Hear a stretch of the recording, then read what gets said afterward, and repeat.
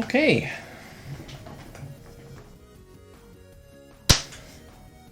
How we doing? Let's do our testing.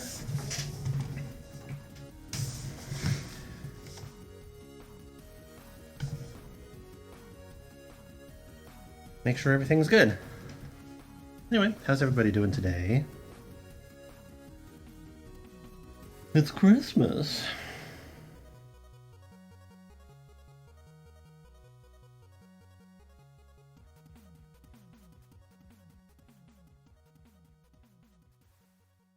Testing.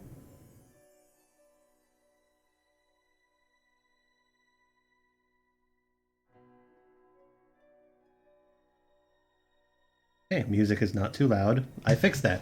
I figured out what was going on, so I fixed it.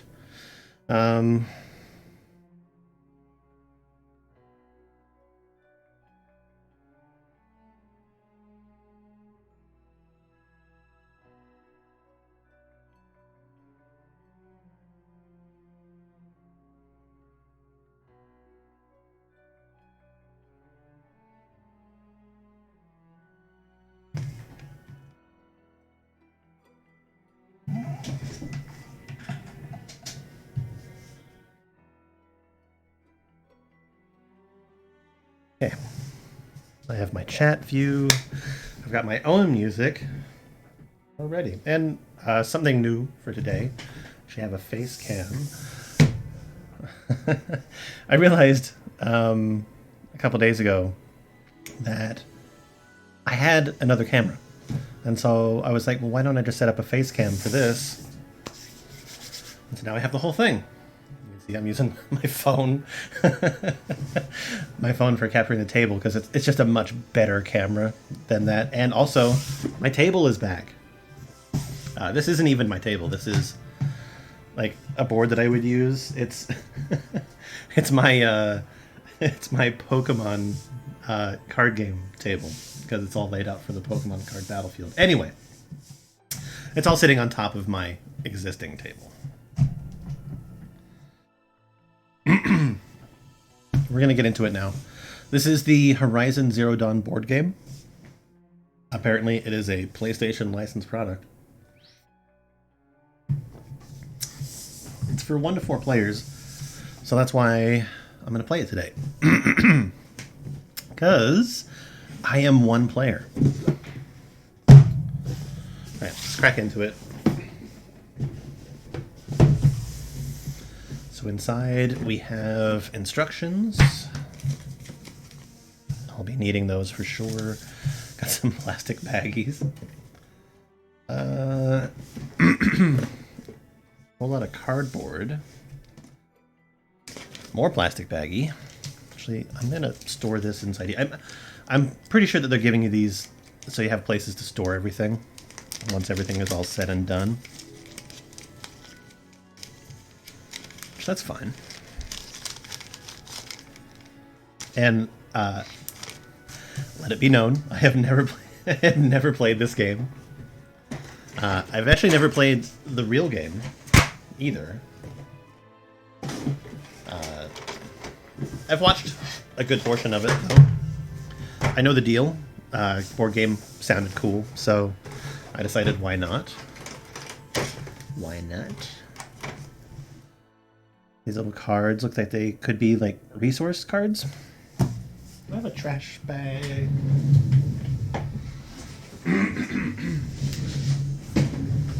can use that for trash. Okay. Foam. More decks of cards.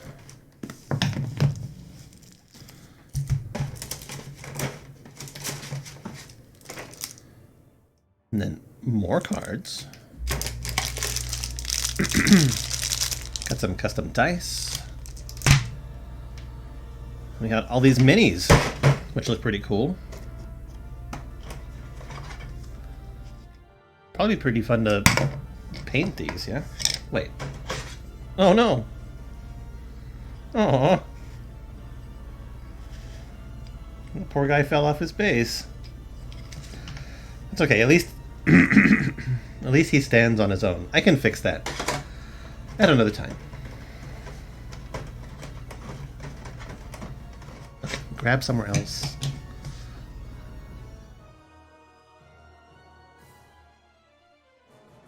These are actually, like, really nicely detailed.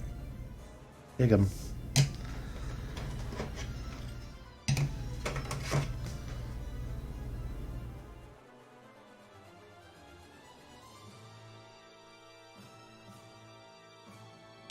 Anyway, it's nice to have this table back. I will tell you that much.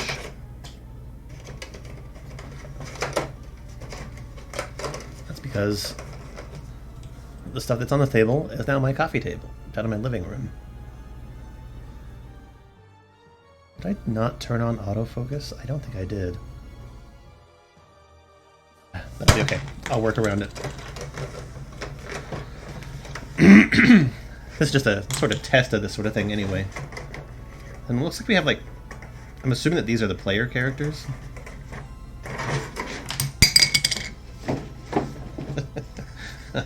Unceremoniously toss them to the ground.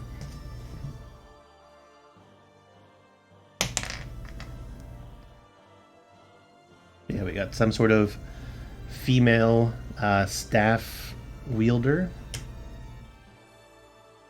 We have some sort of guy with a big hammer. Okay. Let's unwrap this other set. Oh, there's tape.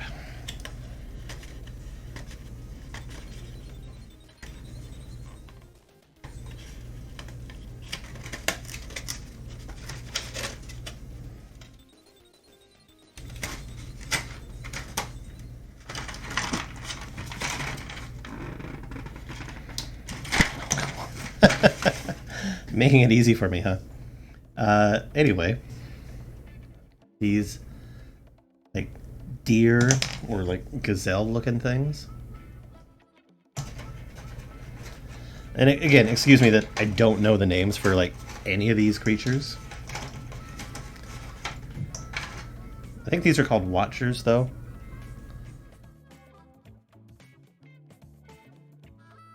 Little raptor looking things.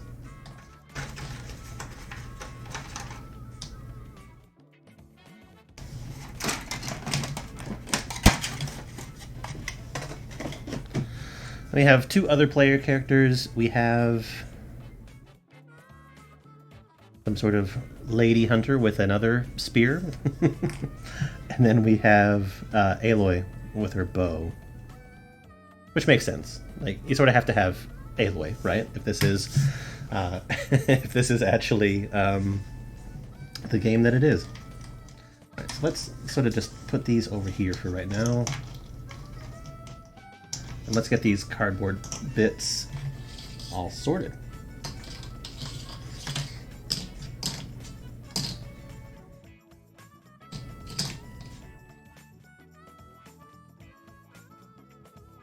I do like it when they have like physical tactile pieces rather than like little cardboard cutout things.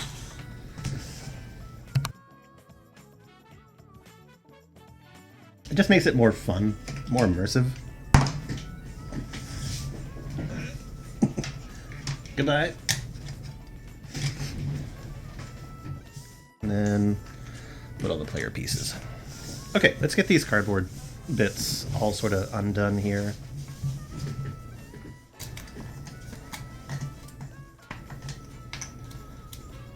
The thing that I'm most curious about is the actual, like, gameplay surface. Like, what do we do for that?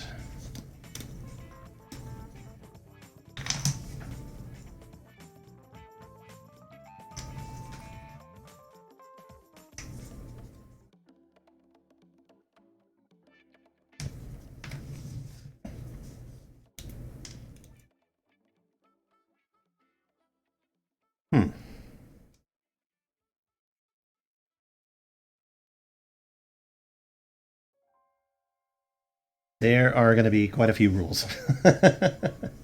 Rules and instructions that I need to learn.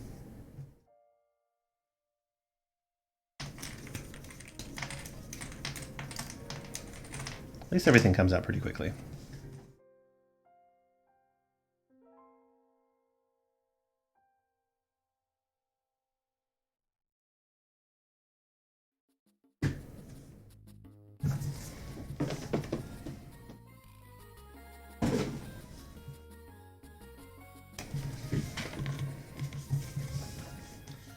Because these bigger portions, they definitely look like these are the game mat. Is it the same on either side? That's what I'm trying to figure out.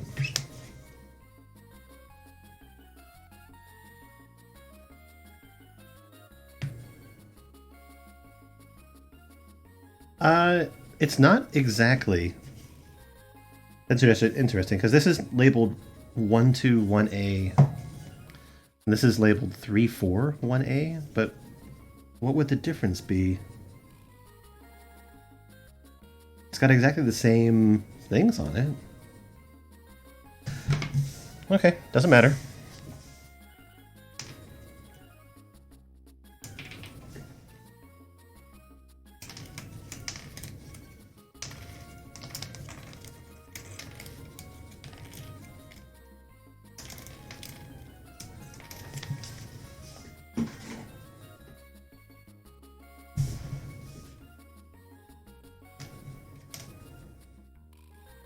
Okay, 5 on the back, 1 on the front.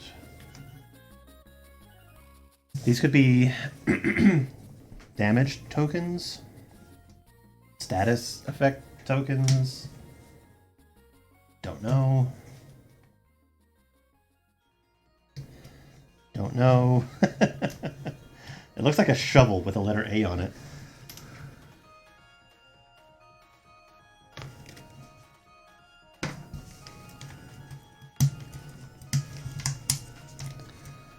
The only fear that I have with these things is that, like, sometimes when you are punching out cardboard bits, the little tabs that help keep it in place, it sticks too hard and ends up ripping. The only thing that I get worried about. Because you hate that, right? Like, you hate having, like, those little game pieces that are, like, separated. It happened all the time to me in puzzles, like just cheap puzzles that you buy from the grocery store or some shit like that.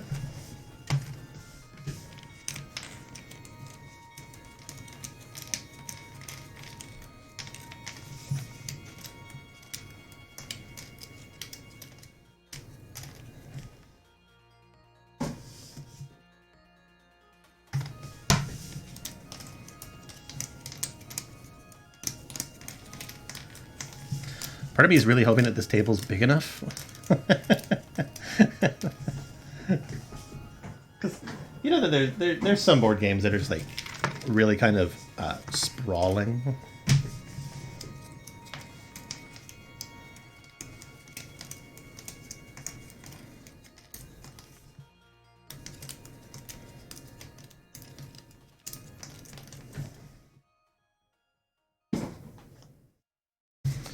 Okay.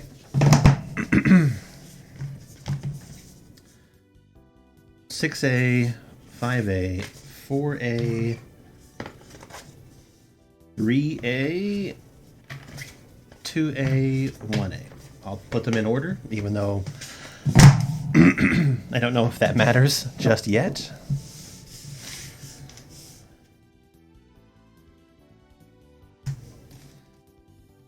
Okay, some of these have different letters and numbers on them.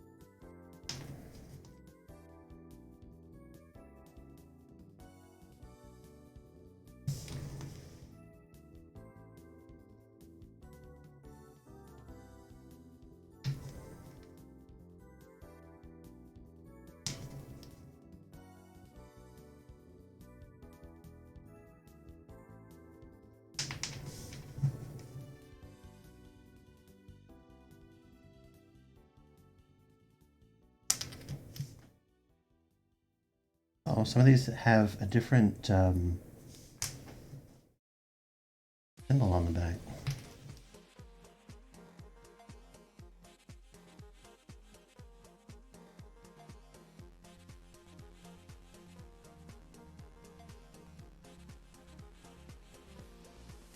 Okay, I'll leave these ones like that so I can tell them apart. For right now, at least.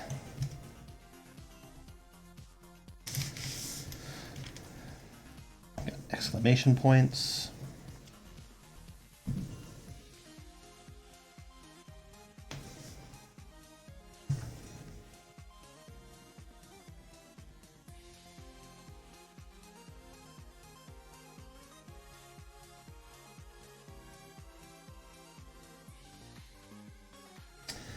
Oh, are these markers for like the tripwire traps?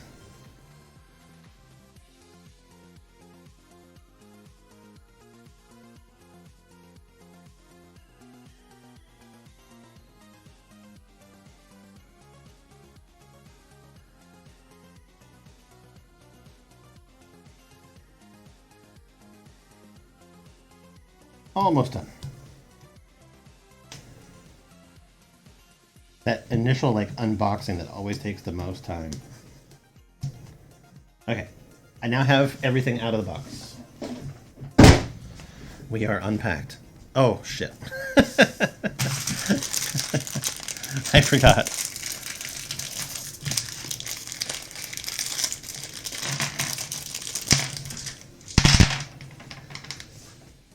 All these. I like the orange dice.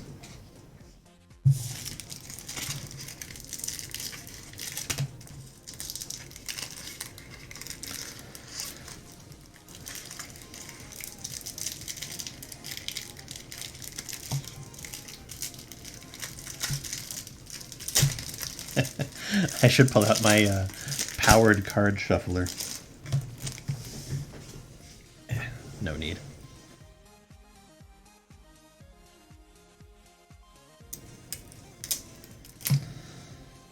I got hands. I can shuffle.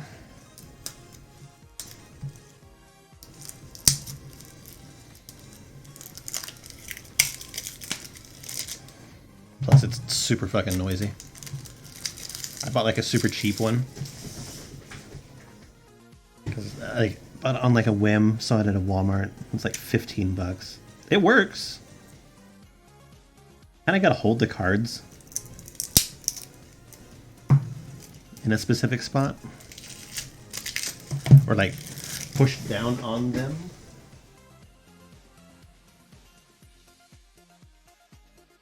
Okay, I'm gonna leave.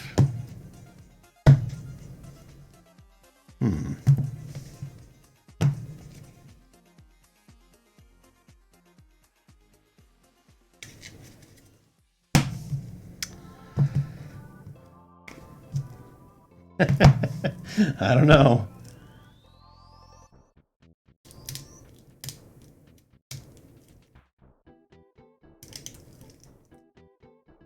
Dun, dun, dun, dun, dun, dun, dun.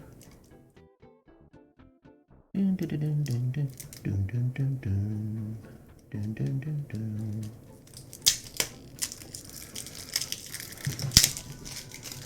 I look goofy on the camera doing this. I'm not used to having the camera there.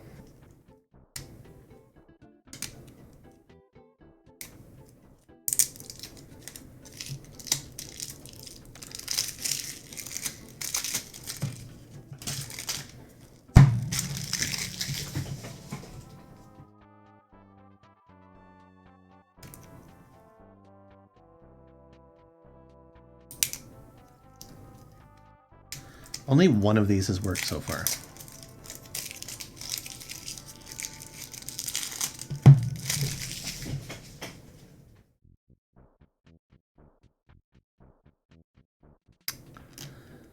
It's easier to get into a pack of cigarettes.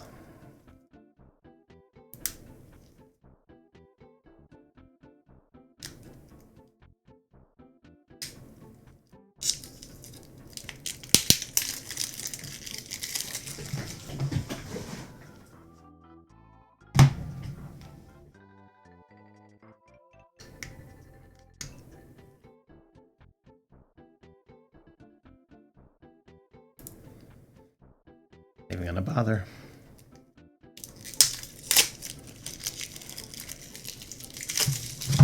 Okay. That's all of them.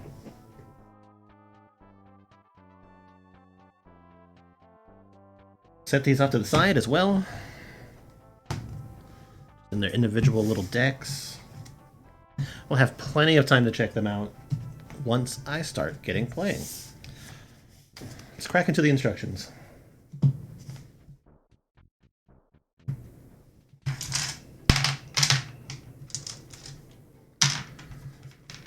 I kind of want to learn this game so that if I get a chance to do like a game night with some other people, I can teach them how to play. Play it multiplayer. Okay.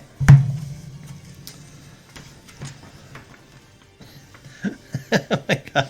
This is... It's a 50 or so page booklet. Set in the far future where hubris once led humanity to extinction before the dawn of a new era. A semi-cooperative game for 1 to 4 players set in the magnificent world of set in the magnificent wilds of the post-apocalyptic world. Players take control of aspiring hunters, trying to make their name with the prestigious Hunter's Lodge by tracking and defeating powerful quarry, as well as several lesser adversaries along the way. In order to exceed, players must level up their hunters to gain new skills and abilities and upgrade their equipment by trading resources that they find. If an encounter is successful, the whole hunting party can progress. But hunters are a proud breed, and throughout the game they'll be competing with each other for the most glory, in pursuit of being named the first among equals. Detailed game which will take some time to play through. It can be enjoyed in a single session if players are looking for a marathon experience. It says that it's like 60 to 90 minutes, which I think that's reasonable. I do like the artwork that they're including. It's very nice. A pretty game. It has been designed so that players can also break up their quest into several shorter sessions if they'd prefer. Now it is time to take the first step on the trial. Trail. Are you up to the challenge? Okay. Components. We have a... Okay, we have... These are encounter tiles. I got Nora Marksman, Karja Warrior, Banuk Survivor, and Osram Forge Smith.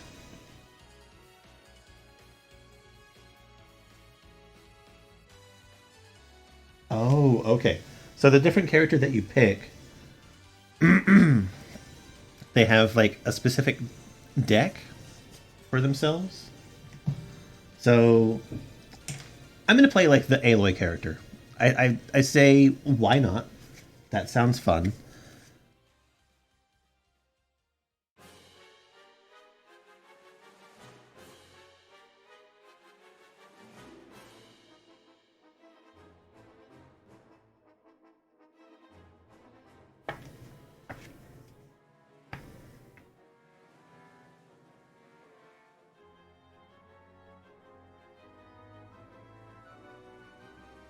Okay, this deck here goes towards this character. So I gotta find the decks for the other players.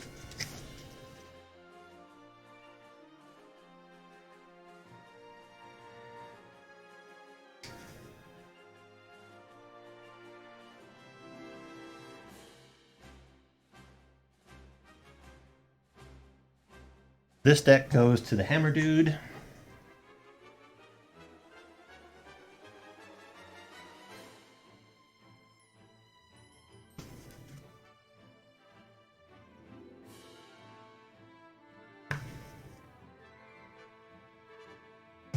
This one goes towards the bow and arrow lady, who apparently is not Aloy, just nameless warrior.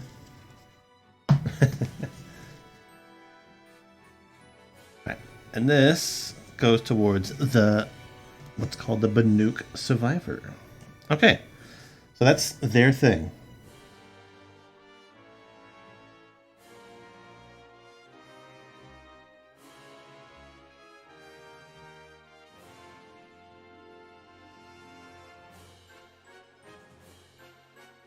Okay, now I'm also confused. So it says, for instance, okay, we have a miniature, a profile card, right?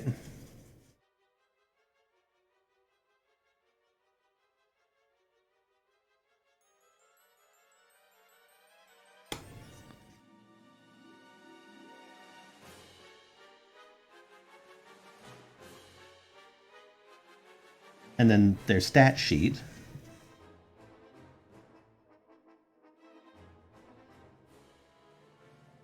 Three starting equipment cards.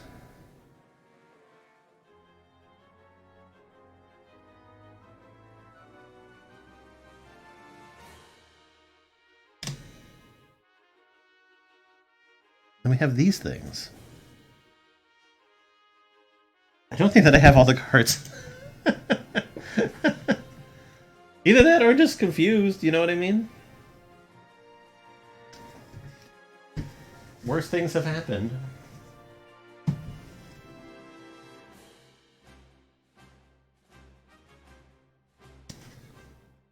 just want to make sure that I got everything.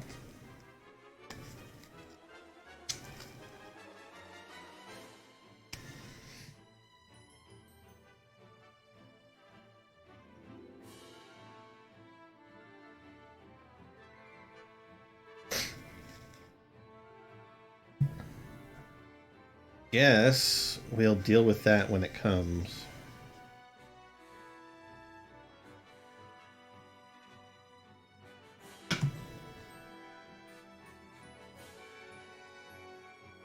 Also, I think these are different types of cards as well. I know that you can't see what I'm doing. I just realized that.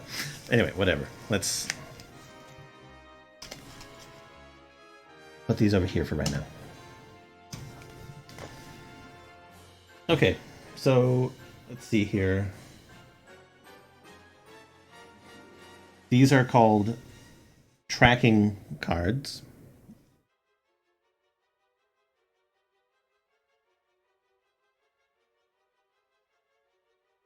These are event cards.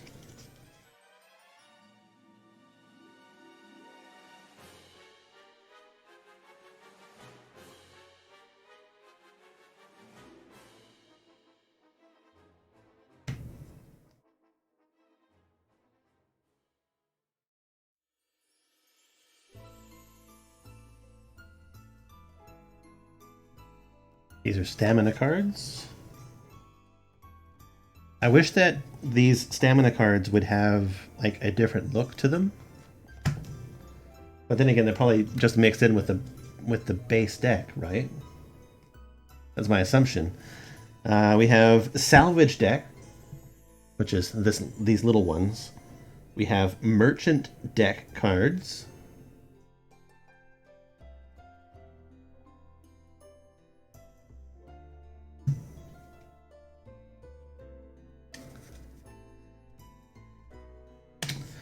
Oh, there's like different levels of stuff.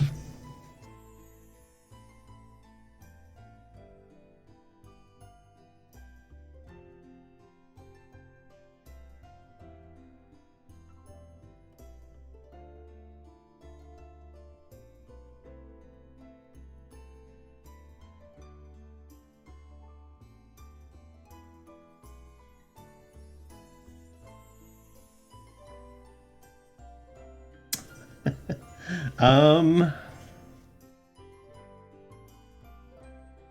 wait a sec. These icons match her. These match him.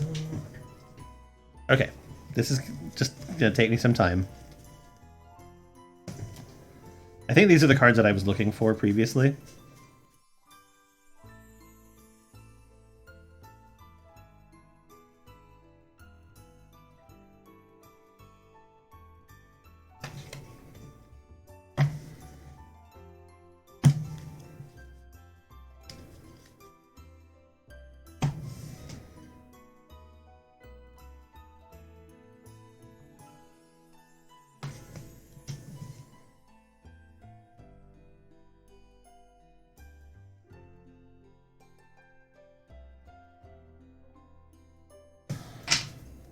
separate these into level 1, 2, and 3, respectively.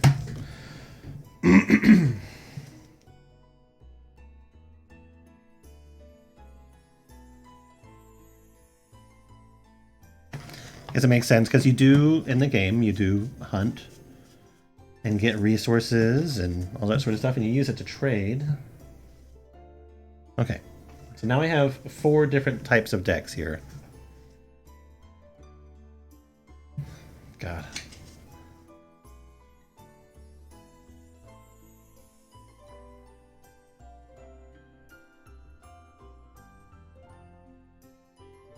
I'm gonna move back to these real quick, because I want to check something.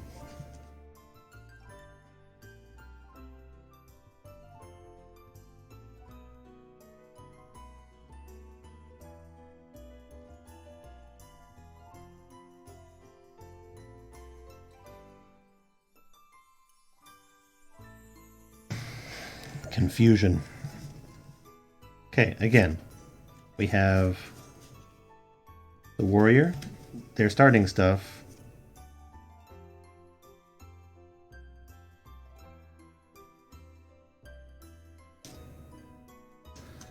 But why would these be different in look to these?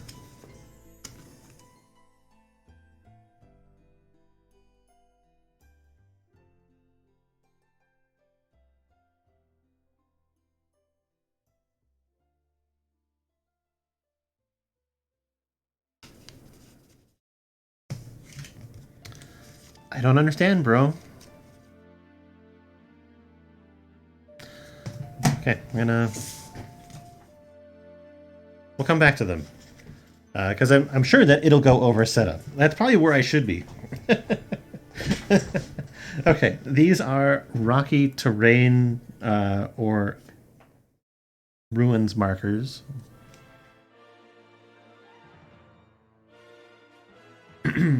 Okay. So we have Watchers, we have their card, and then there is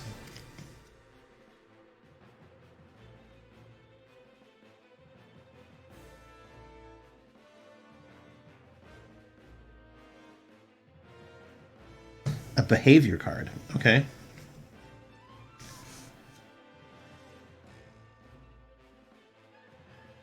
Let's start separating these into little piles too, with their respective cards. Sort of put them off to the side. And then we have Striders, which are the horse-looking dudes.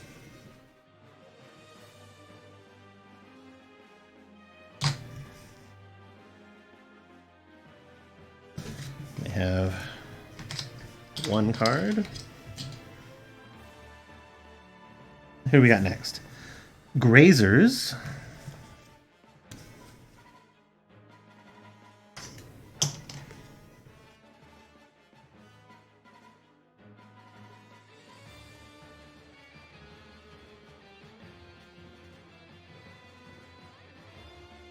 And then after that, we got Scrappers.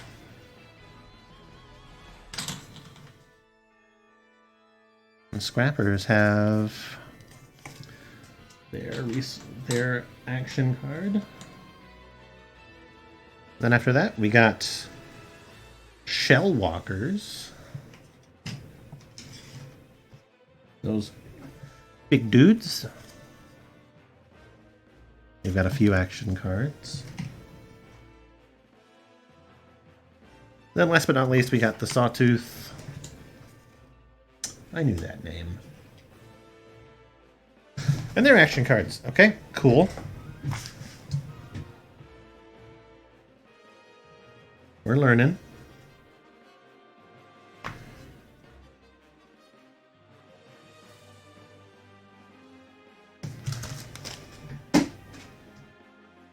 Okay, we have a leader token, a fledgling token, okay, blazing sun tokens.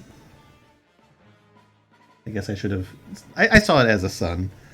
21 wound tokens.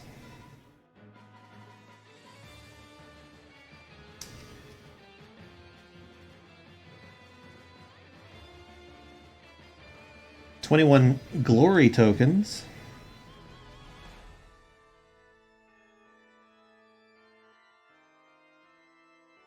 $14 half or full sun tokens. That's these guys.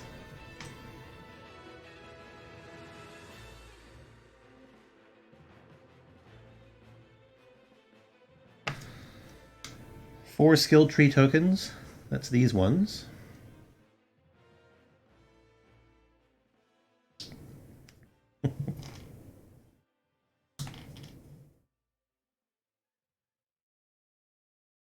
These are 8 alert tokens.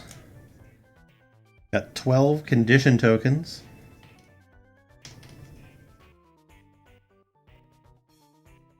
Okay, there's just a certain number of each, so these are all the same thing.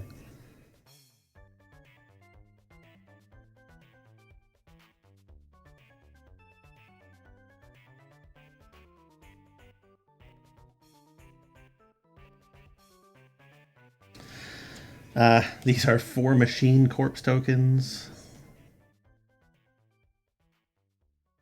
These are 24 damaged or destroyed component tokens.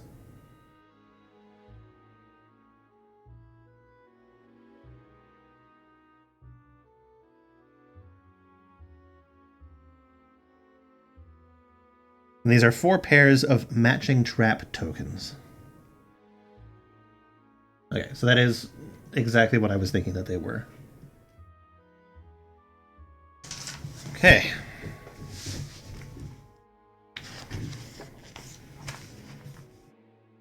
Right, hunters. Okay, this is the character that we're going to go with, the Nora Marksman. So, let's see here. Each hunter has their own profile card.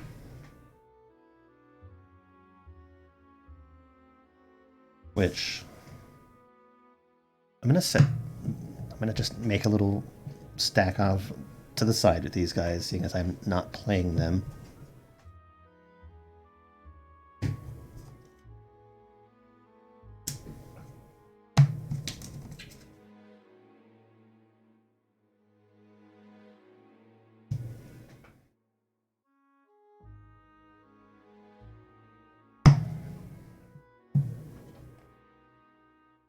So I have a feeling that they may still come into play. Okay, let's sort out an actual character deck, shall we? Their own profile card. Got it. Showing an image of the hunter. The starting resources.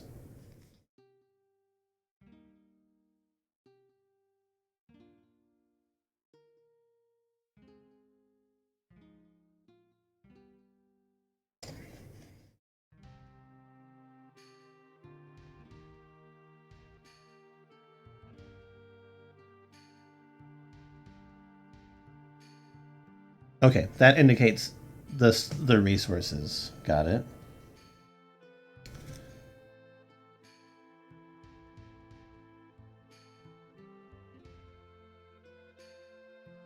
How we tell, I'll find out soon.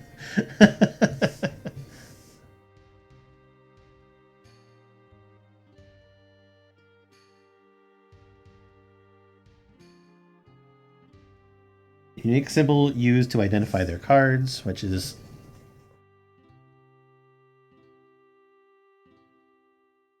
so a hunter. Text for the hunter. We have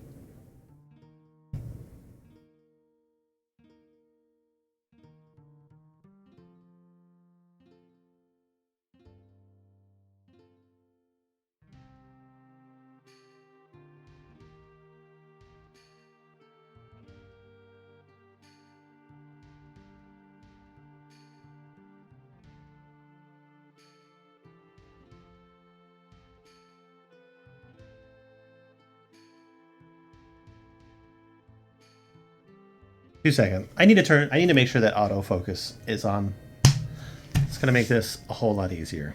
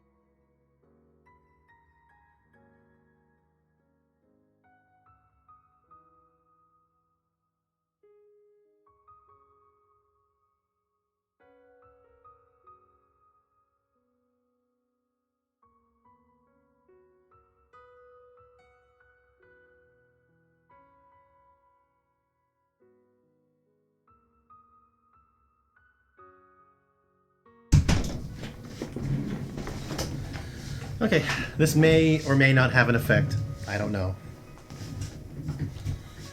But you know what? It's worth a shot.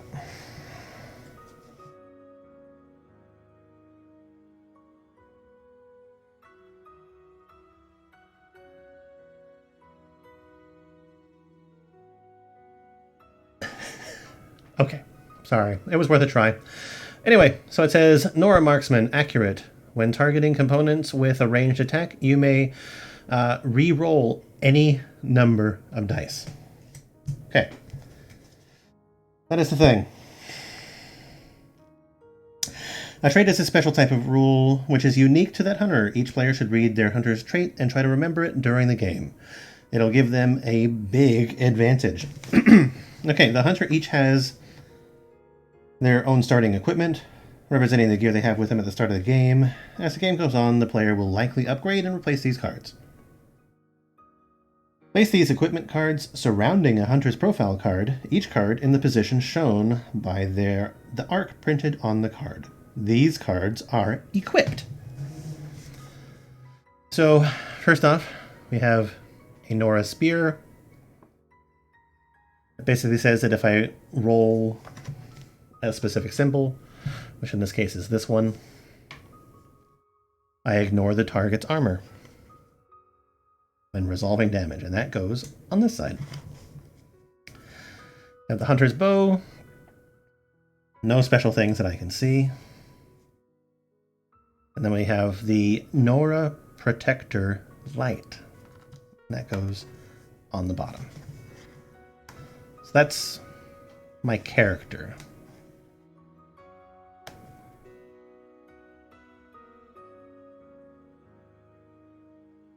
Okay, if the player wishes to give the hunter a piece of equipment with the same arc as a card which is already equipped, they must replace the existing equipment card which is removed from the game. There are 3 types of equipment cards. There is weapons. Okay, so let's talk about a weapon.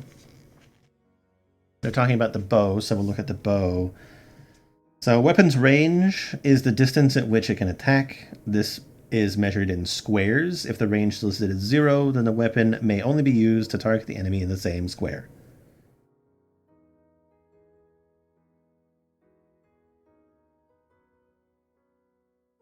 But what is the weapon's range?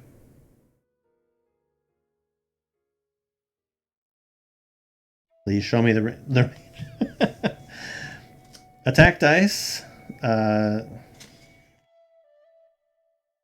Oh, this is the range right here. 2.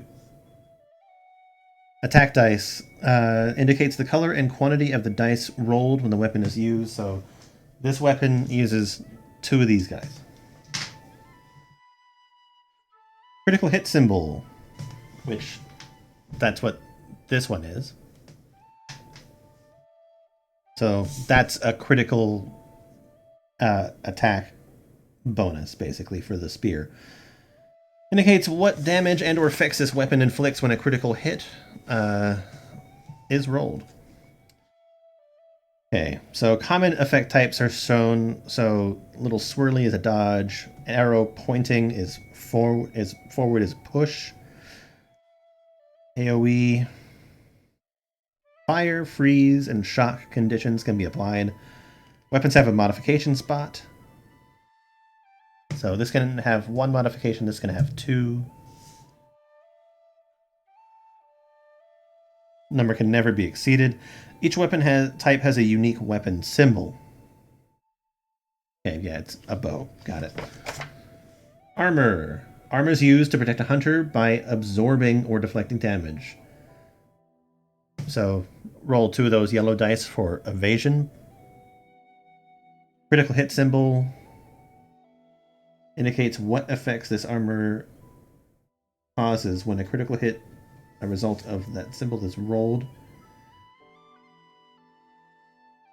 So this says armor 3. Okay, we'll work that out. The armor symbol identifies equipment as armor. Yep, that's correct. Miscellaneous. Miscellaneous equipment represents items which will be useful in ways other than attacking or protection. The effects of these items are listed in the description of the equipment. Okay,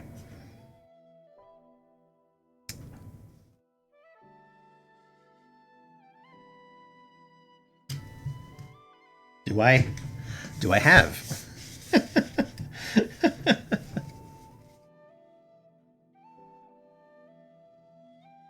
I don't think I have anything like that.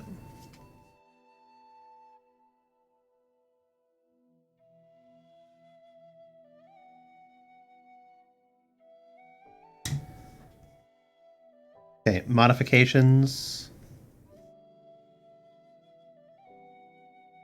Okay, those are modifications. Oh, okay. It's talking about stuff like this. Like, this is just a miscellaneous item. These are modifications of this type.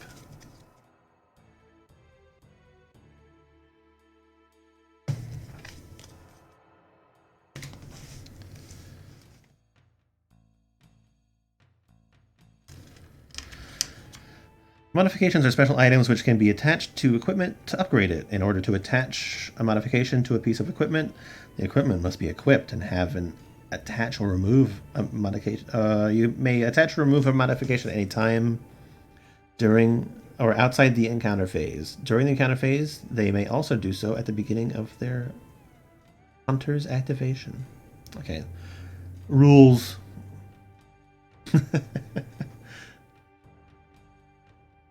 Foil modifications may be attached only to weapons. Weave modifications may be attached only to armor.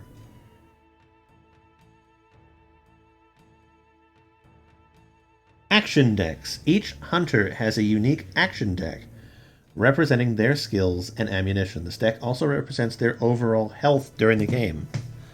Okay, now we're getting to something.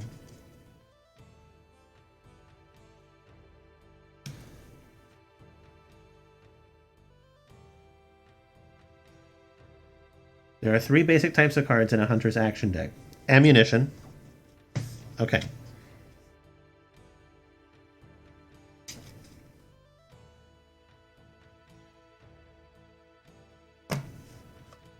This is ammo.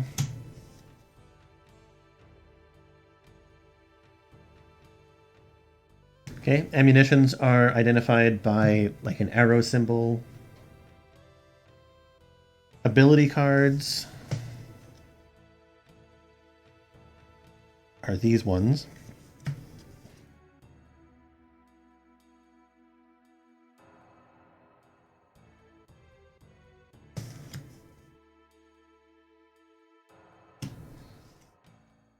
And then these ones are interrupt cards. They've got a little exclamation point.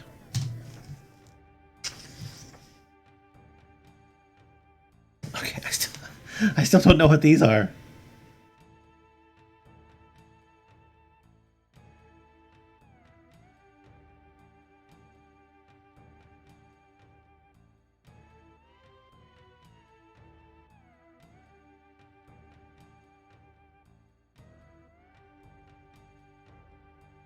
Wait, are these?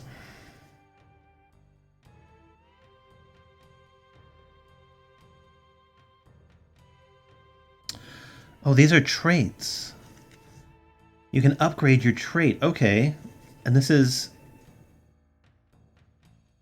stuff added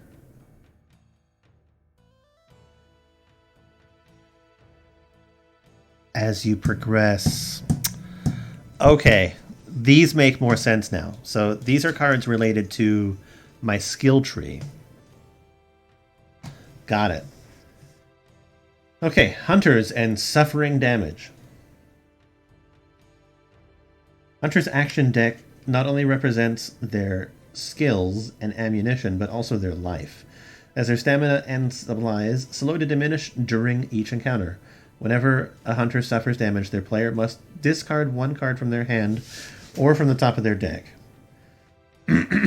Okay, now, going backwards just a little bit.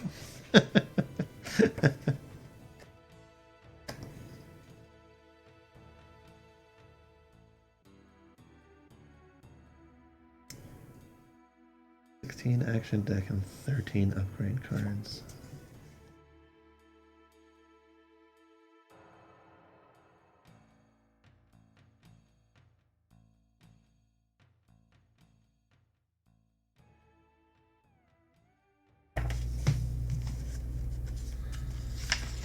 I still think I'm missing something.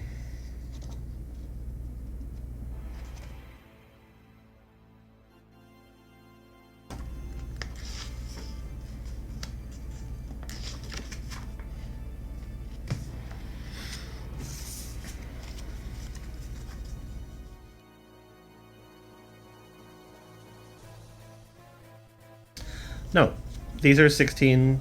This is 16 cards. Okay, finally. I understand that, but the 13 upgrade cards, those are the ones that I am not sure of. Because does that mean that I have...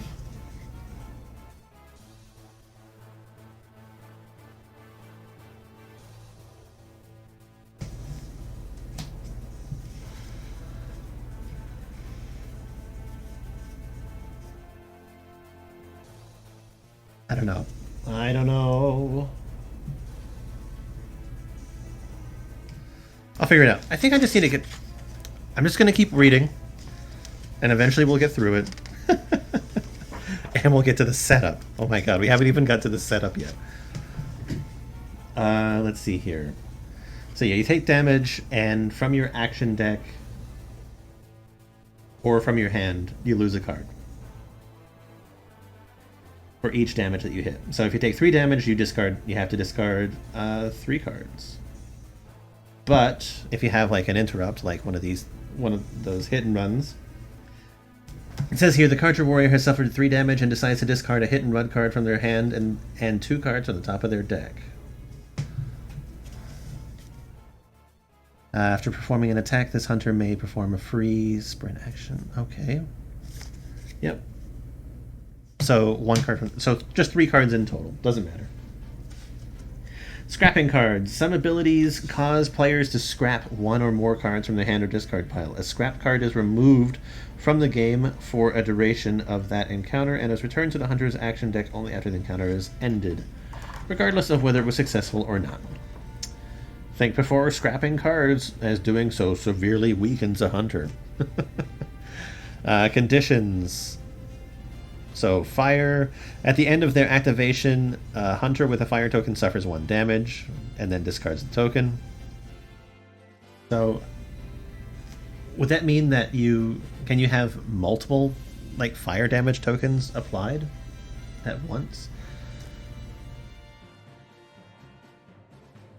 An attack with the freeze condition.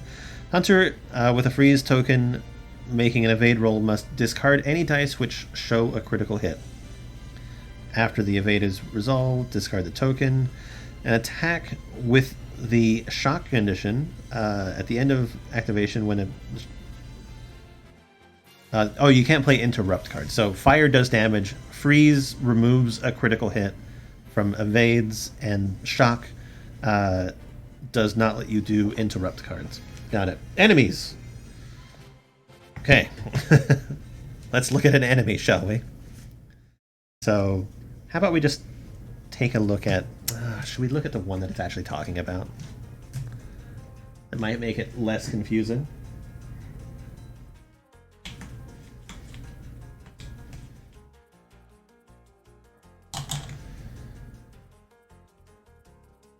So we'll take a look at the Scrapper, right? So... type of enemy, Scrapper. Then we have the enemy's hit points, which in this case are 8.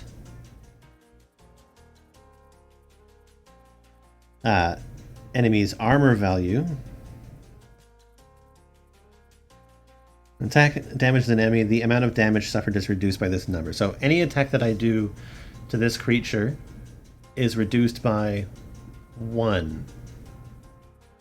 Based on that value there. Okay.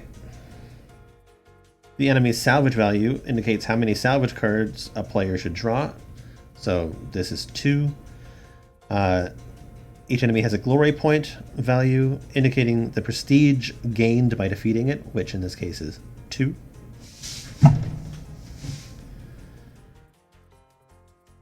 And this is the enemy's encounter value, indicating how many points are earned if the enemy is killed. Each encounter has a minimum threshold of points required to complete it successfully, so in this case it's 2. Some enemies have components which can be destroyed by hunters. Let's see here. So in this case, we have power cell and radar. And 8 special rules are listed here. Got it.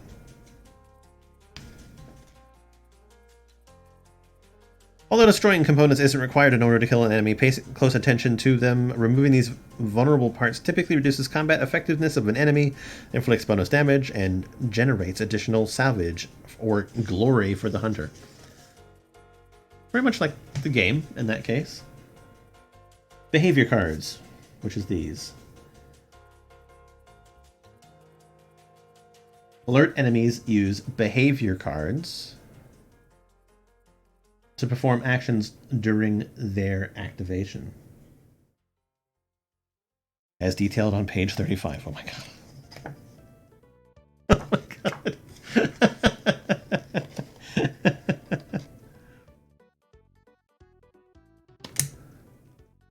Okay, that's fine. That's fine. Some enemies, such as the Shellwalker and Sawtooth, use behavior decks instead of behavior cards. At the start of an encounter involving one or more of these enemies, shuffle the corresponding behavior deck and place it face down next to the playing area.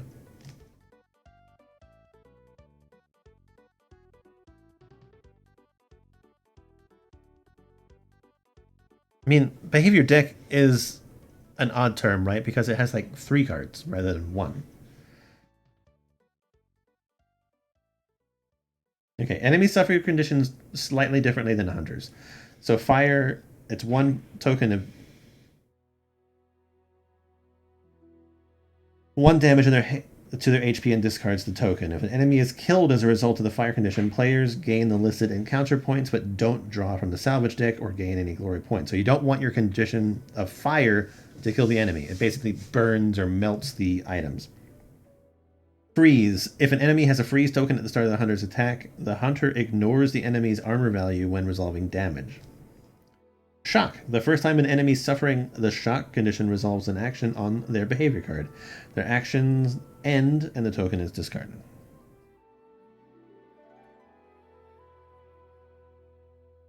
Okay.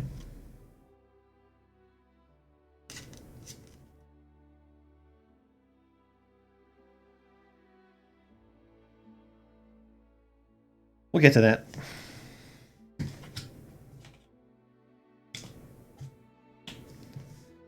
The salvage deck.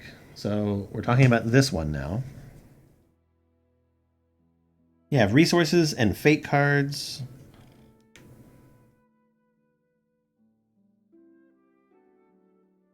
So resources make up the majority of the salvage deck. That includes items like metal shards, blaze, as well as more exotic materials. These cards are extremely valuable and can be used to trade with merchants. Some ammunition types or abilities also allow players to discard these cards to empower their attacks. Occasionally, a card from the salvage deck will be a fate card. So, example of which, I'm going to hate shuffling these things. Like this one, Ancient Vessel, no, wait, no, Trophy Shot, there we go.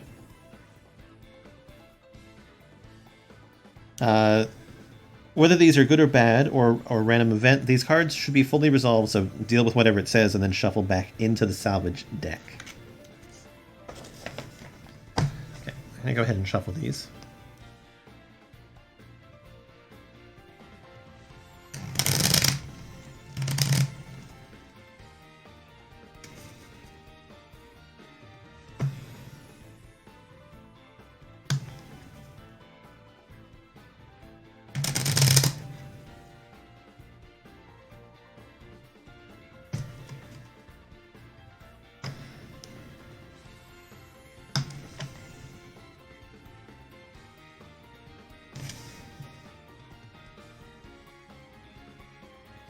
Card's too small. I think I remember as a kid having a playing card deck that was something that was about the same size as this. And I thought it was so cool that I was shuffling these tiny little cards. Stuff like this makes me wish that they were like little Scrabble tokens in a bag that you just like reach in your hand and jiggle around and pick one up.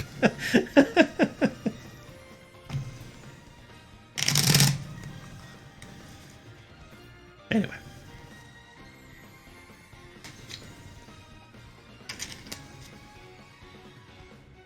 That should do for an initial shuffle.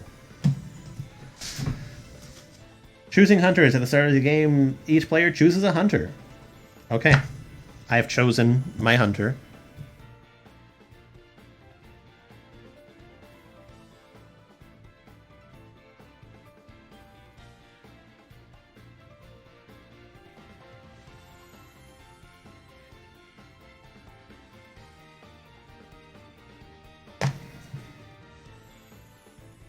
I'm going to move my hunter a little bit.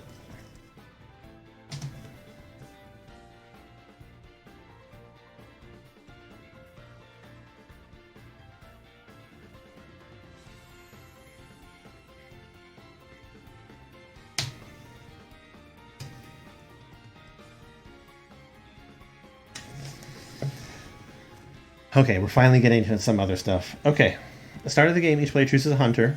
Okay, I got my hunter and my hunter's model piece.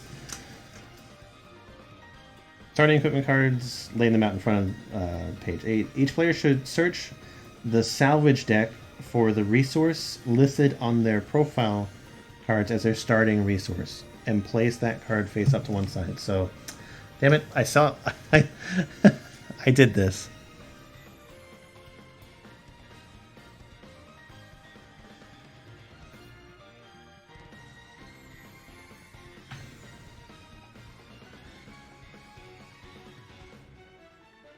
Well, does that mean that each player basically has their own resource deck?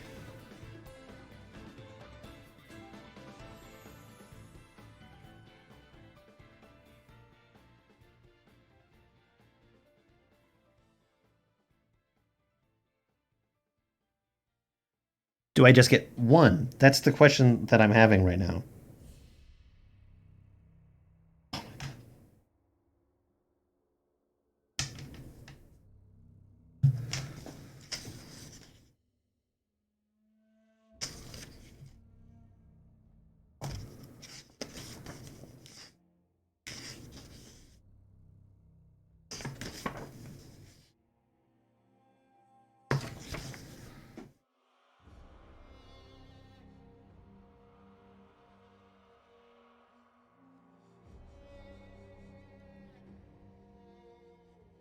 And place that card up, face up to one side. So I'm just going to put that here.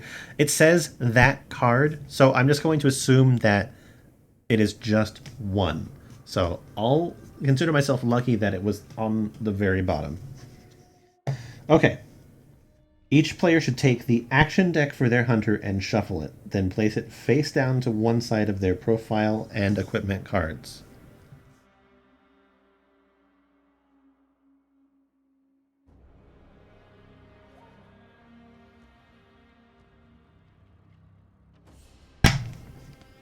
Okay. This is my action deck.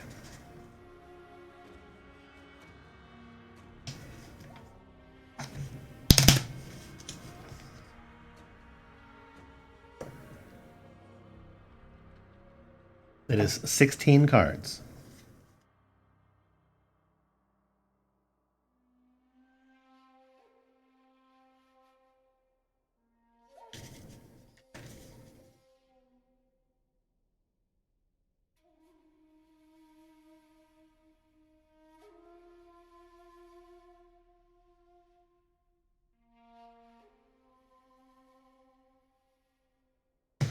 Okay. Gonna put that right there.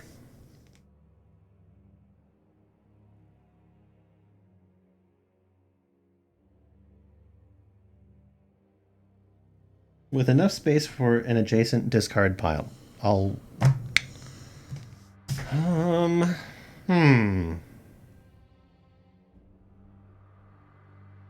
I'll put it right there.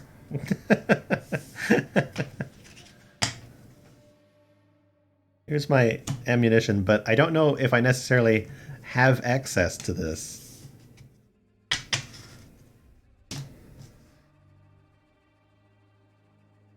They should also take the upgrade and skill tree cards for their hunter and set them to one side for later on, with the skill tree token at the starting position on their skill tree card. Okay, so here is my skill tree token. It matches my icon. But the upgrade cards, though, those are the ones that I'm not sure about.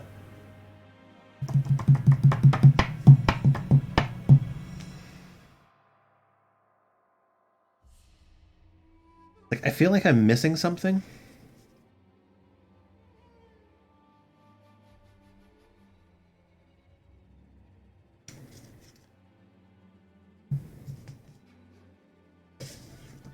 Because it says I should have 13 upgrade cards.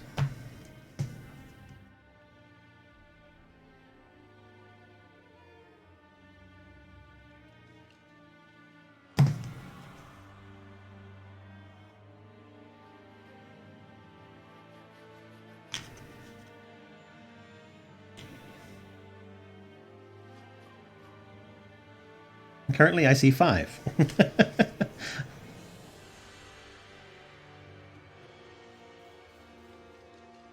Wait, are these upgrades? They can't be. It's literally just ammunition. I don't understand.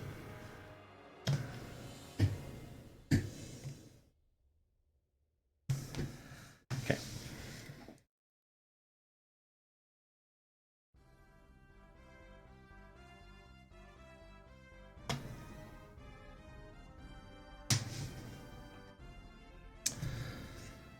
So I'm going to take a look at these real quick.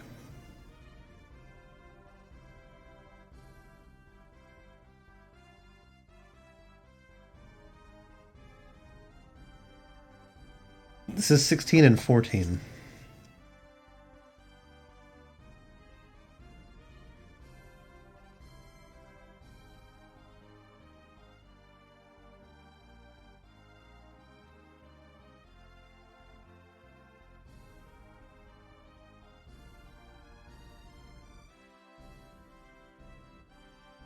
This is 18.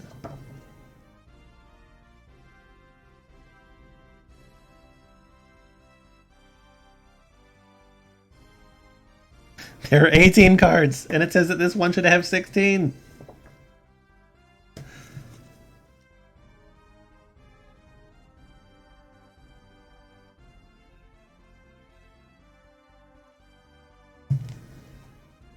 Oh my god, this is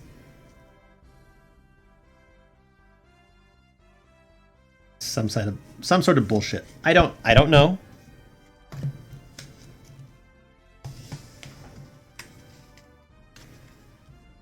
I don't know.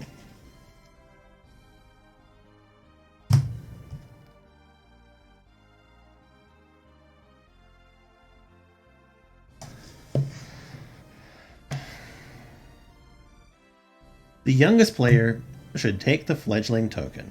The oldest and most experienced player should take the leader token. Players can instead randomly determine who gains the leader token and the fledgling token if they prefer. You know what? I'm a fledgling. I'm the youngest player here.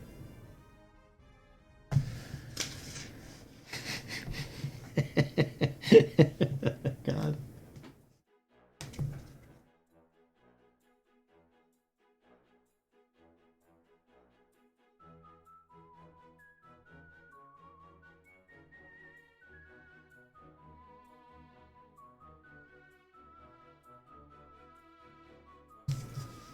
Okay, well that tracks.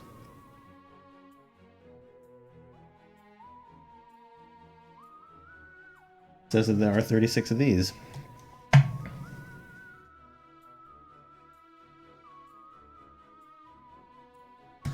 Okay, we're getting ready to do these things.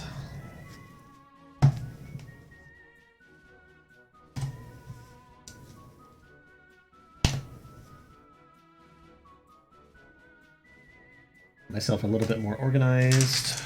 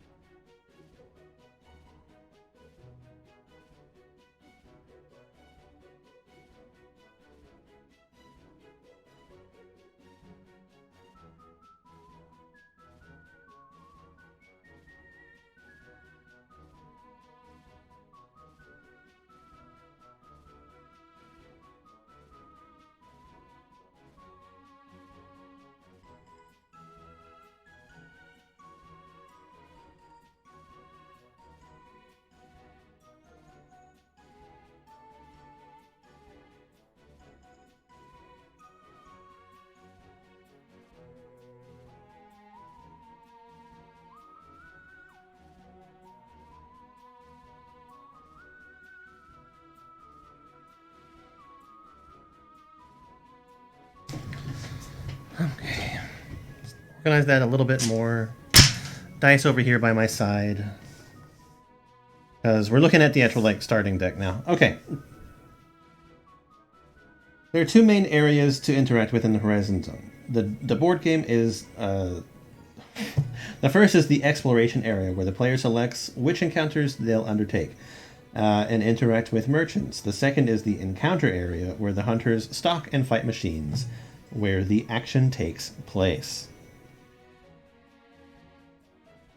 Okay, so we're going to build the exploration area. That's what we're working on right now.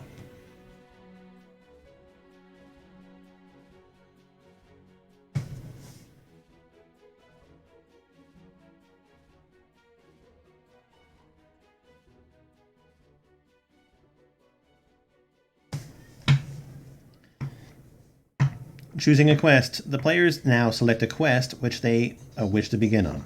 Quests are identified by the picture of the quarry on the back of the tracking card.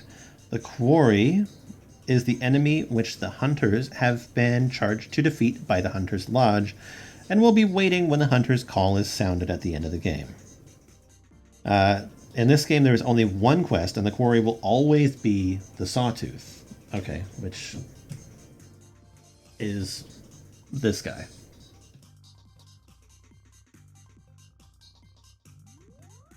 Once the players have selected a quest, take the corresponding tracking deck and separate out the level 1 and 3 tracking cards.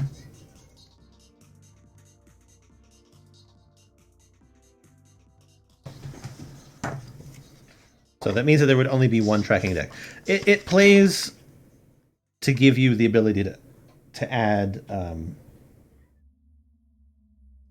expansions. Okay, this is the tracking deck. It even has like a little emblem for the Sawtooth on there. So that's what this is. So it says to separate out the level 1, 2, and 3.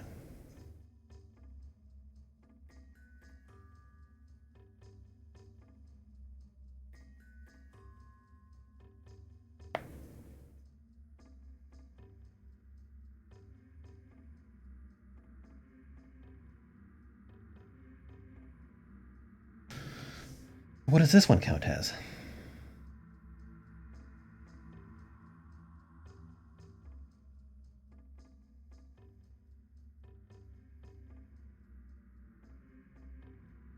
Okay, understood. So with these,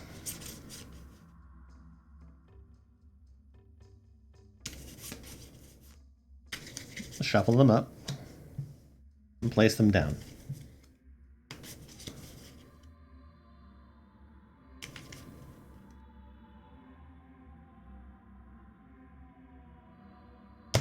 Face down.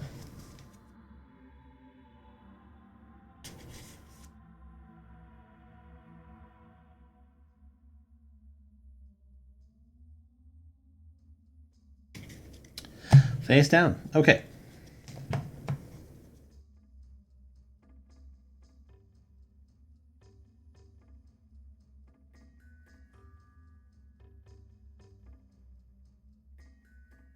So this I will put right here.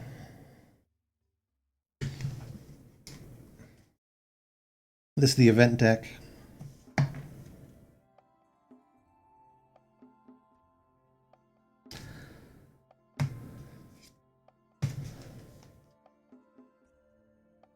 And then I'll put this one right here. That's the Hunter's Call. Okay. That makes sense-ish. All right. Card decks. Shuffle the event deck.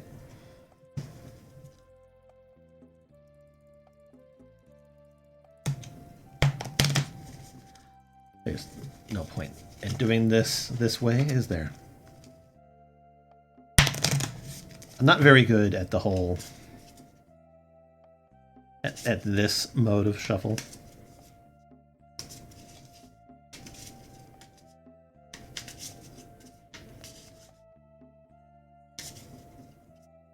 I see other people do it and they're like very smooth with it, and I'm just like, how? How do you do it? How do you make that work?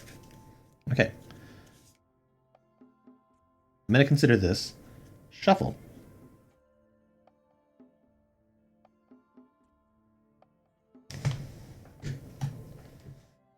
Okay, place the level 1, 2, and 3 merchant decks face up to one side for later on. These cards don't need to be shuffled at the moment. Okay.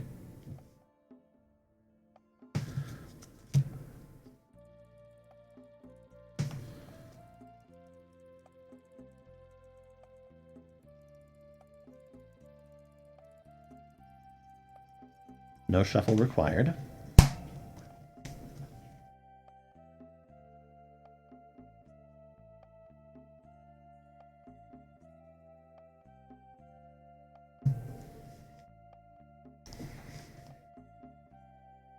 And then shuffle the salvage deck and place it face down within easy reach of all players, being me.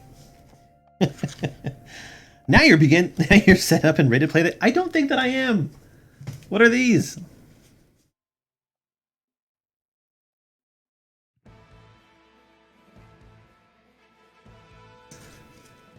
Where do these go?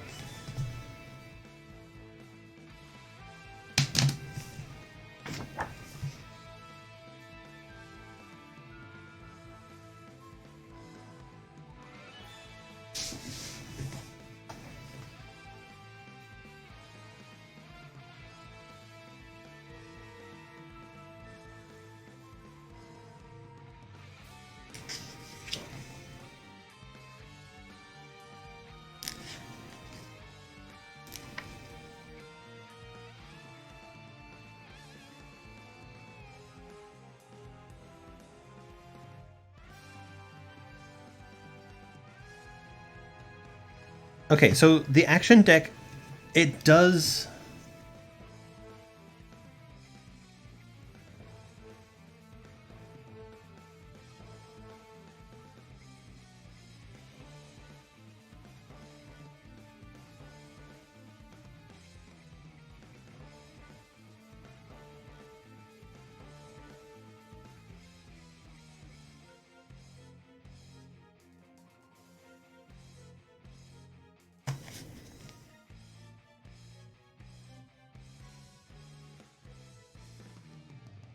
Representing the skills and ammunition. Okay.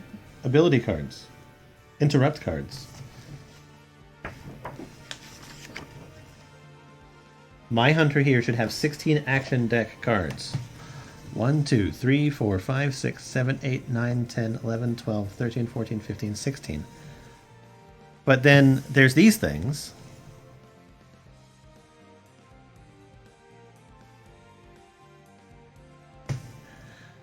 The action deck is the thing that I feel that hasn't been explained the best here.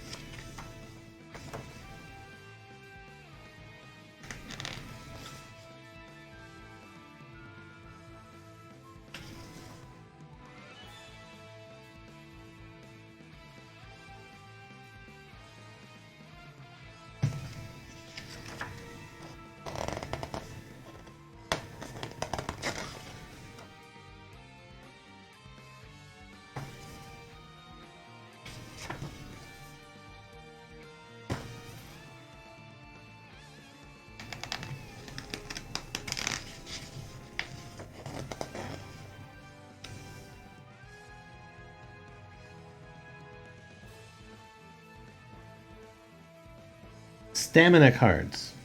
Stamina cards are added to a hunter's action deck at the end of the merchant step if that hunter has fewer cards in their deck than the maximum allowance.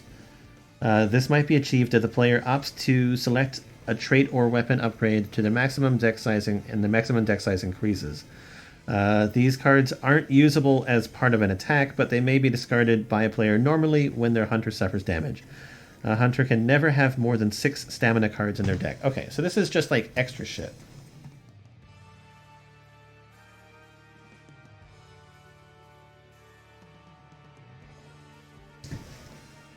Put those over there.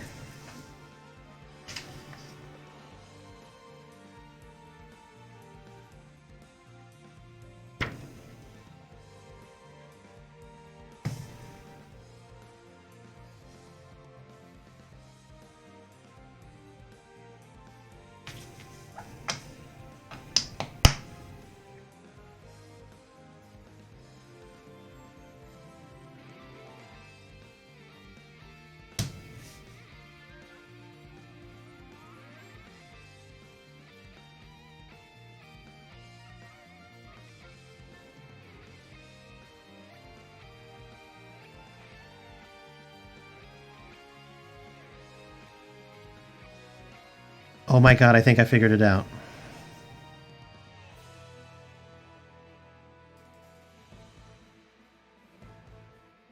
I believe that these are upgrade cards. 1, 2, 3, 4, 5, 6, 7, 8, 9, 10, 11, 12, 13.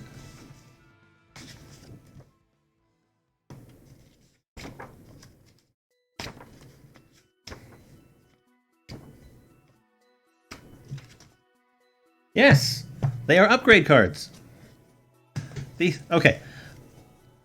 It's because they have these little markers, 1, 2s, and 3s on them. Anyway, these are upgrade cards. Everything that's in your base action deck just literally has 0. Which means that this plus this, so 1, 2, 3, 4, 5, 6, 7, 8, 9, 10, 11, 12, 13, 14, 15, 16. This is now 16 cards, and it includes my ammunition.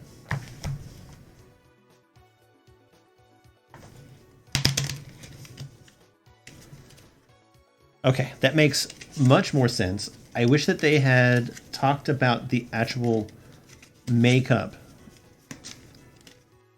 of each character, or gone into more detail about what makes up an upgrade card and what makes up an action deck.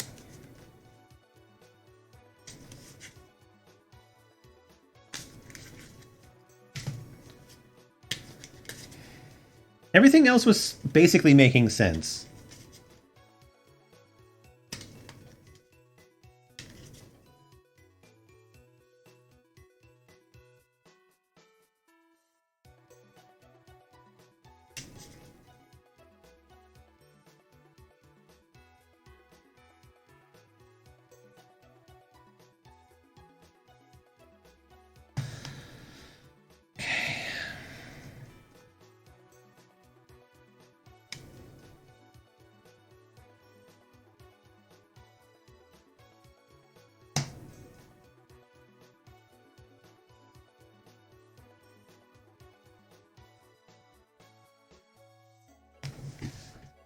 Right.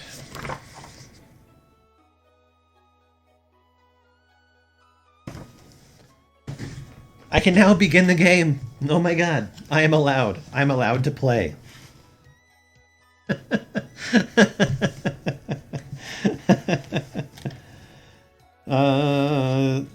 The player has chosen to hunt the mighty Sawtooth and have constructed their tracking deck. As they stalk their prey, they'll venture deeper into the wilderness and face increasingly difficult adversaries. After 4 encounters, the hunter's call will sound. Okay, so 4 encounters. And they'll confront their deadly quarry at last. Okay. So, consists of 5 encounters. During each encounter, player competes to earn glory, represented by sun tokens, which I believe are these things, or... No, actually, they're these things. Which are worth victory points at the end of the game. The player with the most victory points after the 5th encounter has earned the attention of the Hunter's Lodge and is declared the winner. There are 3 phases: the tracking phase, the encounter phase, and the campfire phase. The tracking phase represents the hunting party's journey through the wilderness as they track their quarry. Players begin this phase at the start of the game and return to it after resolving the campfire phase. At the start of the tracking phase, the player with the leader token, which is just me, draws the top 3 cards from the tracking deck. The player with the fledgling token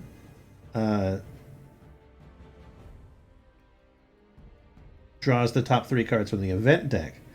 Keep these cards hidden from the other players. If this is the first tracking phase of the game, the player with the fledgling token skips this step. Okay, so we're just going to assume that this is just the first one. Fireworks? Really? It's daylight. It's not even noon. Okay, I'm going to draw the top 3 cards from the tracking deck.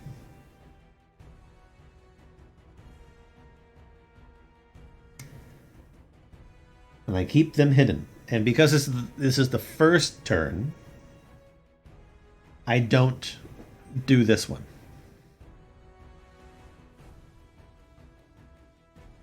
Okay.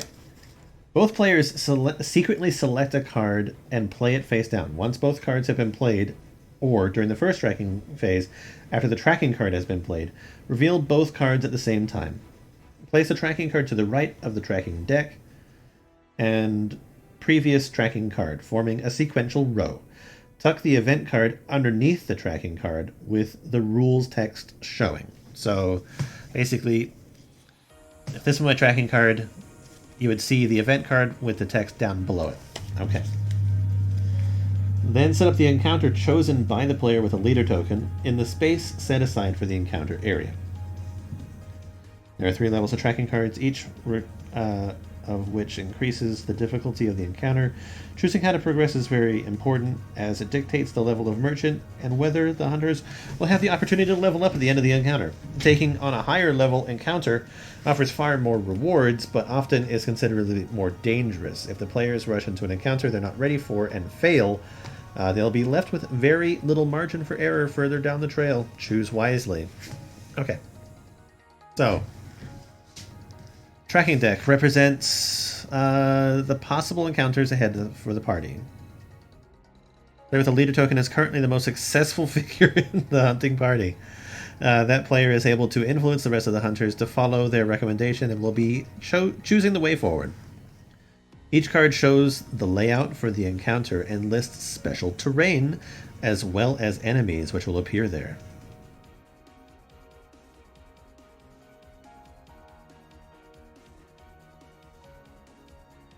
It also displays the number of encounter points required to successfully pass through the area, and the bonus salvage earned by the hunting party if they are able to eliminate every enemy in the encounter. Okay, so why don't we pick an encounter?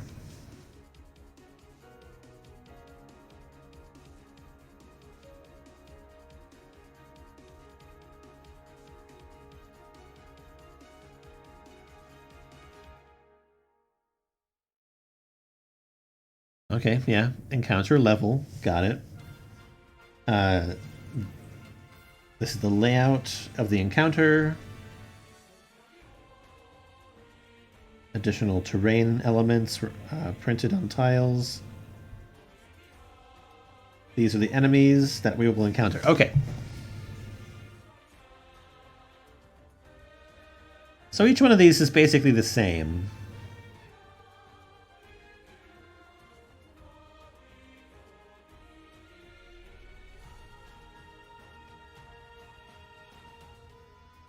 So I can pick either an encounter which has 2 enemies,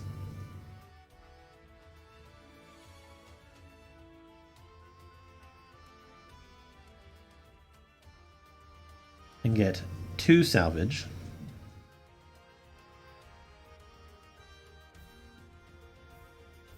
Okay, this is the bonus. If we're able to complete it, that's what we get extra.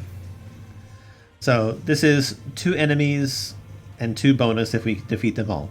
This is 2 enemies plus a 3rd enemy with 2 bonus. 2 enemies plus a terrain item and 1 bonus. So which one do I want to do? I guess we could start off nice and simple.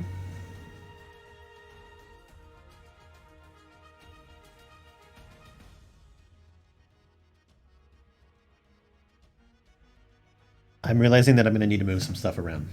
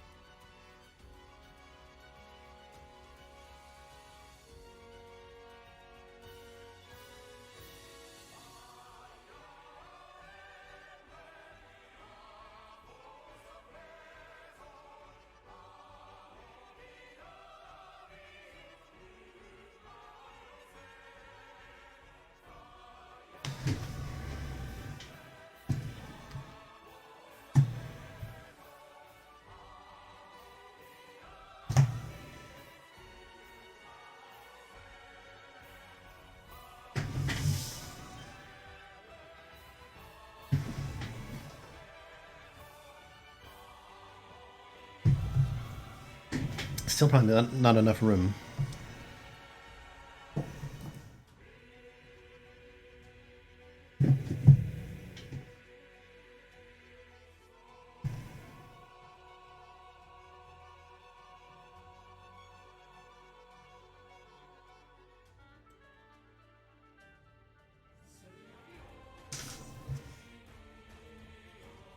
Okay. I think that I should probably start off simple.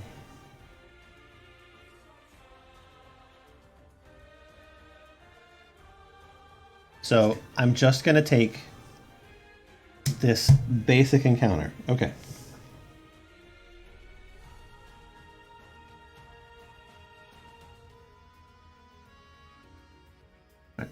I'm going to discard these other cards.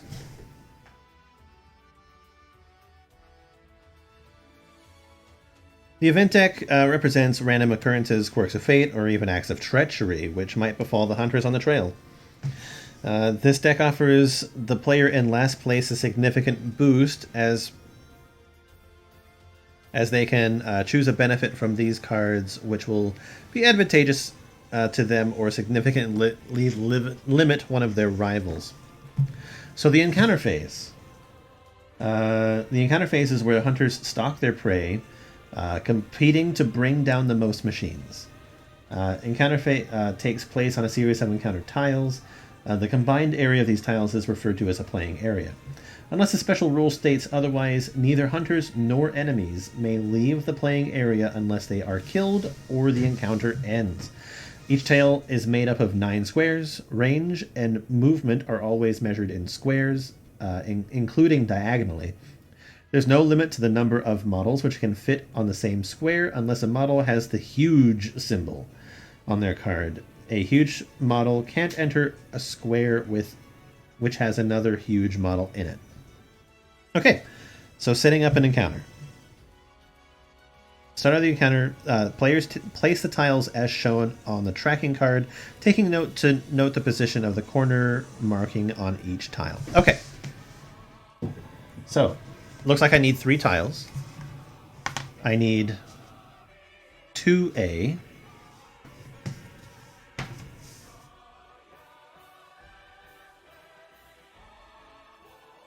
5A and 6A.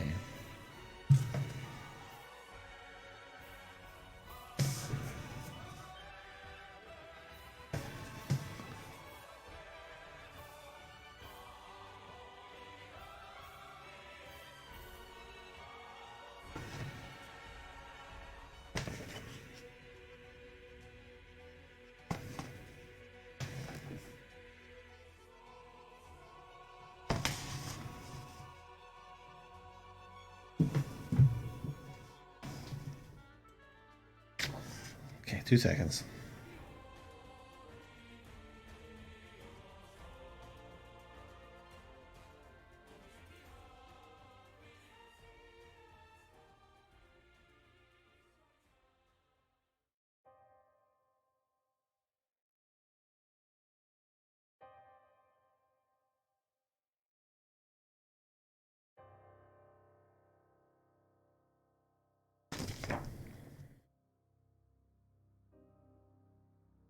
Okay, so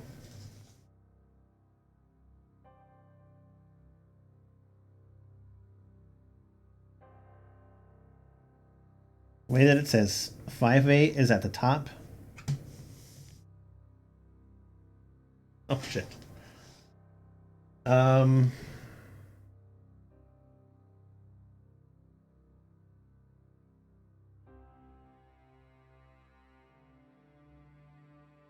Trying to do this so they have everything.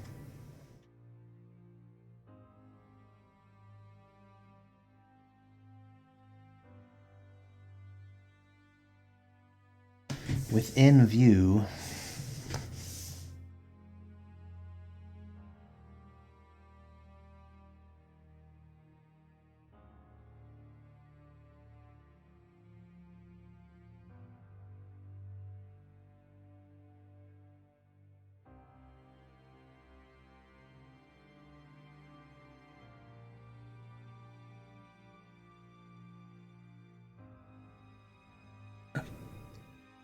I'm just gonna stick these here.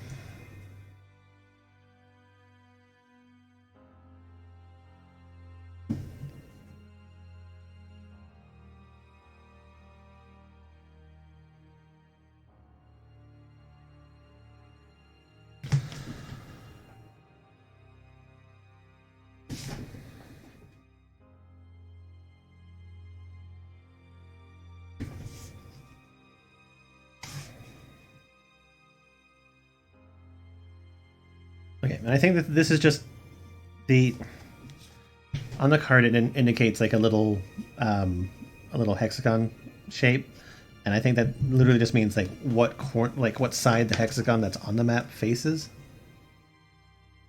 So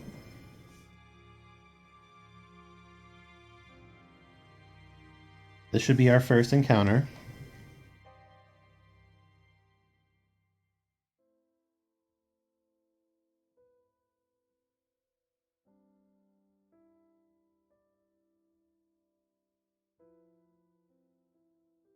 Okay. 9 squares, range, yep. Okay, got it. At the start of the encounter, players place tiles as shown. Note each tile has 2 sides, one displaying 1 to 2 player symbols. Okay, I understand it now.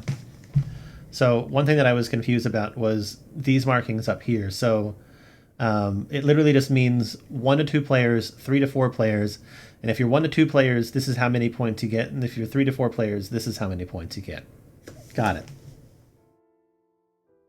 That's why the cards are basically the same.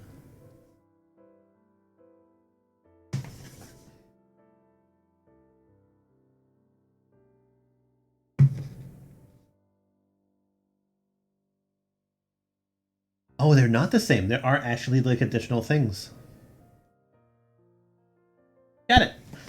I understand now. It's all coming together.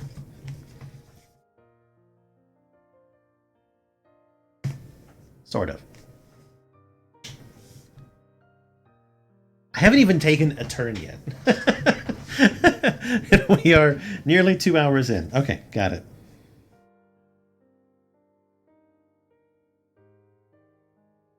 Tiles have 2 types of spawn points, A and B. The tracking card details which enemies begin the encounter on each. Place an enemy at each spawn point as indicated by the tracking card. Okay, so we got a horse boy and a watcher. So Strider and Watcher. Strider goes to point A, and Watcher goes to point B. Oh, okay. I understand now. So this is A. This is B.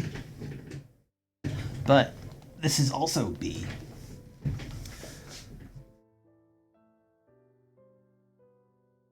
Okay.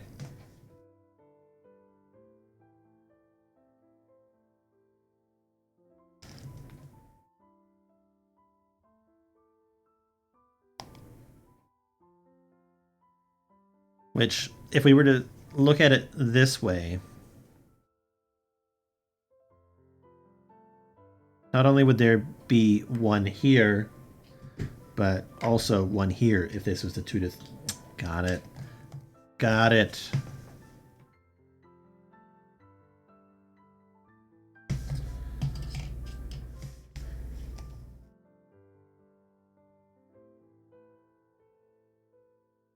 Okay. There's setup layout. Squares with this have a rocky outcropping. I don't have a rocky outcropping in mine, so I don't have to worry about it.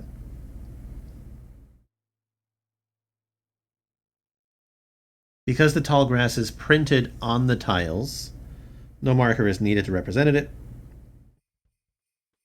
Strider, Watcher, okay, which would be the enemies in this encounter.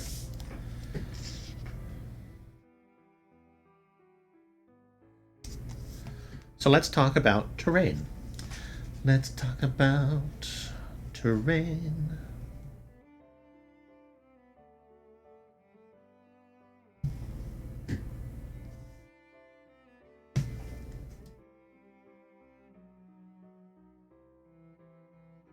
Okay, tall grass. Patches of tall grass are a common sight and have long been used by hunters to hide or stalk prey. While a hunter is in tall grass, they don't make non-alert enemies in adjacent squares alert at the beginning of the enemy step. A non-alert enemy which enters the same space as a hunter in tall grass becomes alert as normal. Okay, so if they're there, I guess this is technically an adjacent.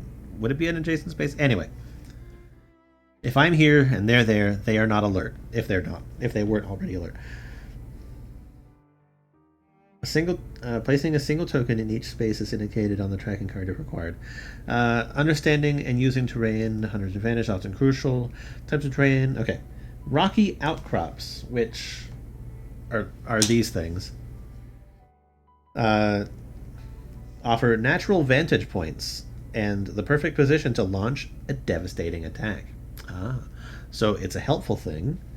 Hunter gains an additional 1 glory if they perform a ranged or melee attack while on the same square as a rocky outcrop, and either remove a component or kill their target. Really? Okay, so this means more points. A hunter in the same square as a rocky outcrop will always counts as the most recently activated hunter. Then you have ruins, which is on the opposite side. And the strangely haunting remnants of an ancient world, strange lumps of metal and rock, rusted and eroded by the weight of years, offer respite from the fury of the great machines. When an enemy attacks a hunter in the same square as a ruin marker, instead of making an evade roll, the player removes the ruin marker and ignores the attack completely. So if we're there and they attack, nothing happens, and this goes away. A machine corpse, which is this guy. Broken bodies of machines left to rust and decay in the open air. These are surely the victims of previous hunts, or the predations of more powerful machines. Such sights are tragic, but also offer opportunity for additional salvage. A hunter may spend an action while in the same square as a machine corpse marker to remove the marker and draw 3 cards from the salvage deck. Okay, so you get more salvage. Starting an encounter. Once the playing area has been set up, each player, starting with a player with a leader token, takes turns placing their hunter onto the tile marked as the starting tile. Okay, so the one that has the circle is the starting tile. So I'm going to take my little Aloy.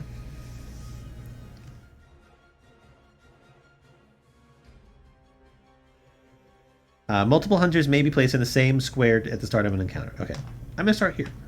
I'm just going to start far away. And I'm going to start in the tall grass.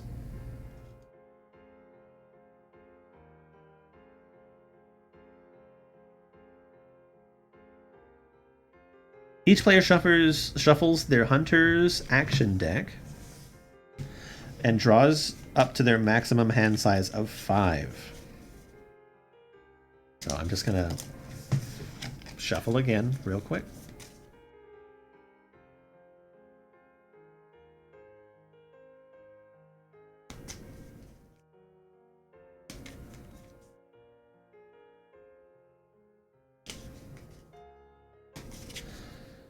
One, 2, 3, 4, 5. Okay, now I have a hand.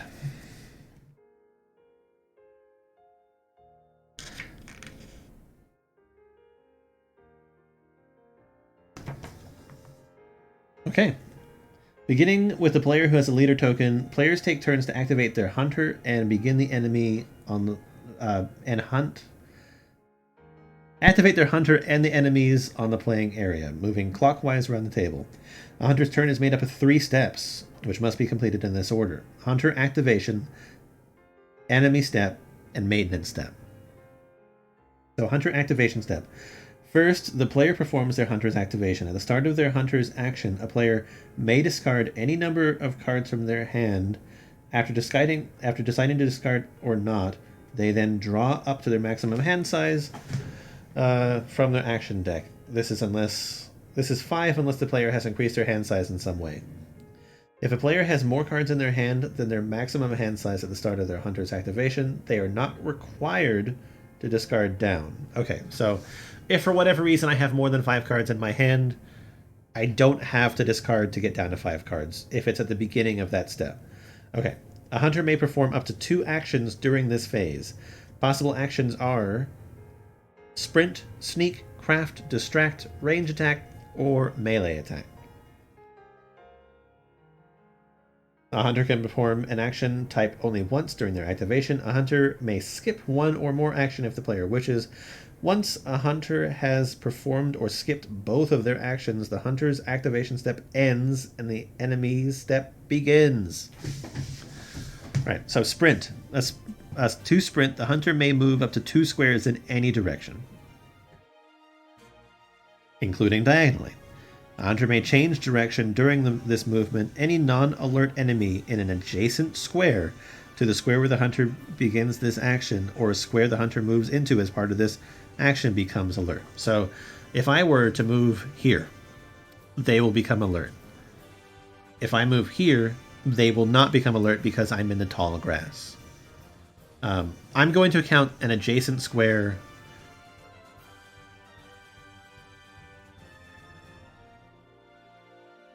Any square that outlines. So if this is an adjacent square, I'm just going to count it as an adjacent.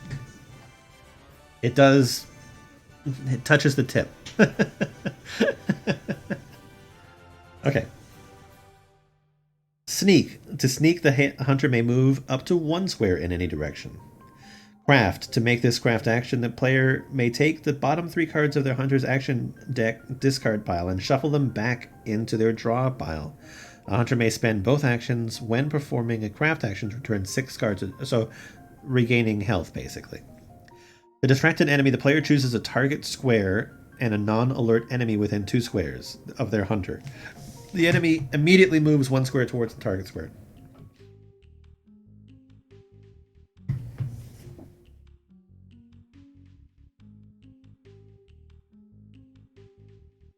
So, if I was here, and the enemy was not in alert phase, I could choose to distract this enemy and pick this square, and it would move 1 square towards that square.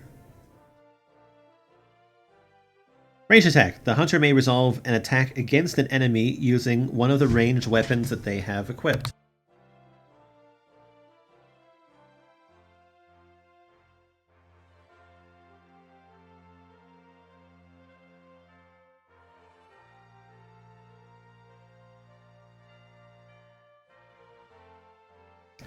So for me, I do have the bow, which allows me to attack 2 squares. So I can actually just attack that launcher. The hunter may resolve an attack against an enemy using a melee attack if they have one equipped. For me, I would have to literally be in the same square in order to do a melee attack, because my melee weapon has a range of 0, obviously. Okay, free actions. Some abilities allow a player to make a free action. A free action doesn't count towards the total amount of actions the hunter may perform during their activation. The player performing a free action still observes the once per turn restriction for the action unless stated otherwise. Making attacks. In order to perform an attack, a hunter must have a line of sight on the target. A hunter has line of sight to the target if an uninterrupted line can be drawn between the centers of the 2 squares without leaving the playing area. So if I was there and they were there, this is not an uninterrupted line. This is. Okay, let's take a look at my cards. So I have add an additional dice to this attack. If this attack targets a component, ignore the target's armor when resolving damage. Critical hit. Play after this hunter destroys a component to draw a deck from the draw a card from the salvage deck. Okay. And then I have an arrow and a sliding shot. This hunter may make a dodge before checking the range of this attack. If the hunter kills an enemy during this activation, they gain an additional 1 glory point. Okay. This hunter may make a dodge before checking the range of this attack. If the hunter kills an enemy during this activation, they gain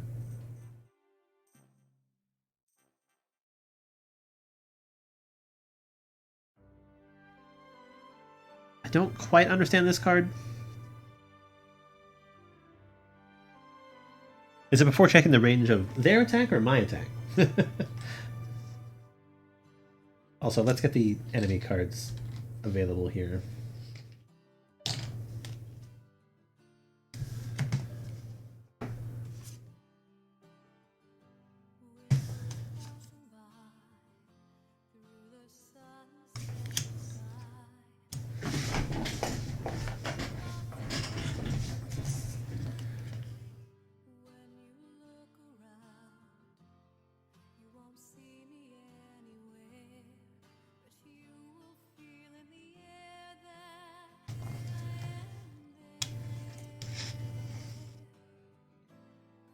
Performing a ranged attack.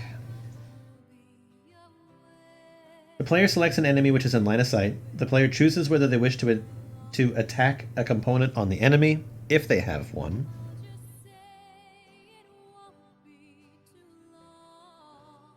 The player plays an ammunition card from their hand with a symbol matching the weapon which is being used in the attack. Okay, so if I want to use my bow, I literally have to have an ammunition. Okay, got it. The player totals up all the dice. Okay. The player then chooses whether to add an ability card to the attack.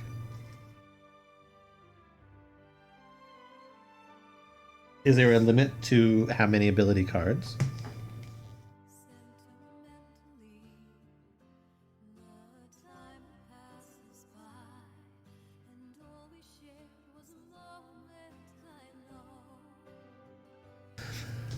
I'm going to assume that you can only add one per attack. So I'm already like sort of formulating what I want to do in this particular case. Okay. So I have decided that the first attack that I want to do is I want to attack this Watcher, which we have like their Watcher card here. So basically the Watcher has a special ability where I guess we... Oh, this is what we need for this. Okay. While this enemy... So if that enemy becomes alert, any enemies that are in adjacent squares will also become alert. Enemies alerted in this way do not activate on this turn. So I guess if this one becomes alert and they're there, then this enemy doesn't do any... I don't know. We'll get to that when we get there. But there are... This thing has 4 hit point, 1 armor. So I have to roll more than 1 damage in order to damage it. Got it. So I'm deciding that I'm going to use my Hunter's Bow, which can attack at a range of 2. I need an arrow in order to do it. So the Hunter's Bow already has 2 dice. The arrow adds 1 more dice. And then based on the stuff that I have here,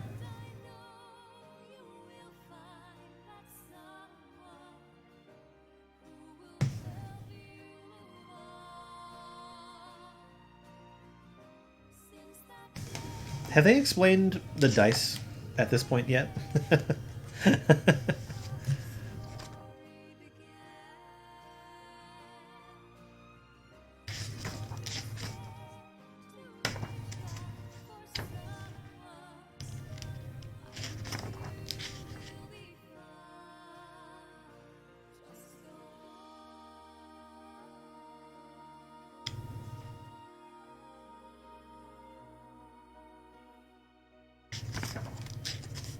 I don't think they have. Then again, we haven't really attacked anything, so I guess that would make sense.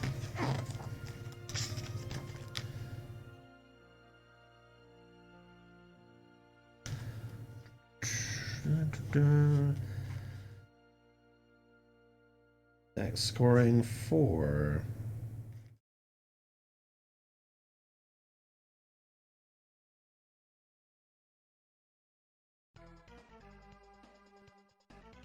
Player adds the number of dice shown to the Hunter Bow and Hardpoint Arrow cards together. Rolls the attack, scoring 4.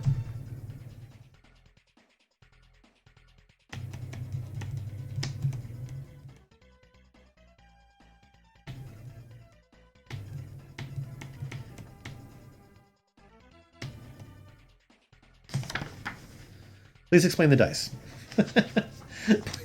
Please explain the dice.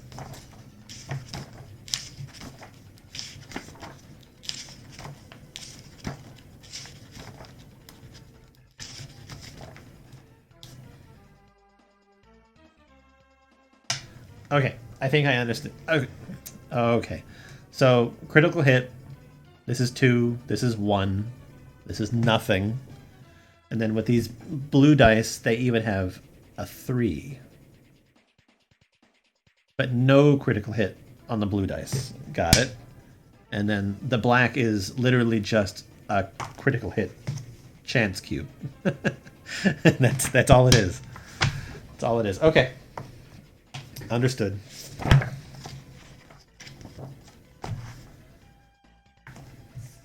Okay, so what I'm going to do, I want to try to get some more out of this. So, critical hit means nothing to me because I'm not going to be destroying any component. This thing doesn't have a component. This is also regarding a component. This adds an additional orange dice. So either I guarantee a kill,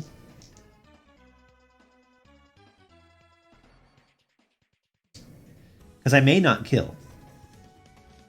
Okay, I'm just going to use inventive. I don't know if I'm going to kill this thing on this turn, so I add a 4th dice, basically. So I roll 4.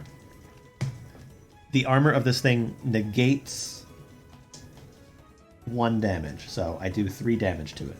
So I didn't kill it.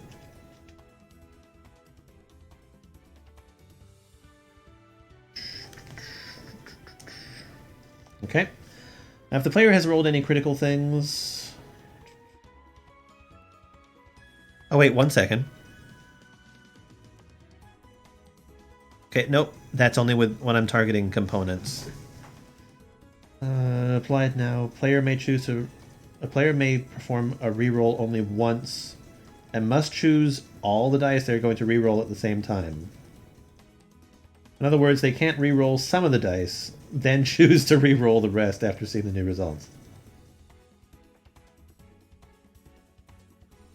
Okay. Makes sense.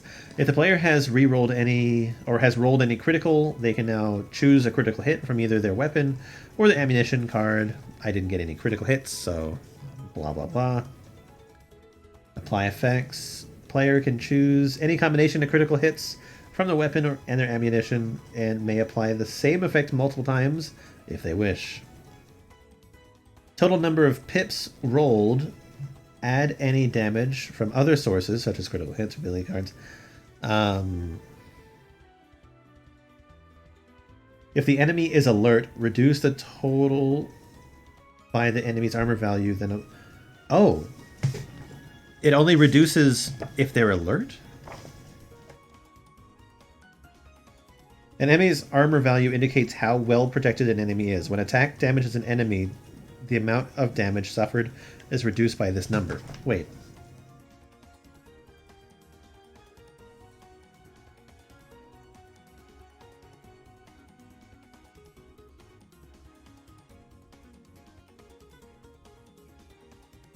That contradicts what this says.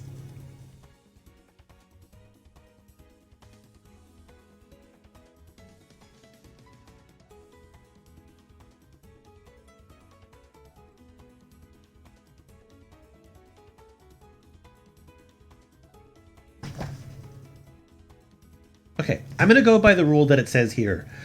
It says here that if the enemy is alert, reduced by the armor value. The enemy was not alert. I did 4 damage.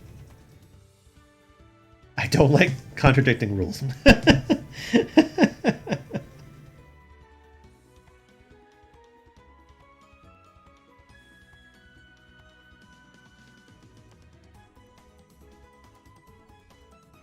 But then again, it reneges on this.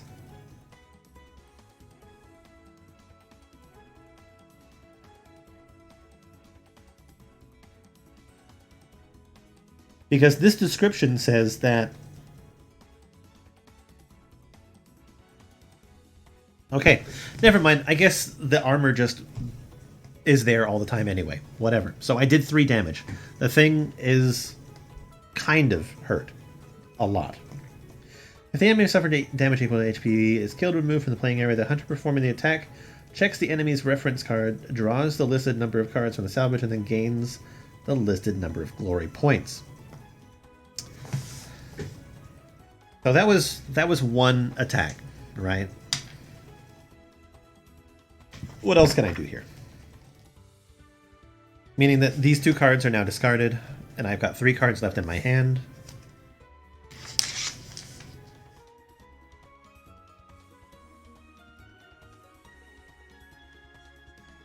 You know what I can do? I can keep myself right here, actually. And I'm just going to use Craft, and I'm going to take that opportunity to put these 2 cards back in my deck.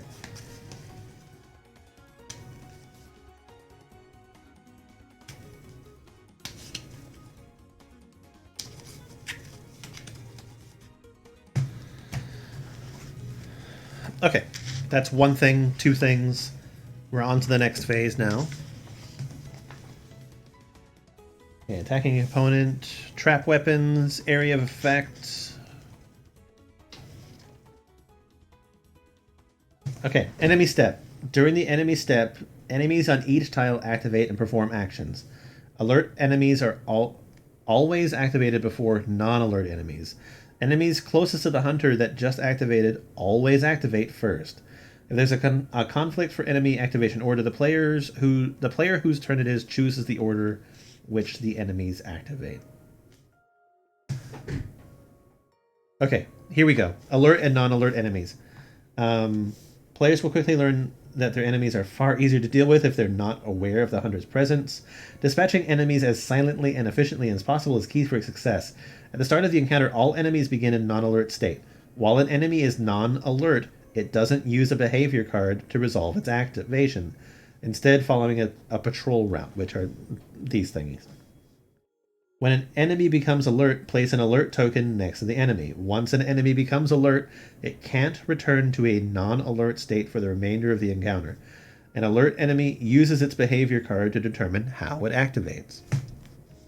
An enemy alert becomes alert if any of the following things has happened. An attack is resolved against it, even if that attack doesn't inflict damage or a condition. So if I attack it and miss, it still becomes alert. If it suffers damage, it becomes alert.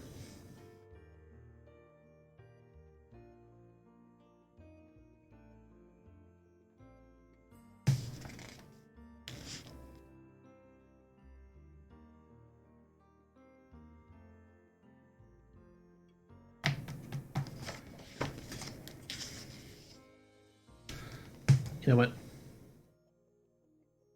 I will track its health. So I'm going to put... It's got 3 tokens on it.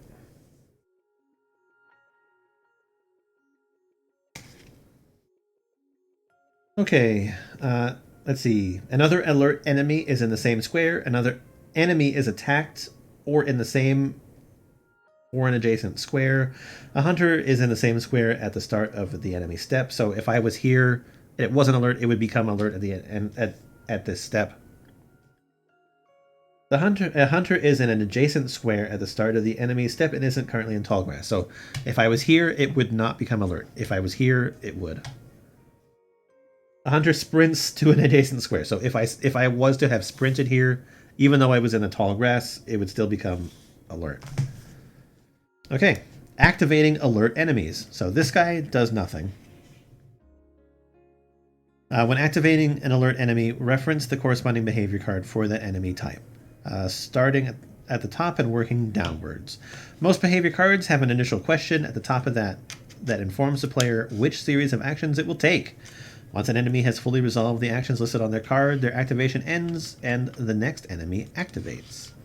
Once all alert enemies have been activated, non-alert enemies activate. If an enemy has multiple targets for an attack, or if there are multiple hunters equidistant to it when it performs a move action, the enemy prioritizes the most recently activated hunter from the available options. If there's still a conflict, the player whose turn it is chooses the available options. Okay, so the Watcher is an alert enemy. Based on this card, it has a question. Non-alert enemy within 2 squares. Okay, so it is within 2 squares. So the answer is yes. Move 1 towards closest non-alert enemy. Okay, it is now in the grass.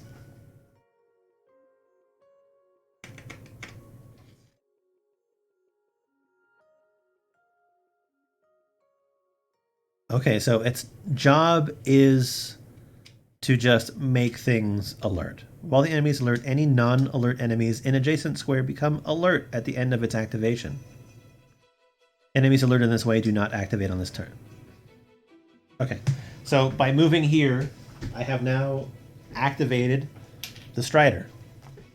The Strider, because it was activated because of this, does not do anything on this turn.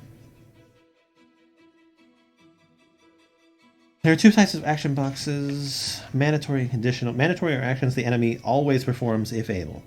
Conditional actions are only performed if the enemy is able to resolve the action. For example, an enemy won't perform a melee attack if a hunter isn't in range to be attacked.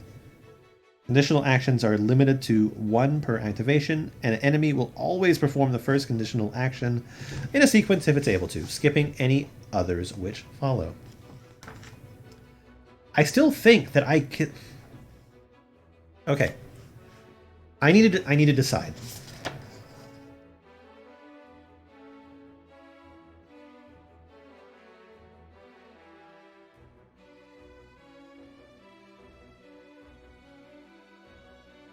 I'm going to go by what it says here. Because I feel like there has to be some bonus for silently taking down an enemy, right?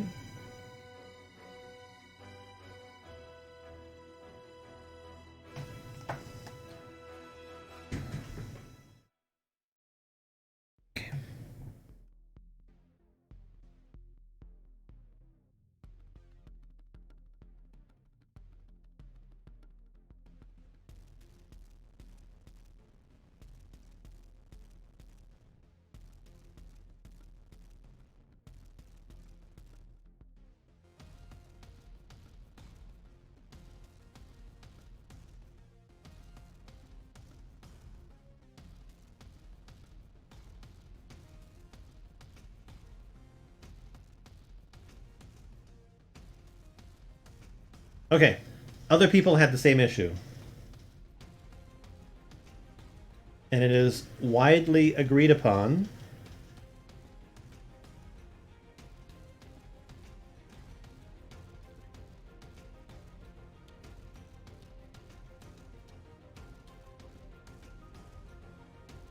that non-alert enemies take the full damage.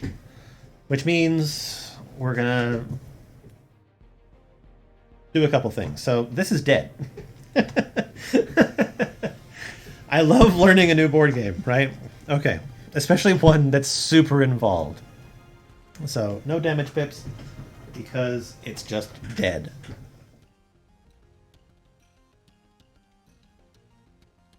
So I killed it.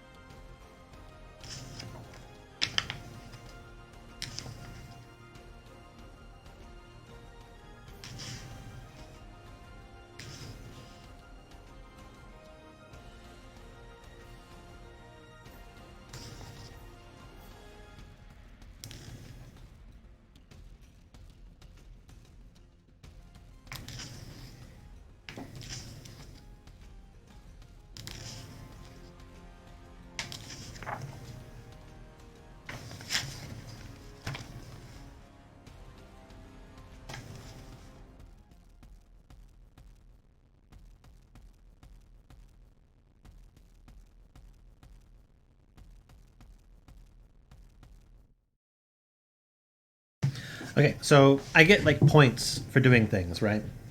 So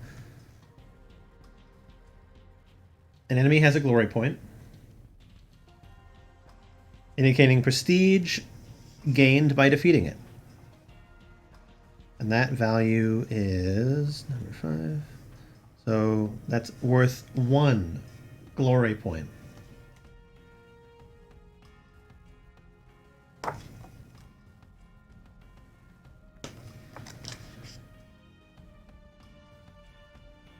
Okay. So I get one of these little dudes. And then there's an encounter point. Enemy's encounter point value indicating how many points are earned if the enemy is killed.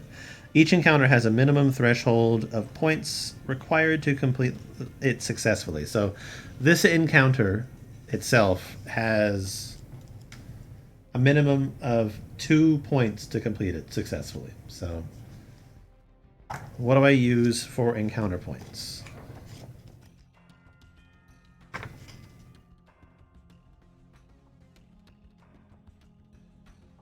Doesn't really have one, but I guess that's fine. In order to complete this, I basically have to kill both enemies anyway. Some enemies have components which can be destroyed by 100. Salvage value. Okay, if I kill the enemy, that's how many salvage points I get. So for this one, I get 1 salvage. So I draw a salvage card. And it's a Sparker. So I'm just going to put that up there.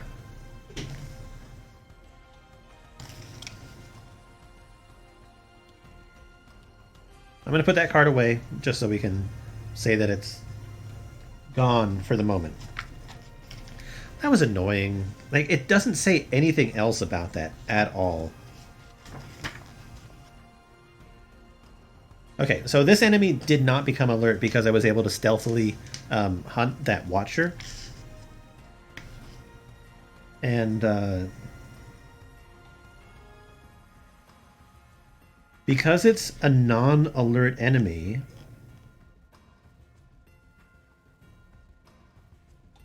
it just follows its patrol path. So it's just gonna go here. It doesn't have to do anything to do with its thing.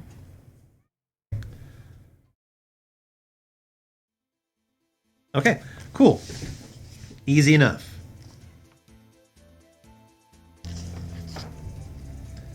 When enemies move, they always try to take the shortest route to their destination. If there are multiple routes available, huge enemies attack actions. I'll have to get to that when it does.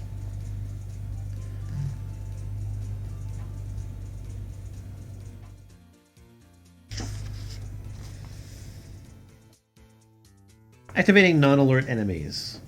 At the start of encounter, all enemies begin on a patrol route. When non-alert enemies activates, it moves 1 square further along the patrol route printed on the tile. Unlike other movement, this can cause the enemy to leave the playing area. If this happens, the hunters have wasted too much time waiting to strike and can't entice the enemy back. If a patrol route would cause the enemy to leave one tile and be placed on another, the enemy follows the new patrol route. Okay. Understood. If a non-alert enemy isn't on a patrol route at the start of its activation, it moves 1 square towards its initial patrol route, ending as far as possible along the route from its original spawn point. Once this movement has been resolved, the enemy ends its activation and the next enemy activates. When all non-alert enemies have completed its activation, the enemy step ends and the player moves onto the maintenance step. Okay.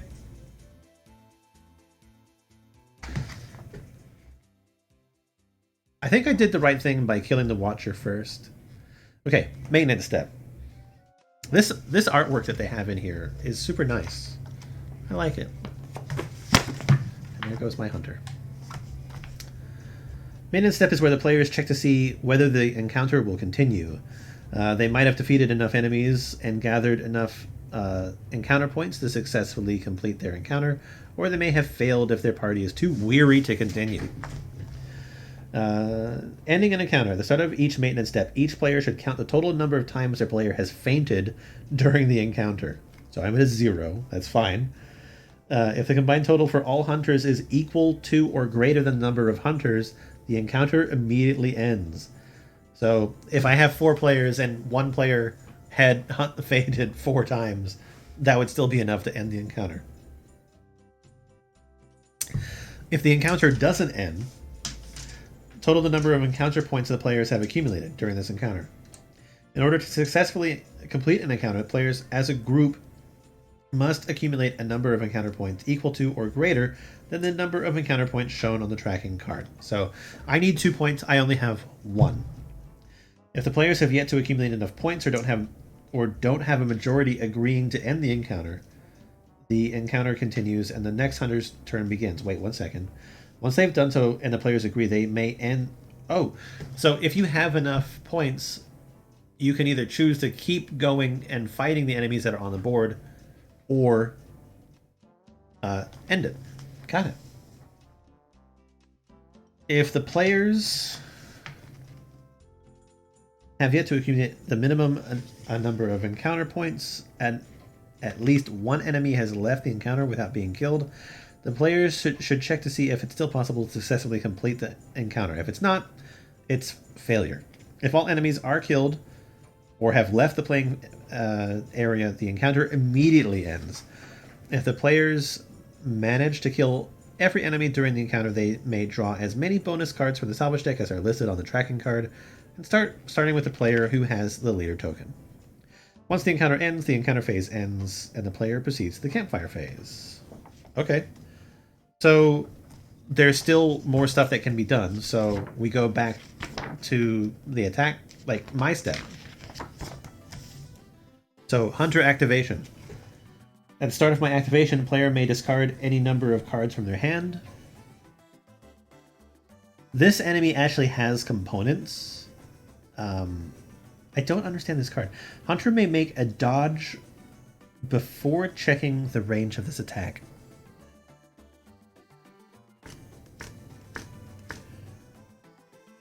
If the hunter kills an enemy during this activation, then they gain 1 additional glory point. I'm going to discard this card. And then I'm going to draw up to my maximum hand size. But I have 5 cards now. That card came back again.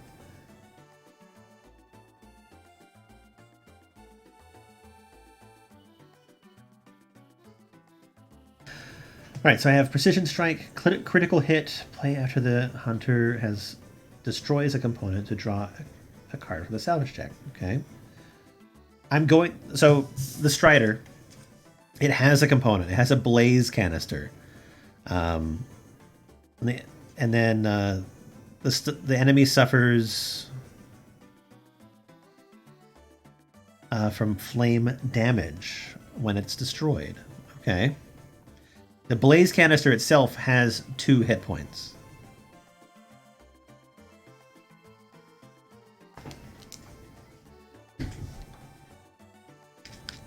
Okay, so I am going to be attempting to attack a component. When performing an attack against an enemy, the player may declare that their hunter is targeting a component location. The attack sequence is followed as normal, including reducing the damage by the target's armor value, if it's alert, but any damage inflicted by the attack is compared to the component location's tear value, instead of applying damage to the enemy. A component's tear value indicates how robust it is. If the damage inflicted is equal to or more than half its tear value of the component is damaged. A damaged token with the letter matching the component is placed next to the enemy. The tear value of a damaged component is reduced by half, making it far easier to destroy with subsequent hits. So, tear value. 4. Okay.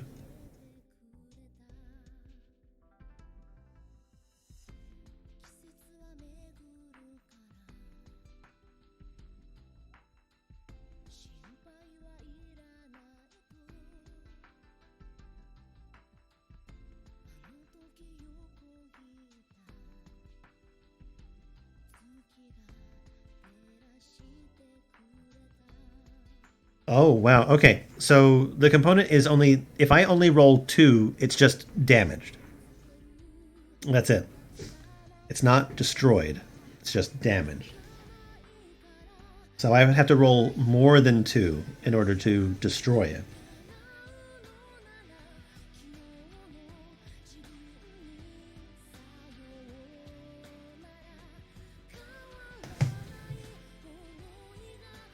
If damage inflicted is equal to or exceeds the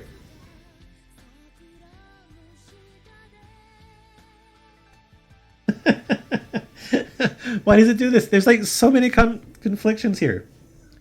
If the components...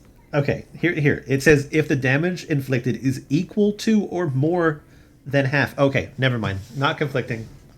So this one has a tear value of 2. If I roll 1, it's damaged. If I roll 2, it's destroyed. Got it. That seems more fair.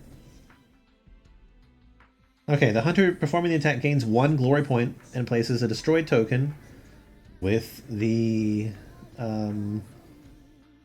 corresponding letter next to the enemy.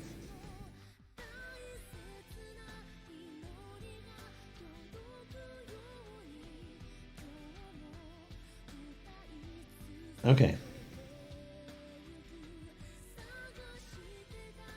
Any excess damage is lost. Okay, so if I make an attack and destroy the component and I hit like 6 and it only takes 2 damage, it takes a 2 damage to the component and that's it. Nothing else leeches onto the enemy itself.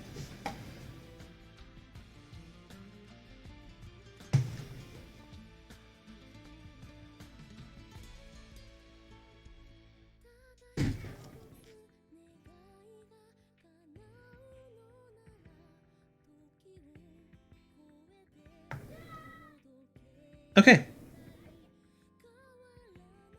So, let's attack this guy.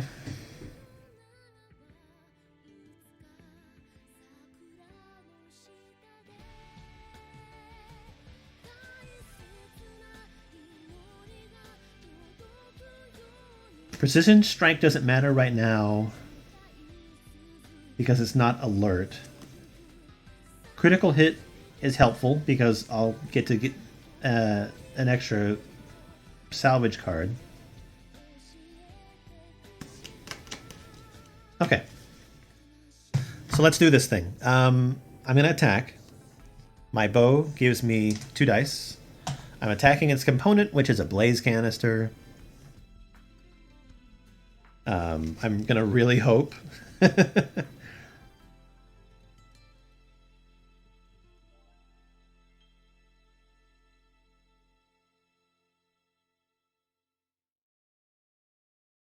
Do it. Oh, I have to move though. So I'm gonna move. I'm gonna sneak 1 space to here. It's now 2 spaces away, and I'm gonna attack it. So 2 dice. Oh shit! I don't have ammunition, so I can't do it this way. I actually have to get all up in it. So I'm gonna sneak here. Oh shit! Okay. That does make this difficult. Understood. I have to be in the square to attack it with a melee attack.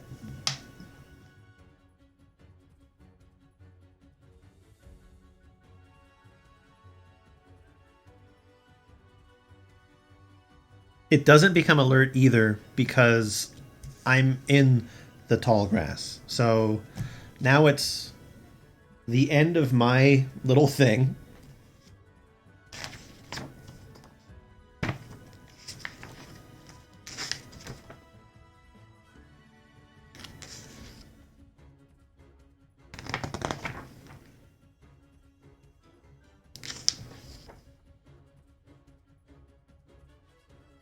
Okay, so it's not an alert enemy, so it just continues to follow its path. So it moves 1 in that direction.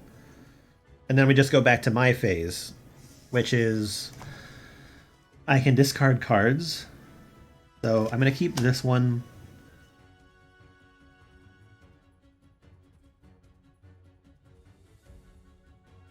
I'll keep one of the precision. No, I'm not. No, I will. Okay. I'm going to discard 3 cards, and then I'm going to draw up to my maximum hand size, which at this time is 5. Okay. Look, I have arrows now. So I can make ranged attacks. So I'm not going to move. I'm going to use my bow with an arrow. So that gives me 2 plus 1.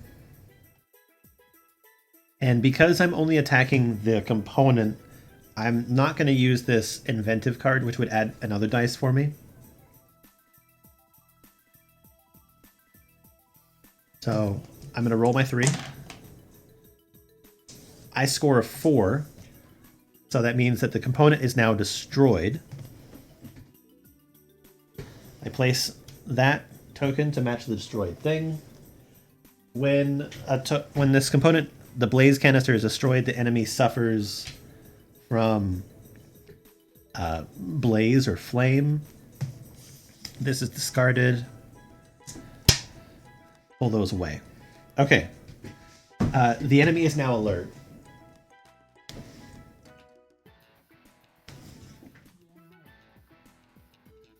So things are going well.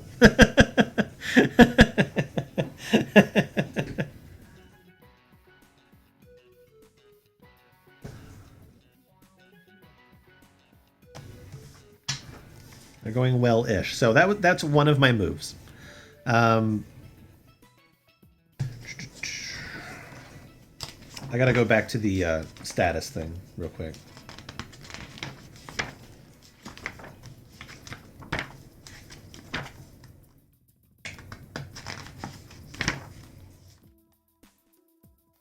At the end of their activation.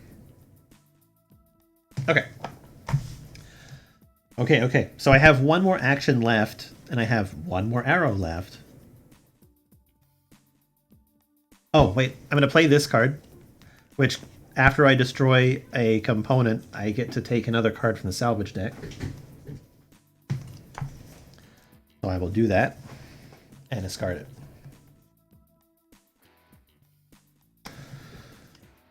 So Precision Strike means nothing to me anymore, but I'm going to attack with my bow and my arrow, and then I'm going to use Inventive, which adds an additional dice to the attack, so now I have 4 dice.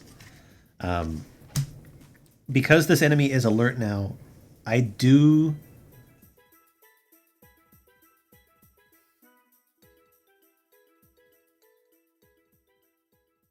have to take into account its armor, which is just 1. Okay. It does say here, Herd Instincts. When the enemy becomes an alert, it moves 1 square towards the closest enemy. There are no closest enemy.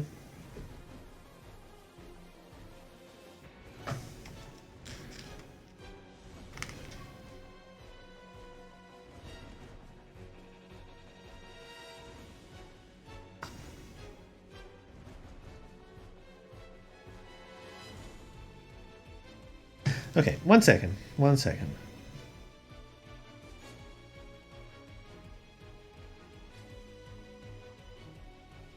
That only happens during that phase. Okay, let's roll these 4 dice.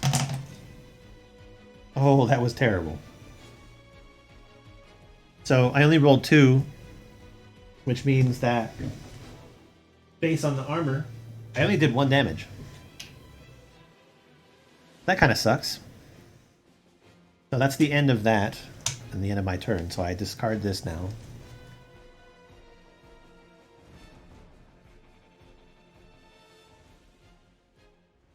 And we move on to the enemy phase.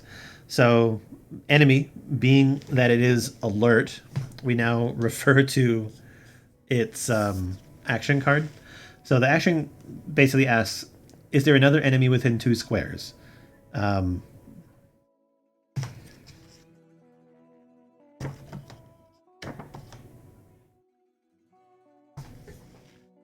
The answer is no. So it's got this action here which says move towards the closest enemy, which there are no other enemies. And then if there are no other enemies, it moves 2 towards the closest hunter. So I'm just going to actually just keep this here with the card. So it's basically just on top of me now. All right, attack actions.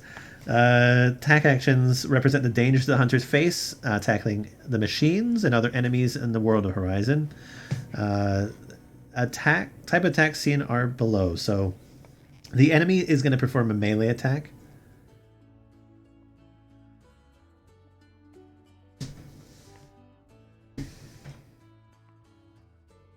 And then, let's see, the top number listed is the range of the attack. So it's a 0, so it has to be like right on top of me before it can do the attack. And the bottom number lists how much damage it inflicts. So in order to attack the hunter, the enemy must have a line of sight. Okay, they do. Instead of rolling dice, the enemy attacks inflict a fixed amount of damage. If the hunter is in range, to avoid suffering this damage, the player controlling the target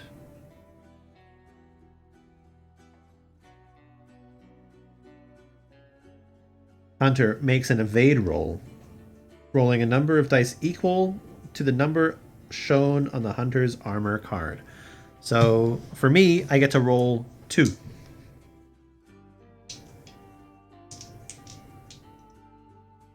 For each pip rolled, reduce the damage suffered to the hunter by 1. If the hunter rolls a critical, apply the listed effects in the same way as an attack, and reduce the damage suffered. Okay, after a player has resolved how much damage their hunter has suffered and has discarded any cards from their hand or action deck, the hunter must dodge by moving to an adjacent square of their choice.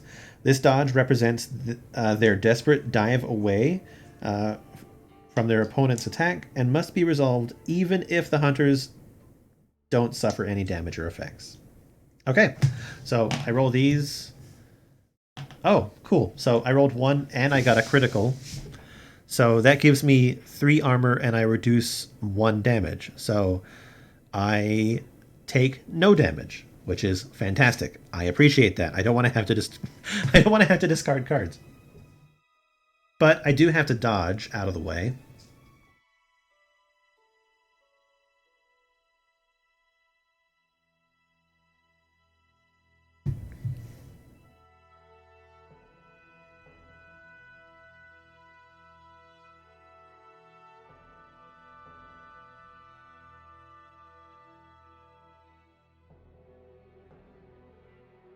One question that I have here is,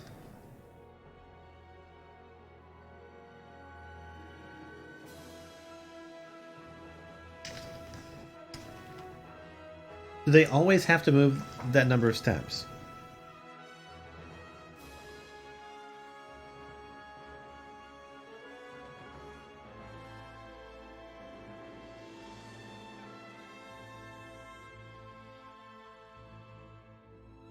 I would assume that it would just stop at the enemy. Anyway, whatever. I'm going to roll. I just roll backwards, just 1. Now it is the end of its activation step, so we remove this blaze token that I inflicted it with, and it takes 1 more hit, because it just does 1 damage.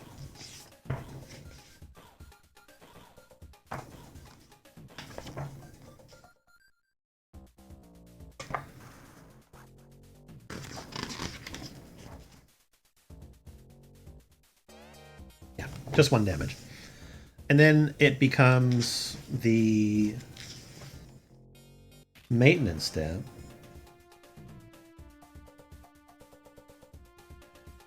Still don't have enough points, so we have to go back. So now it's my turn again, and I can discard cards. I'm going to discard this one and draw back up to full health again. I'm in trouble. So I'm going to have to hope that either I can run away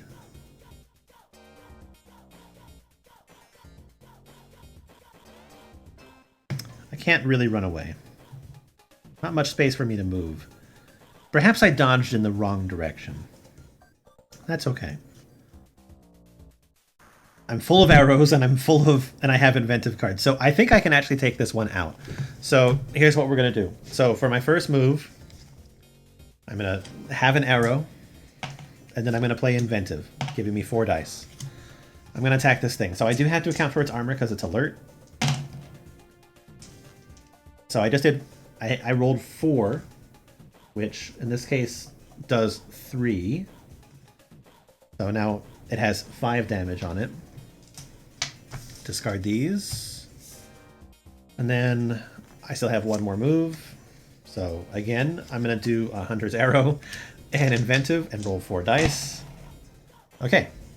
Fantastic. I rolled 3 and a crit. When it does a crit, it's 2 damage. So this is 5 damage in total. I have killed the creature.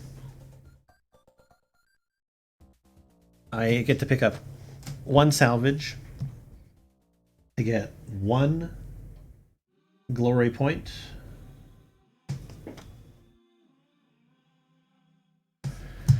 These are discarded. Okay, great. So we have defeated all of the enemies. So the encounter immediately ends.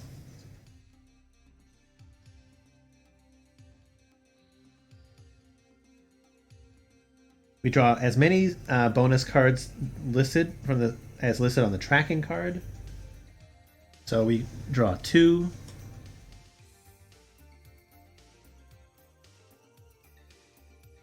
So I got 2 salvage cards for defeating all of the enemies.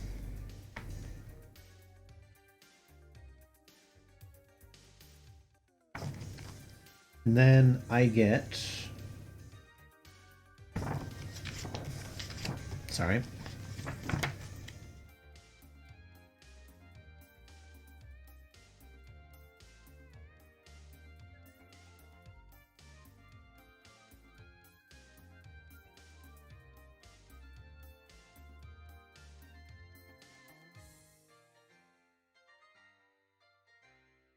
Okay, cool. That's it. That's all I have to do.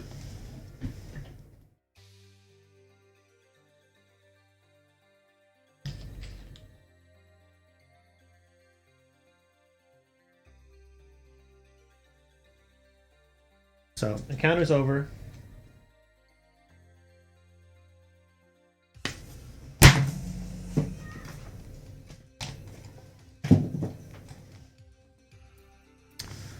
So now we're going to the next phase, which is the campfire phase. So in the campfire phase, hunters then settle down to rest for a brief moment, either toasting their success or boasting of their great exploits, or licking their wounds in defeat. Phase is divided into 3 steps, carried out in the order below. Each player immediately discards any glory points they have and then proceeds directly to the... Oh, if the players failed the encounter, you discard any glory points. Wait. Oh, all glory points that they have. And just in general. Okay. So, that's fine. That's bad. So you could be literally on your last encounter, and if you fail, just lose all glory points in total. Okay. At the end of a successful encounter, a silent observer from the Hunter's Lodge emerges to reward individual hunters who have impressed them with their feats of bravery, skill, or bold cunning. Each player totals the number of glory points they have earned during the encounter. I have 2. Once glory has been tallied, sun tokens have been distributed. The glory leader and fledgling tokens have... the leader and fledgling tokens have been passed to new players if required. All glory points are discarded. Okay. The player with the most glory points is awarded a full sun token and takes a leader token. The other players take the fledgling token. In the event of a tie... Okay. I'm just 1 player. So then what do I do? I guess the glory doesn't really matter to me so much because I'm just going to win. So I'll just do what it says.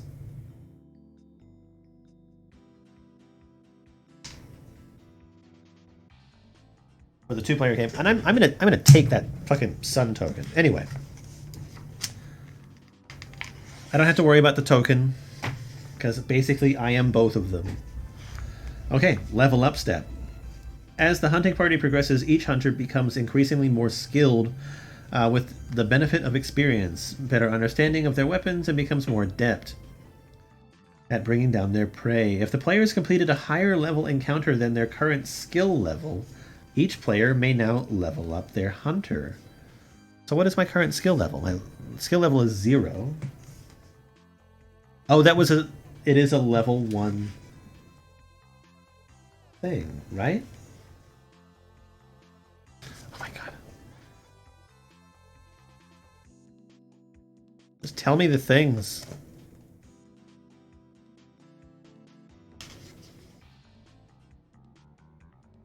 Okay, yeah. I'm level 0. It was level 1. I level up. Let's see here. Each player may now level up their hunter. Players should carry out this step simultaneously to save some time. If the players didn't complete an encounter of a higher level than their skill level, skip this step. Okay. Each hunter has a unique skill tree representing their hunter's specialization. At the start of the game, each player's skill token begins at the start position. Okay, so we're dealing with this card deck now. So basically, with my skill tree here, I have the ability to either, I guess, update my bow or add the trait Scavenger. And my hand size increases to 18. I know that you can't really see it, but it's there. Okay, so that's good. I think I might actually take the bow. So Scavenger, when another hunter kills an enemy, you may draw a card from the salvage deck. Okay, this is useless to me completely. So I think we will take the bow. Karja Hunter bow. It adds, okay, same range. Critical does twice as much damage, and then I get one of these blue dice when I use it. So instead of doing 2 of the orange dice, I just get one of these. So it's a guaranteed at least 1, but I have the ability to do more damage in general. So okay, yeah, I'm going to take that. So I'm just going to replace that with that bow.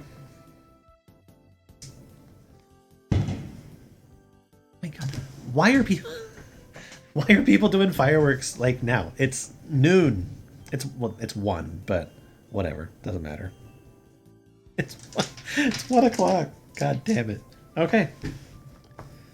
Upgrades come as one of 3 types. Players will already be familiar with equipment cards. Are powerful new weapons or armor for the hunter to equip. Ability and interrupt cards further customize the hunter's action deck. And trait cards add new abilities to the hunter. And again, I didn't need that thing, so we're all set. So my deck size went up to 18, which effectively increases my health. Once each player has leveled up their hunter, the players move on to the merchant step.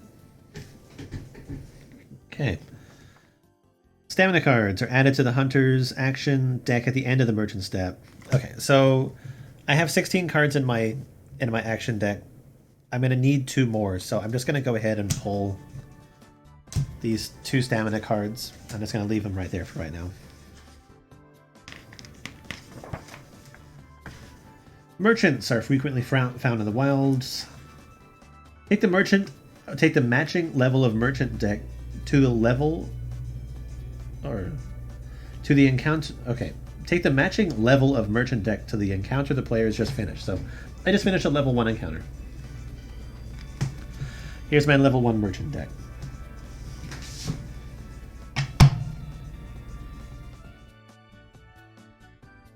Shuffle the deck.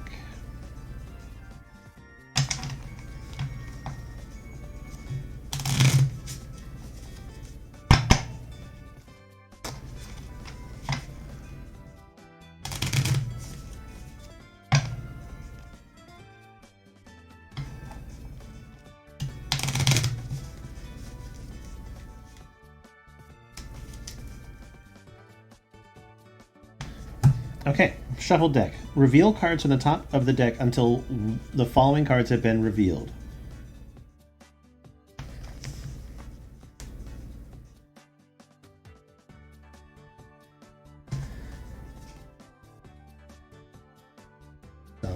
Modification.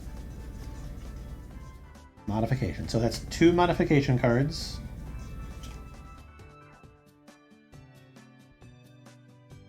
One weapon card.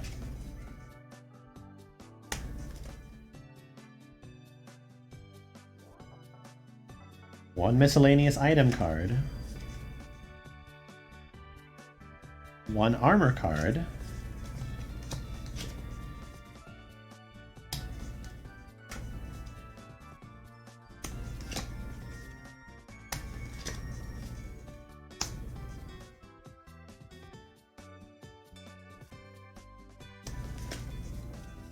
I'm looking for an ammo card. Okay. Discard the rest of the cards. Okay, so basically what I've got here is I've got Nora Protector Light. So it's another armor, which is exactly the same as the armor that I have currently. Okay. Then I've got a Shard Gambler's Box. It says this card...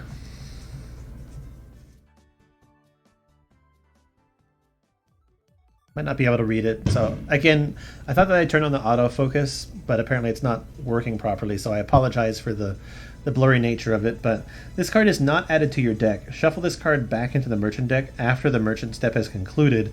Then draw 2 cards from the salvage deck. So basically, if I pick this, I put it back, and then I just draw 2 salvage cards. So I have to pay 2 salvage for it, and then I get 2 random salvage in return. Then I got arrows, which these are fire arrows. It says that if this attack damages a target, the target suffers fire, which is kind of cool. So it's damage that it does now, plus another damage potentially on the next turn. And then up in this top corner, it shows the type of salvage that I need in order to purchase it. So these just cost 1 of these in order to purchase.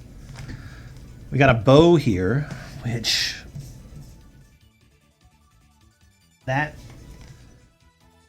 It gives me an orange and a blue. Like, I would love to have this bow. But I don't have this other thing that I would need in order to purchase it.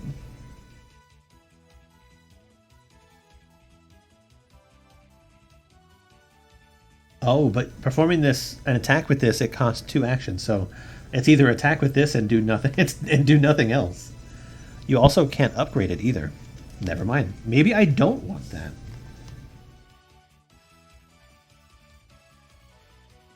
And then we have 2 upgrade items.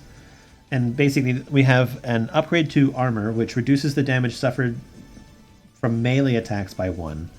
And then a damage coil, which is on critical hit, this attack inflicts damage, 1 additional damage in addition to any other effects. So, I don't really need this. I can't afford this.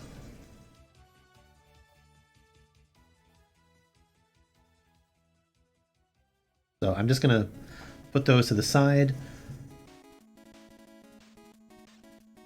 These are both useful, and I can afford them. These are both useful, and I can afford them.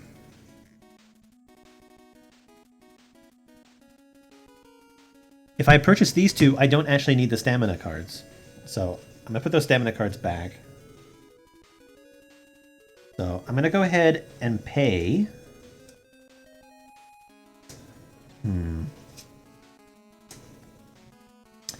That sucks. It takes this to buy this, so I can't even exchange out these.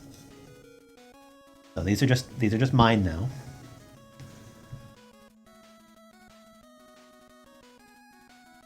What do I want to do?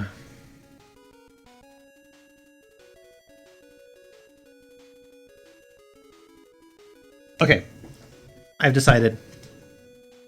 I'm going to take the damage coil for my bow in the event that I do a critical. And I'm going to take the 2 arrows to add to my deck. So I'm going to pay.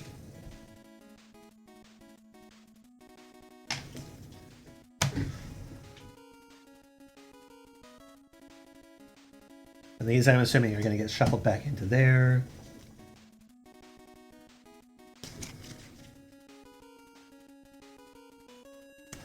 This deck, I'm just going to put over here.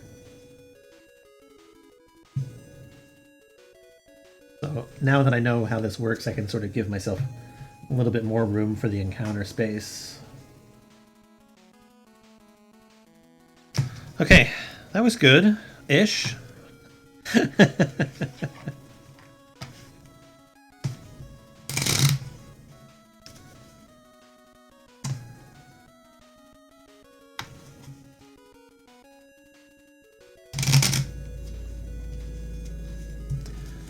So the deck size of my action deck increased by 2 cards, so I can only really add 2 cards. So these 2 arrows are good, because it just adds more ammunition, and there's special ammunition, which give me some bonuses, so I'm happy with that. I actually kind of don't mind the way that they do the way the shop works, because it makes it so that, like, because think about like a video game shop, right? Like, you talk to the person behind the counter, you talk to the person with the big sack, and they just pull out like a random assortment of things, and so that's exactly what that is. I'm okay with that. And I think that I have a better understanding of the way that the game progresses now too, so it's not bad. This next round should go much easier. So I'm going to take this, and I'm going to upgrade my bow with it.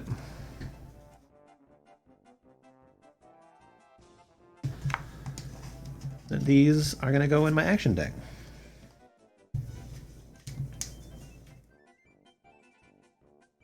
Which now explains why these cards look like the normal shop cards. Got it. Okay, cool.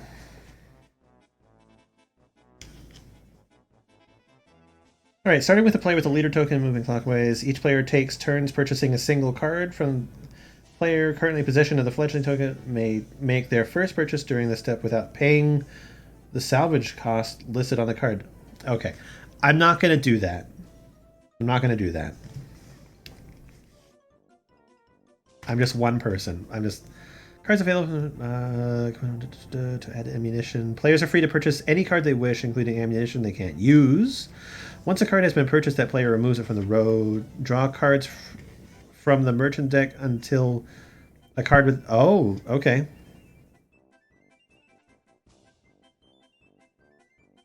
But that really only works... Okay, I don't need to do that. Any salvage cards that have been used to buy items during the merchant step are shuffled back into the salvage deck. They move back to the tracking phase.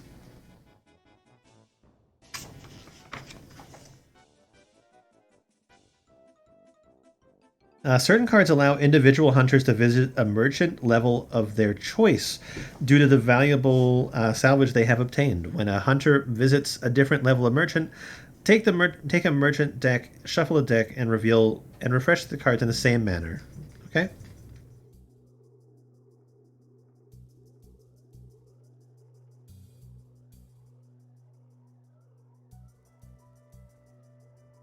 Once a card has been purchased, that player removes it from the row. Okay, discard. Each player then returns any discarded or scrapped action cards to their action deck, replaces cards as detailed above, then shuffles the action deck. Okay.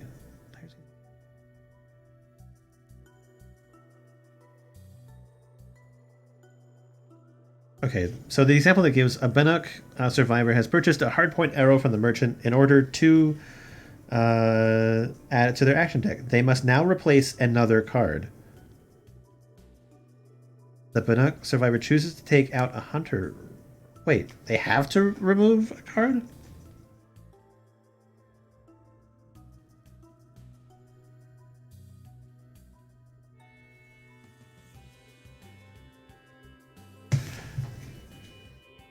That wasn't made clear.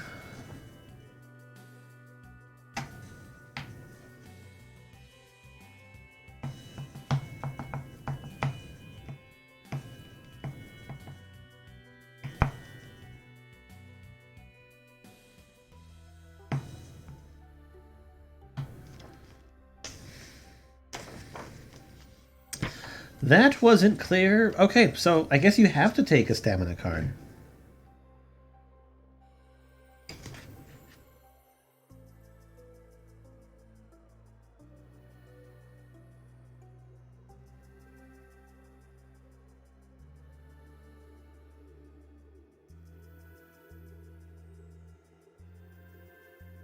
No, that doesn't make sense.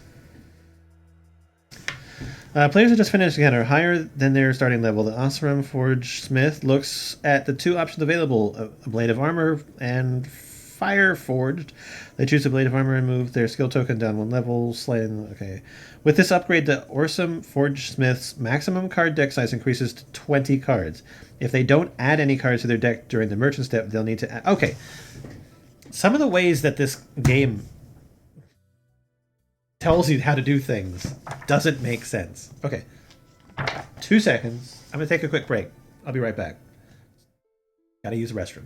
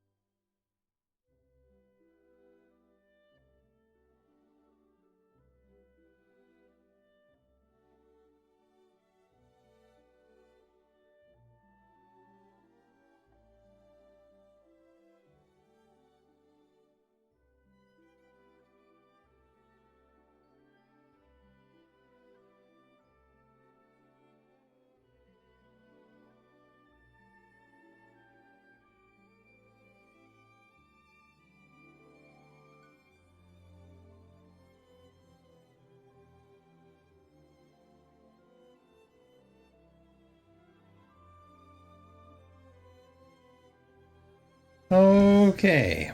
I guess we're back into it, right? So this means that we're going to be doing the proper steps for the tracking phase now. So we take 3 cards. And 3 cards. And I was kind of wondering why, because there are 4 cards for each step, right? And so when you take the first 3 cards, those are guaranteed to be level 1 hunts. And when you take... That means that when you take the next set of cards, it's guaranteed to be 1 level 1 and 2 level 2 hunts. So... I'm going to put this over here.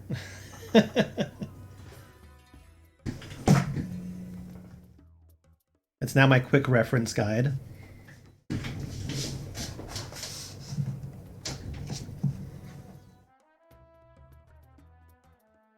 And I can kind of see, and now I have a nice big play area for myself.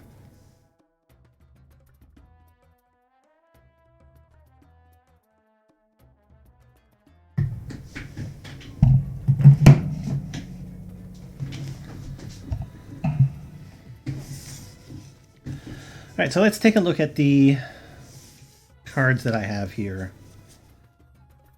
So during this encounter, the hunter may choose which cards to remove from the discard pile when they perform a craft action.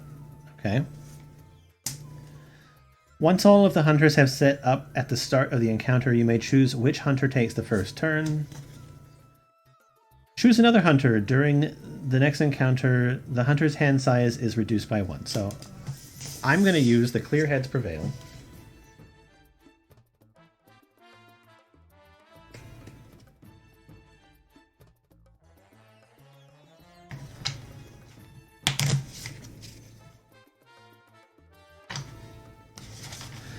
I should have probably just discarded the card.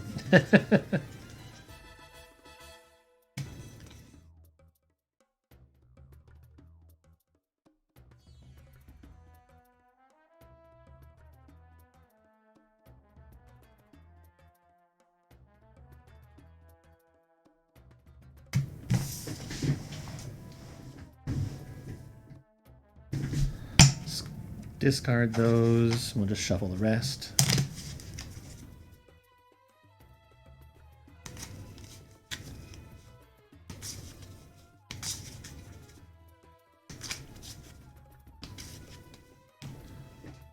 Okay, let's look at the encounters.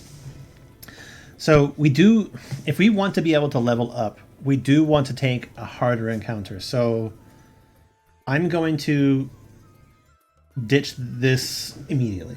So we're not going to do the easy encounter. We're going to do one of these ones. So in this one, we have some additional things.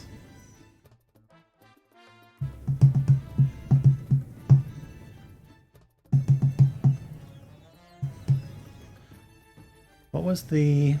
Damn it.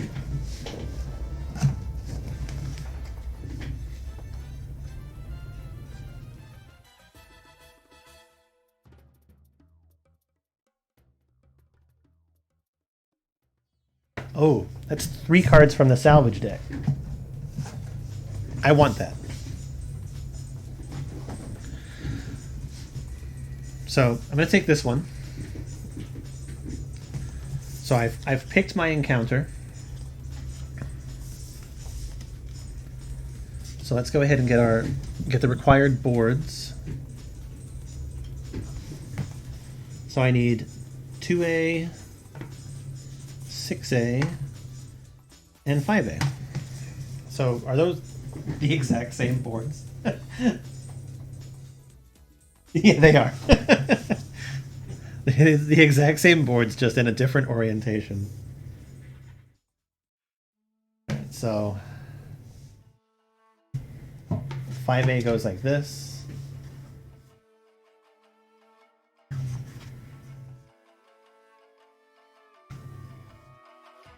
Two A like this.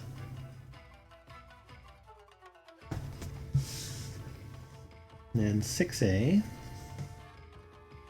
this.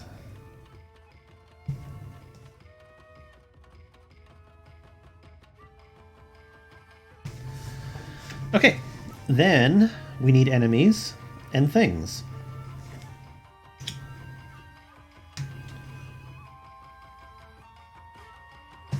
So we'll start off with this. We do have a runes in this area, and ruins are one of those things where, like, if I'm standing on this one, I don't take any damage. The damage is just negated, and this goes away. It's just like a one-time free space. And then we also have an enemy corpse, which says it goes here. Which is, if I come across this one, that's 3 extra salvage cards, which is really good. I want that. So I kind of get to like cherry pick what I do, huh? And then we need enemies. So in spots A are watchers. So A. So just 1 watcher. And in spots B Was I supposed to have an additional creature the last time?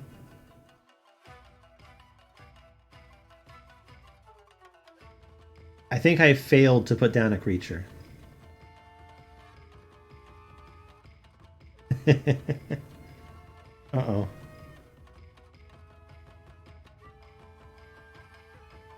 Damn. Okay. Well, that was my bad. Either I failed to do it or I just didn't. No, I didn't do it. I didn't put down the creature. Okay. That's a bummer. I could have come out of there with more things. Either way, this is our play area.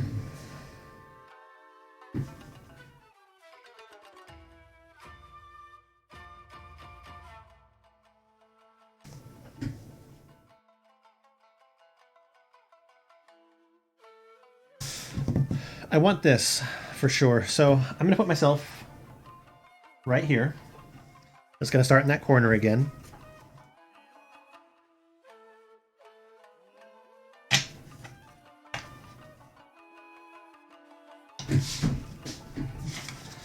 Shuffle my adventure deck.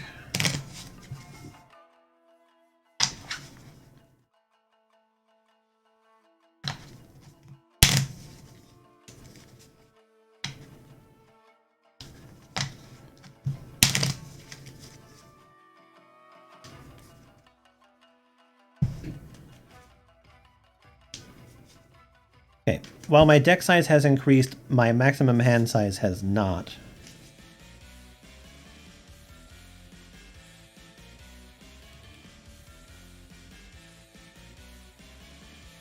So, 1, 2, 3, 4, and 5.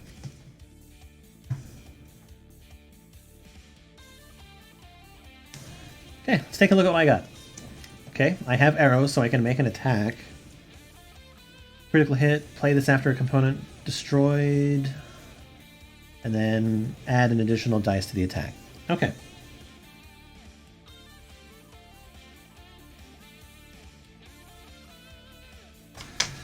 What do I want to do?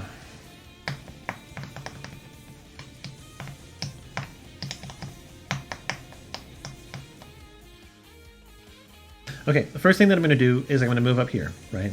I'm going to go ahead and collect this tile and draw 3 salvage cards. That's first step. Now,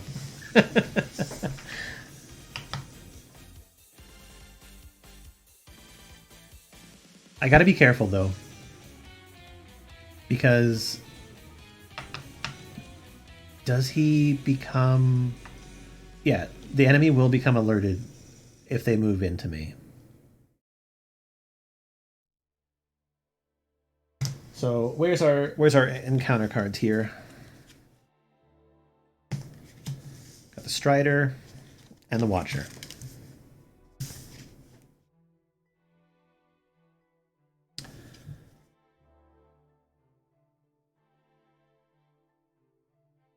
Right. I have one action that I can take.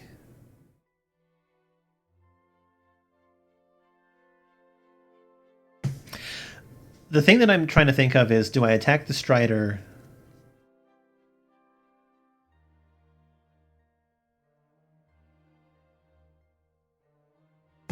If I attack this creature and I don't kill it, it'll become alert. It'll move here, it'll alert this creature, and this creature won't do anything in this phase. Therefore, it won't move at me, and I won't get attacked by it. This one won't be close enough to attack me yet. I almost feel like that's the better option. If this moves in here, it'll become alert when it hits me. I'm gonna still need this.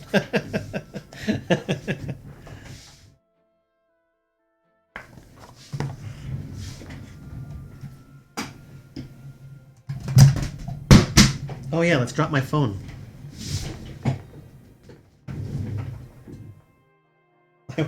I watched that play out in my view in just like slow motion.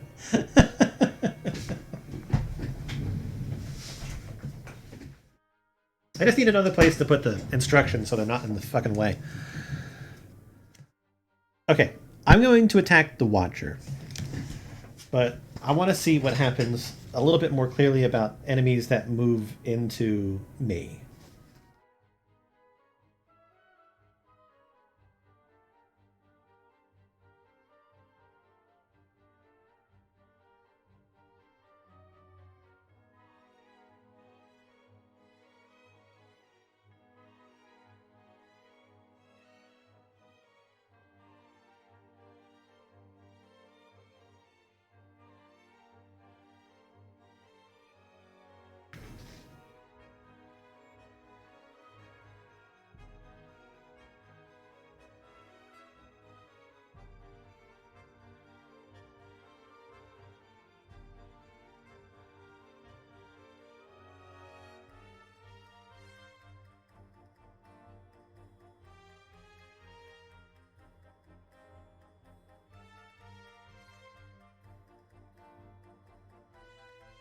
Where was the thing about...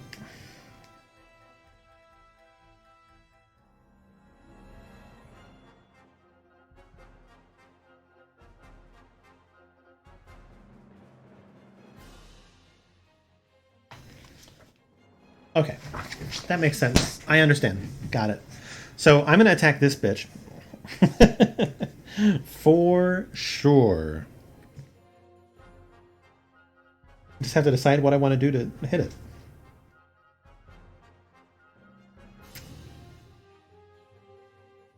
Because I'm only going to get 2 dice in order to do damage.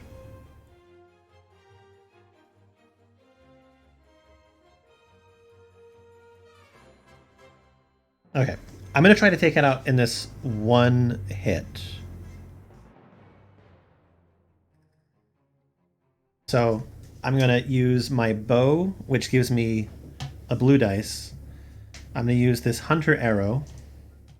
Gives me that dice, and I'm going to use inventive, which gets me a second dice. So it might be overkill, but if I can roll 4, this guy is just removed from play. I rolled 3.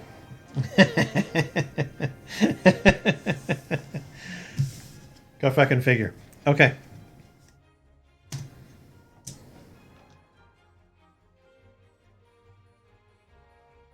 So I'll put 3 hit points on the Watcher.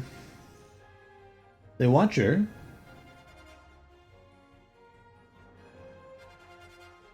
is now alert.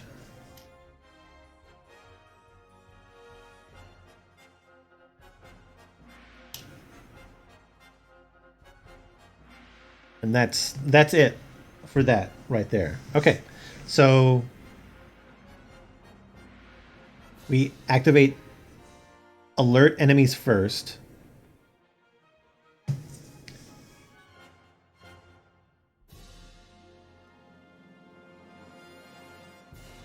And its question says, a non-alert enemy within 2 squares. The answer is yes.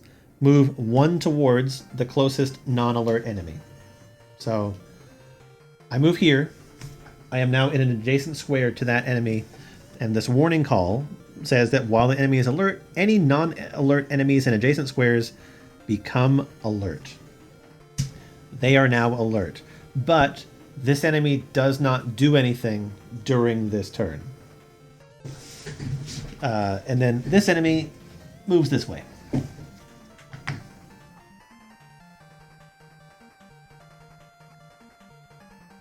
Okay, that's good.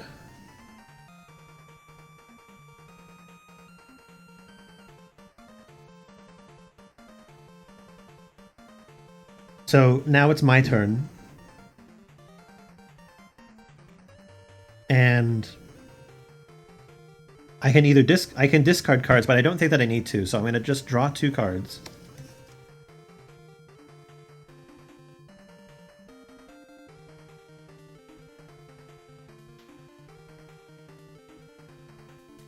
And I'm actually going to move here I'm going to use a regular hunter arrow. So this is just my normal attack. And what I want to do is I'm going to attack this creature, and I'm going to hope that I roll a 2. Okay, I rolled 3. I did the damage that I needed to kill the thing. So it's dead now. Discard the arrow.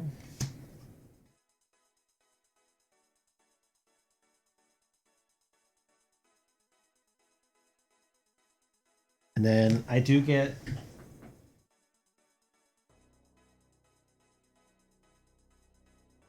a glory point, even though it doesn't matter.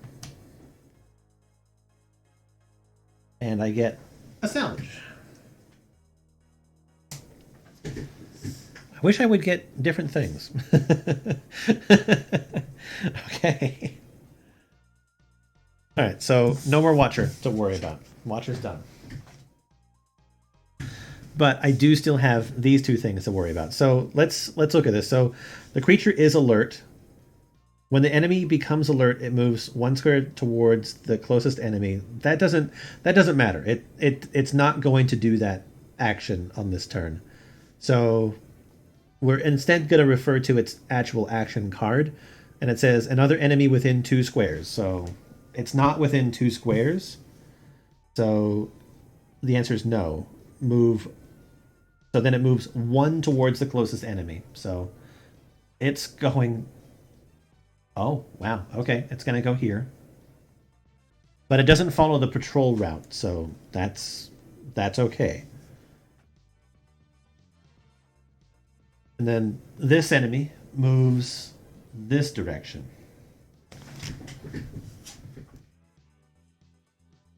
Check on that alerting thing more.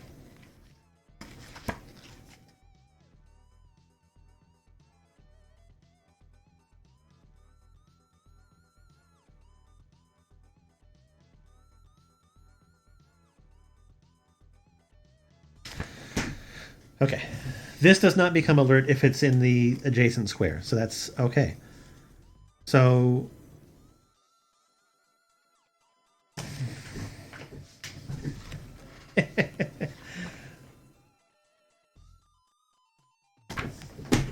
it's about to become alert though. It's about to be. Okay, so what I'm going to do is, now that all enemies have done their thing, it's my turn now. So I draw 1 card. Do I want to discard anything? Ignore the target's armor when resolving. Card from Savage deck. Play after the...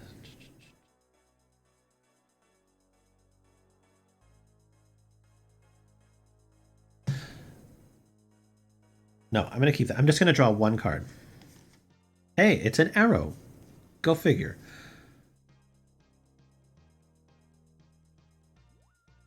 So the thing to keep in mind here is that I'm going to be attacking this creature. It is in an alert state. So I have to worry about its armor. The armor still applies to the component as well. I'm going to go after the component because I want those bonuses. So I'm going to...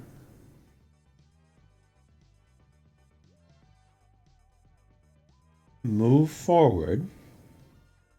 So that's one of my actions. I'm going to use my regular hunter arrow, which is this, and then with my bow is that. And I'm going to add to it precision strike, which if this attack targets a component, ignore the target's armor when resolving the damage. Okay, perfect. I did 4, so I would have had it anyway, but I've destroyed the component. So it's got a destroyed component now. Another thing to keep in mind is that because I did attack an enemy in an adjacent square, this guy is now alert.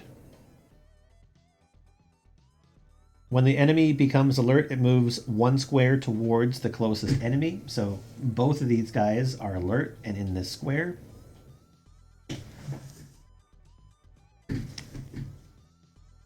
And then because I destroyed that thing's component, it now has a flame token on it. So it'll take 1 damage from that on the next turn. And these are discarded. Okay, this is where things are going to get a little rough.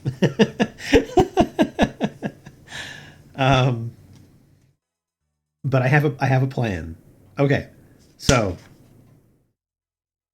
I'm gonna play this after I destroyed a component to get another card from the salvage deck.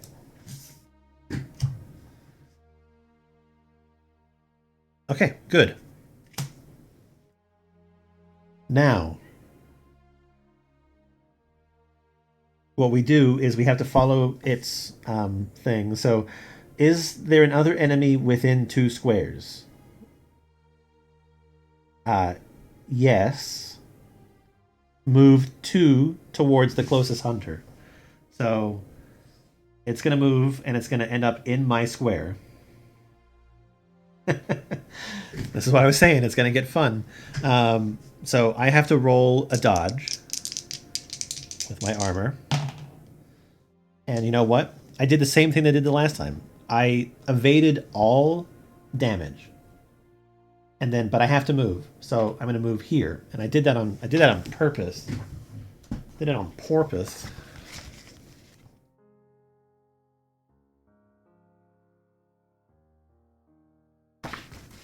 Because this enemy is going to, so it's going to say, is there an other enemy within 2 squares? The answer is yes. It moves 2 spaces towards the closest hunter, which is me within this ruin. I don't have to roll, so it's a guaranteed I get out of jail free card. But I will take the opportunity to move back a square. So at the end of the activation, this thing sets off, and it takes a point of damage. Okay. I'm gonna mark it like this. No, is that the best way to mark it? Yeah, I'm gonna mark it like that. It is damaged. Okay. Now, it's my turn again.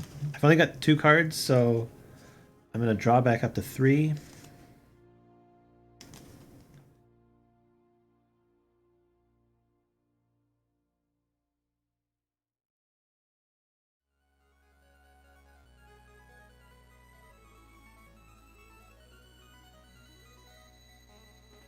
The problem is that these things do have 6 HP. And now that they're alert, everything that I roll is reduced by 1.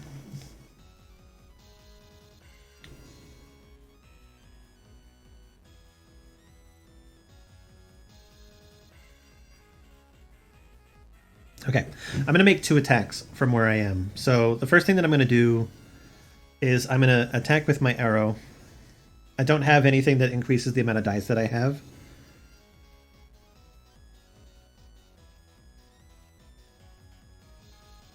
These sliding shots don't mean anything to me in a 1-player game either, I'm realizing. Okay, so let's roll. I'm attacking this thing, and I'm attacking its component, specifically. Okay, critical. That means that I did...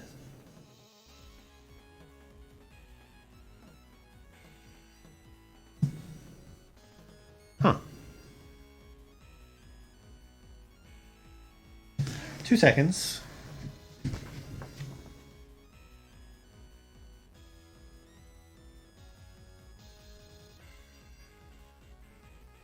Okay, if the player has rolled any critical results, they can choose a critical from either their weapon or their ammunition. Okay. So, by rolling this, I do get the critical bonus from that. So I did 5 damage to the component. The component is destroyed. This creature gets a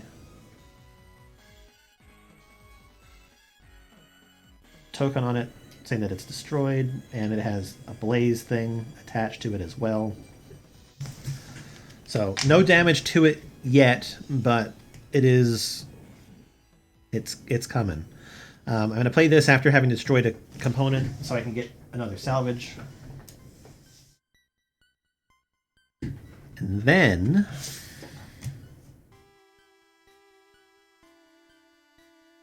it's time to start. Time to start the killing. Okay, so I'm going to use a fire arrow, which is the same as a normal arrow, except if I do damage to it, it takes another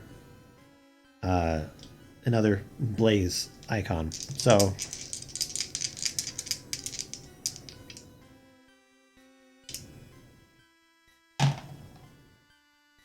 okay, so I rolled a critical.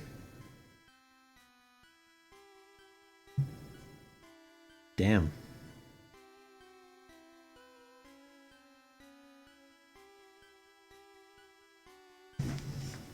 Okay, so this thing, it's going to take 5 points of damage. But reduce it by 1, so it's 4. So, got 4 hit points taken from that guy at this time. And that's the end of my turn. And you'll understand why I said damn here in just a second. So, it's now these guys' turn. And the most recent... How do you resolve that again? Oh, I just pick. I pick. So, this one is going to come first. It's just closer to me. It's going to come at me because there's an enemy within 2 squares. Move 2 squares towards the closest hunter. So, it will do so. I have to roll a dodge.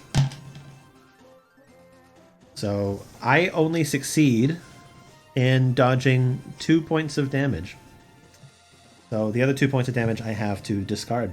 So I'm just going to discard those 2 cards from my hand. And then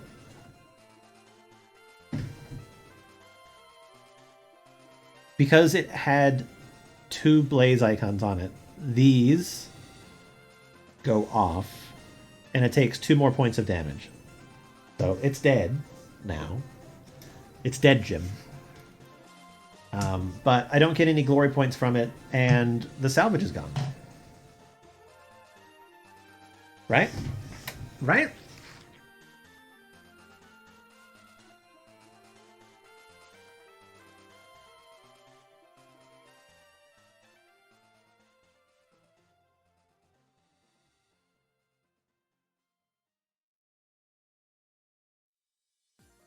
Yeah, I don't draw the salvage deck or gain glory points. So that's a bummer. I almost wish that I rolled higher. It doesn't matter. It's fine. It's whatever. So yeah, I managed to kill this one. Now I have to deal with this one. So is there another enemy within 2 squares? No, there is not. Move 1 towards the closest enemy. Cannot do that. Instead, move 2 towards the closest hunter. So it's now here up on me. I have to roll another dodge. I rolled a crit dodge, which means I get 3 armor. So I don't take any damage from it. But I'm going to choose to move in this direction here. Okay, being my turn again, I don't have any cards in my hand, so... Oof. Okay. This is not a good spot to be in. I need health. I don't want to faint. So I'm actually going to take these 2 turns to rest. Or to craft real quick. And because of the bonus action that I have in this particular area, I can choose which cards I am taking back. So I take 6 cards total.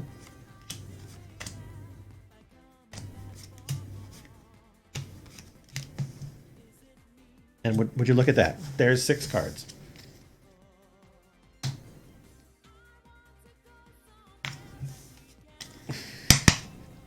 I haven't used any melee attacks either, have I? Maybe next turn.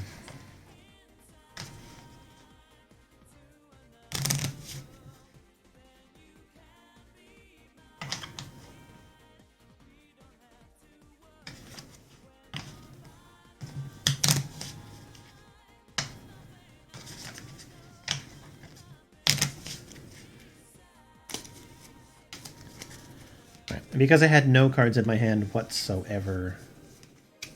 Oh. I did that backwards. Okay, let me do that the right way.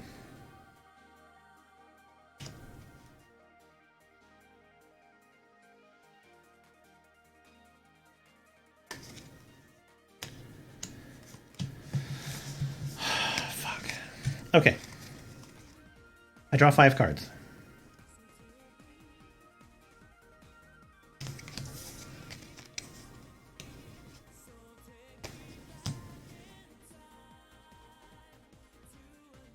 Then I do that thing, and I craft.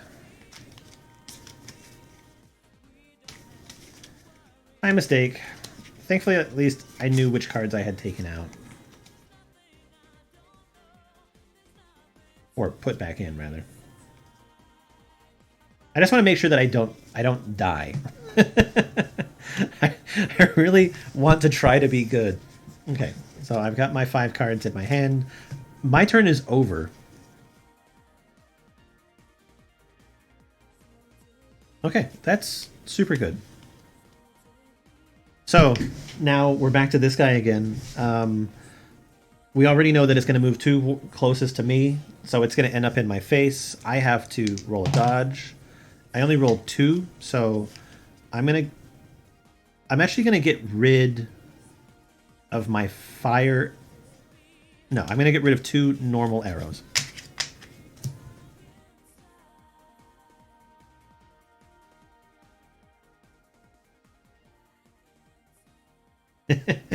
I could be costing myself some salvage here, but that's okay. And then I'm going to dodge. I'm just going to dodge back that way. That's fine. It's not going to leave the area. There's no possible way that it can do that.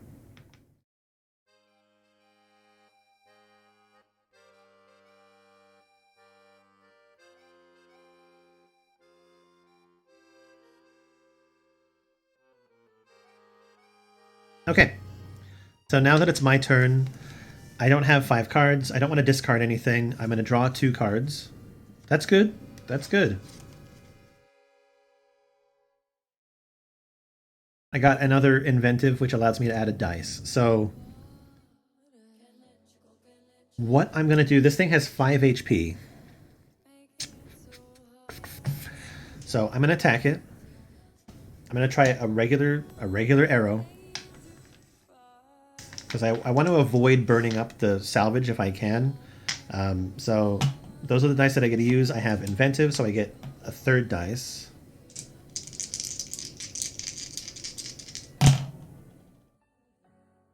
So I rolled 4. So the thing has 5 damage now. No. Yes. No. So I did 3 damage to it. So it's got 2 HP left.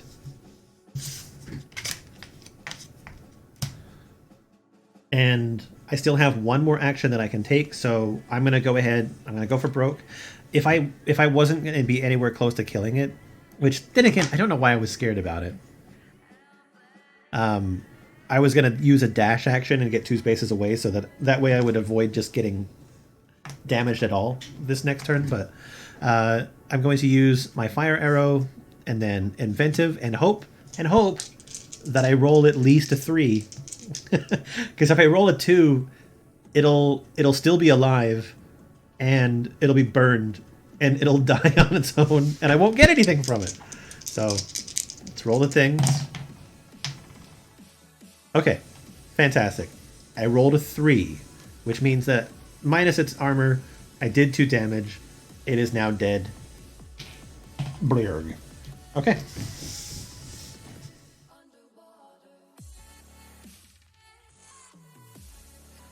Fantastic. I have now completed the thing. I get 1 salvage.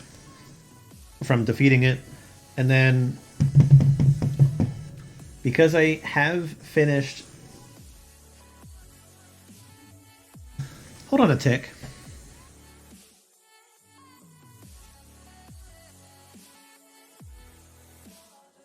Hold on just a gosh darn minute.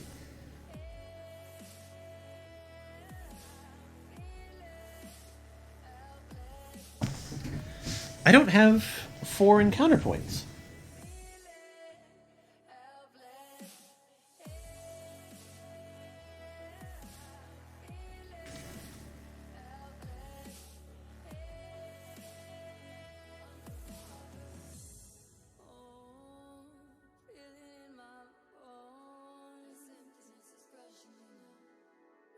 Because I need 4 points on a 1 to 2 player game.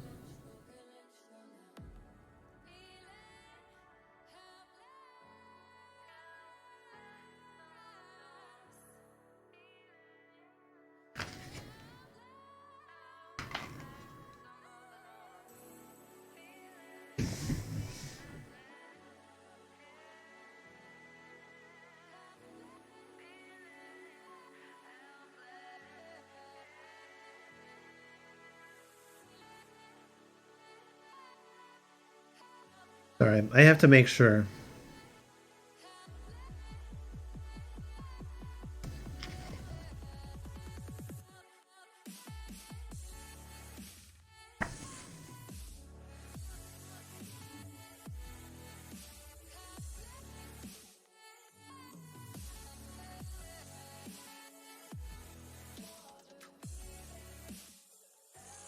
Was I missing any enemies? In this case, I was not. I killed them. I got them all. There's 1, 2, and 3.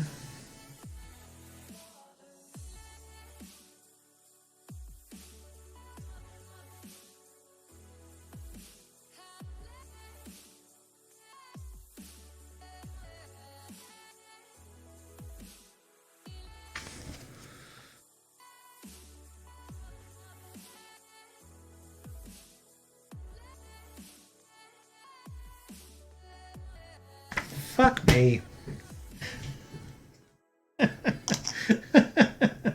I killed the wrong enemies. That makes more sense. Okay, you know what? I'm just going to play the entire encounter again. I think that's only fair. I messed up. I messed up.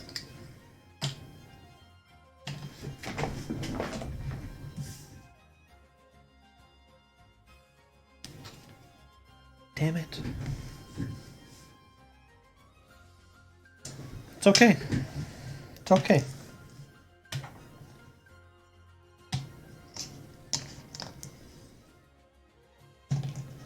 I was supposed to use these grazer guys.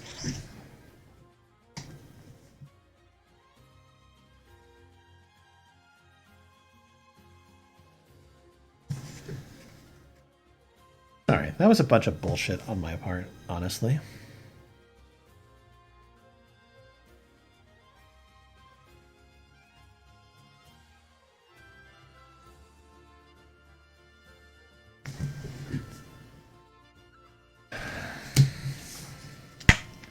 It's fine. At least it's easy to reset.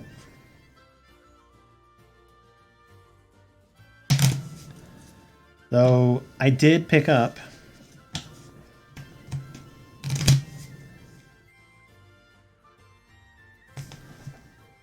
a whole bunch of extra salvage. So I got 3 from the thing, 1 from destroying each of the components.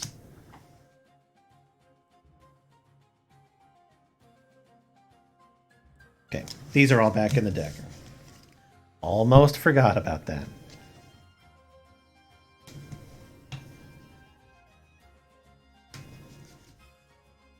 I would have gone to the merchant step and been like, I'm rich.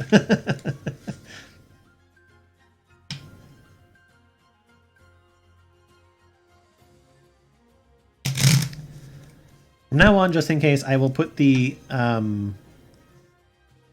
I'll put the salvage stuff that I gained during a specific match in a separate pile. Just in case I make another goof.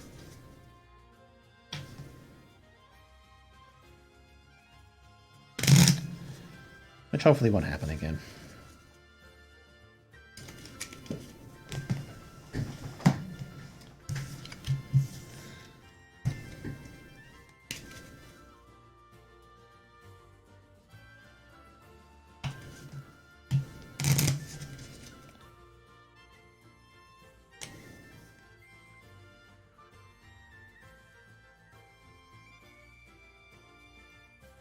So, as much as I'm not good at doing this type of shuffle, I think that it is easier, like, when you have, God, like, with Pokemon cards and, like, or Magic cards and in card sleeves, this is a lot easier.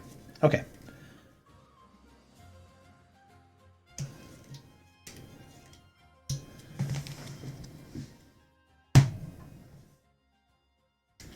Now,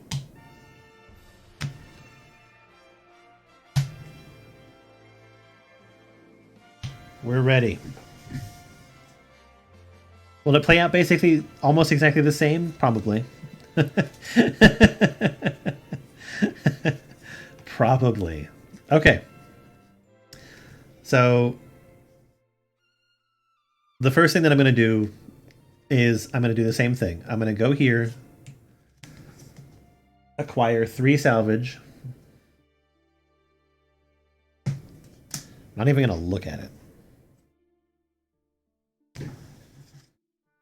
And then I'm going to use my arrow and my bow. I'm going to shoot this dude. I don't have anything else to augment my damage, so all I do is I just have these 2. So there's a very likely chance that I alert this dude again. Dude is alerted. It only has 1 damage. That's worse. So when he gets alerted,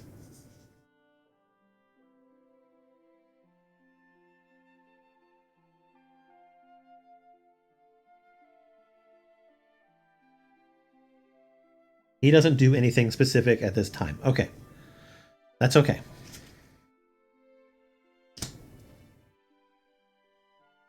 Now, that's the end of my turn, as we have already... Oh my god, I can't believe I did that. Okay.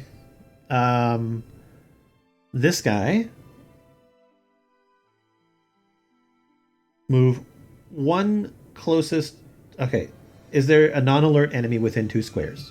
There is. Move 1 towards the closest non-alert enemy. They'll move here again. And in this case, it will alert this guy. Like, he is now alert. But they won't do anything this turn. This isn't close enough to attack me or anything.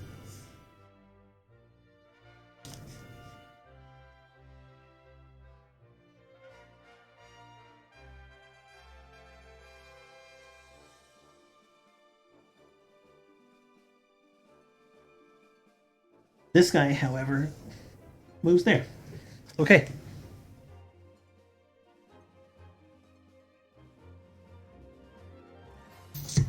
Now, it's my turn again. I have 4 cards. I'm just going to draw 1. The regular arrow.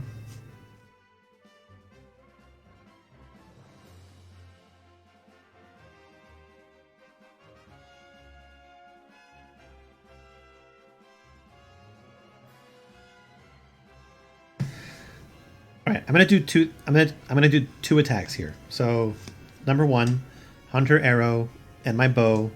I'm gonna attack this guy, hoping that I can do. I can roll 4. I only rolled 3. So I do 2 additional damage to the Watcher. And they stay right where they are. Okay, so I'm next going to use a... just 2? So I'm going to use a precision strike and a regular hunter arrow. And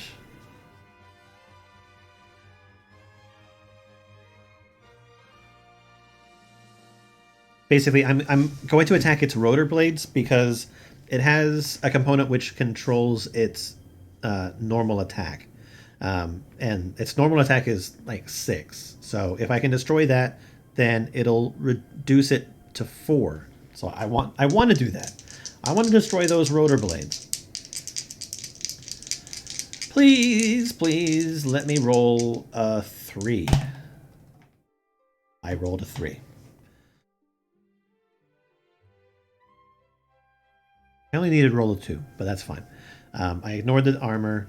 I'm going to play this after having destroyed a component. I'm going to pick up a salvage. That was part A, so it gets a damaged A, or a destroyed A. Destroyed A. Discard those cards. That's all of my actions for the time being.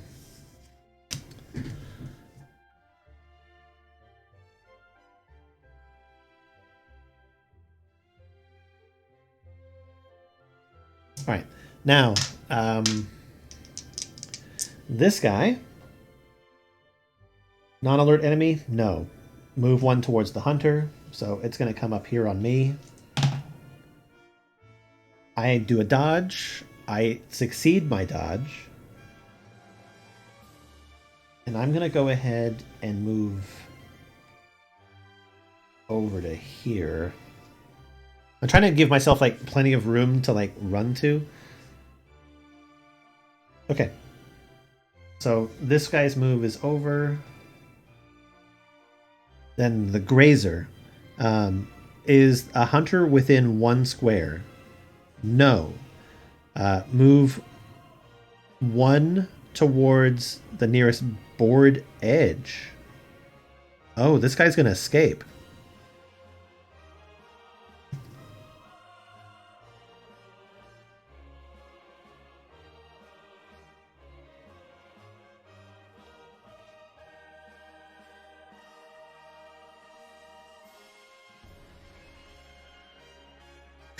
If I don't do anything with him on the next turn, he's done. He's just done.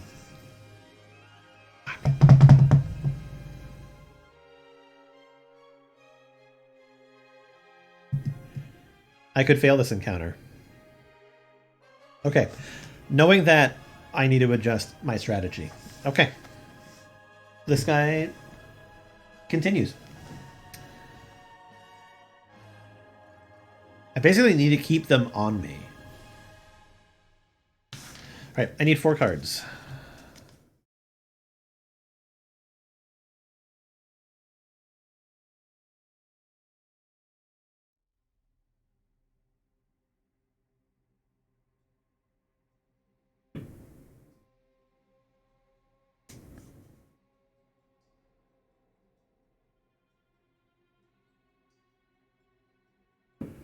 I'm going to need to move towards this. Okay, I'm going to move up on this dude, and I'm going to make a melee attack. I rolled a 3. I really wish I'd removed these dice out of the way. 3 is enough to kill him. So he's down. The reason why I did that is because I'm now within 1 space of this dude. That's exactly what I wanted. Okay. Because he's within 1 space from me, he moves towards me. which is great, right? I have to dodge now. Okay. I managed to do a crit roll and I dodge. So this is just my game now. I need to keep him close to me. This guy is 2 moves away now from just leaving. So I need to prevent that. So let's see here.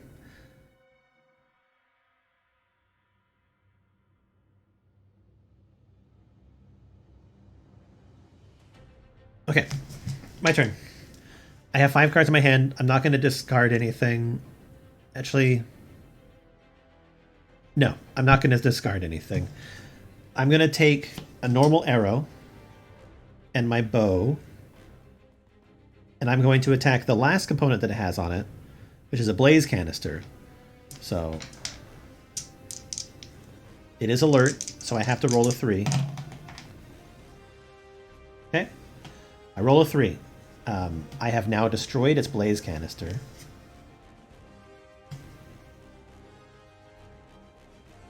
So I take one of these little B markers and I put that on him. So he's got no more components left on him. I take an additional thing. Now, without moving, I'm going to take a fire arrow. Oh, he also has a blaze token on him as well. Because I destroyed the blaze canister. I'm going to take a fire arrow, and I'm going to attack him with that. I don't have anything to augment my roll.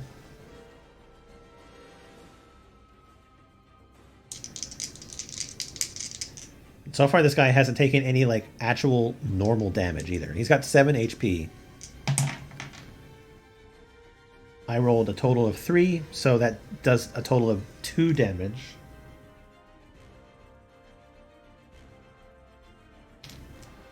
And I'm just going to mark that over here. Okay, 2 damage for him.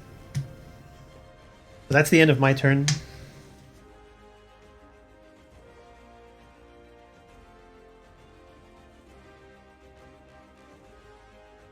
This guy goes first. There's a hunter within a square. He moves here. He's going to do an attack. I'm going to roll a dodge. I rolled a 3, which means that I take 1 damage. So I'm going to discard 1 card. And then I'm going to roll into this area.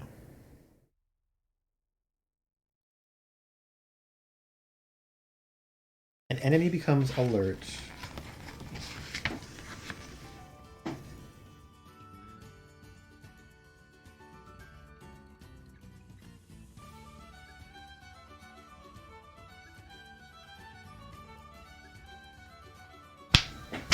Okay.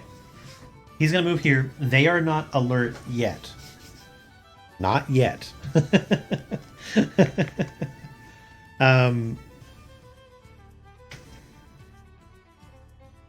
I did do damage to this other one, by the way, so it actually acquired a second token, and now that it's the end of the activation phase, these pop off, and it takes 2 more hits of damage.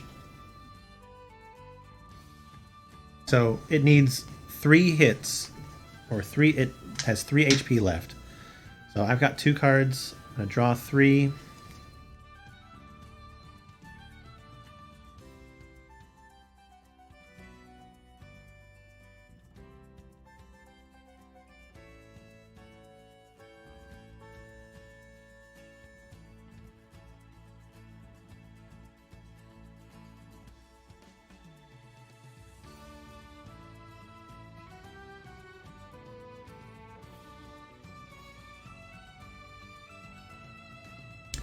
The hunter may make a dodge before checking the range of this attack. If this hunter kills an enemy during this activation, they gain an additional 1 glory point. I don't understand how this works in my case. Anyway, doesn't matter.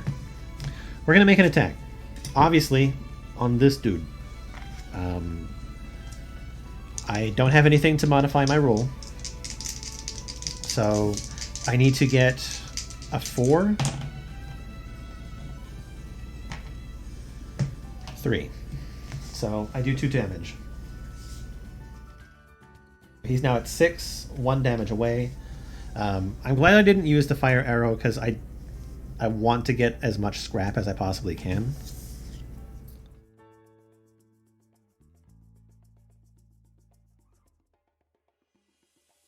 Now let's think about this. Okay. I know what's going to happen. I'm going to spend my second attack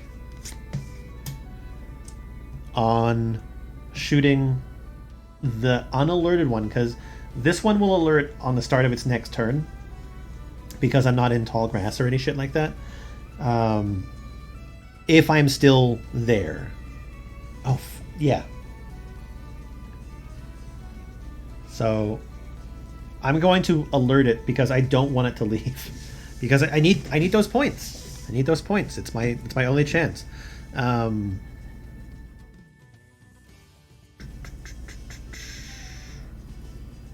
Yeah, I'm going to use my normal arrow.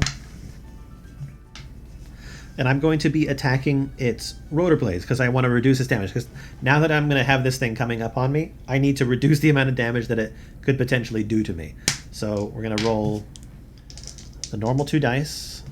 I don't have to worry about armor. It's a crit, though, so I have destroyed it. So I destroyed its A. No damage done to the actual thing, so no tokens.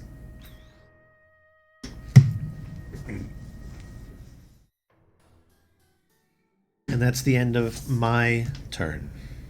So, now, the most recently alerted creature is going to activate. So, is there a hunter within a square? Yes. So, it's going to move in here on me. I got to do a dodge. I crit dodged it, which is good. I don't take any damage. I'm going to dodge into this location. Should I take advantage of the...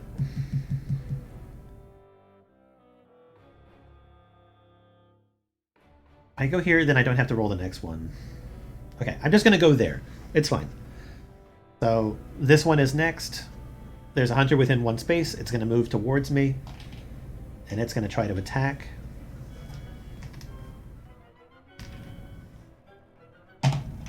I don't have to roll because I'm in the ruins. The ruins are now gone. I'm going to dodge back this way. So here's the thing. Now that I've done that, it's my turn. Nobody takes any damage because I haven't destroyed any blaze canisters, haven't used any fire arrows. So I need 2 cards.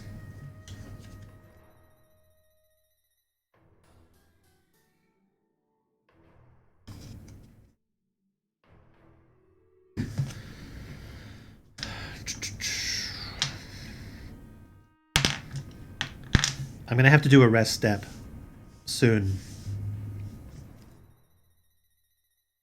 So I'm going to use my hunter arrow. I don't have anything that can modify it. I just need to hit 2. How about that? Max marks. It is certainly defeated. Right, now I only have to track 1.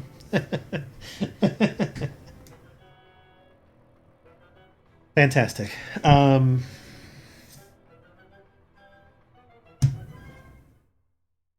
have another move.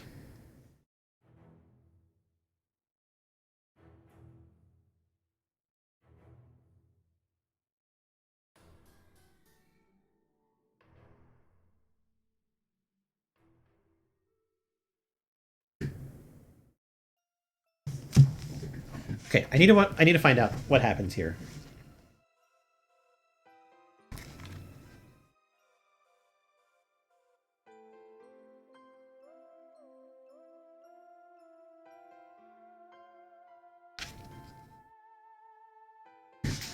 Because I'm about to get to a point where I may choose to use all the cards in my deck.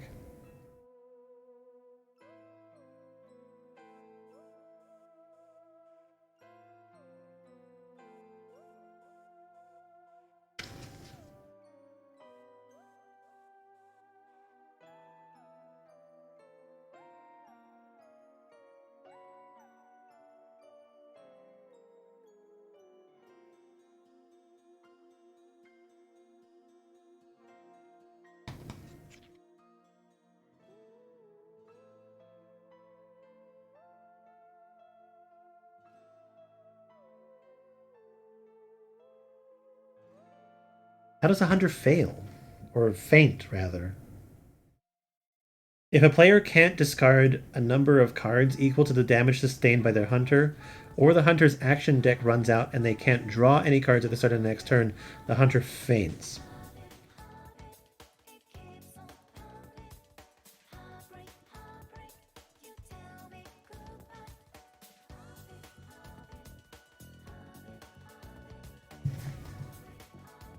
Okay, so I don't want to do what I'm going to do.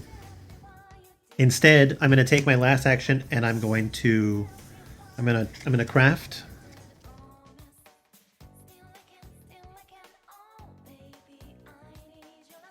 Have I really not drawn any of those add additional dice? Interesting. I'm going to take 3 of my arrows and put them back in my deck. Because there is a chance that the thing could do damage to me.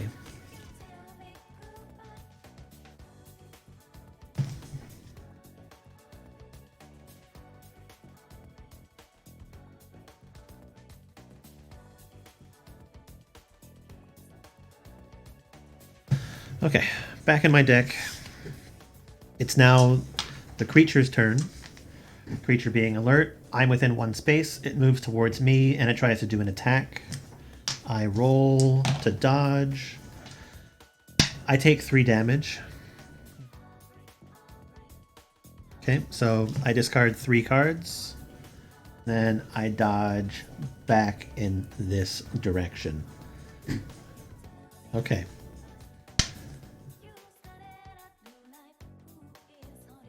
I draw 4 cards.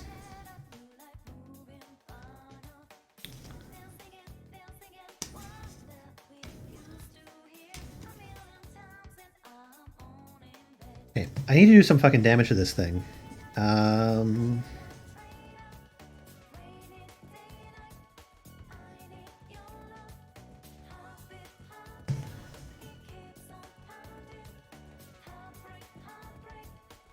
gonna go risky. I'm gonna try to break its other component.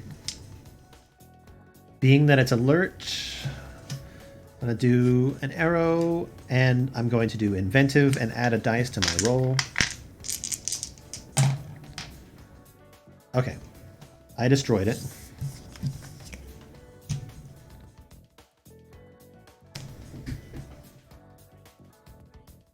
And we're gonna apply a burn token to it for destroying its blaze canister.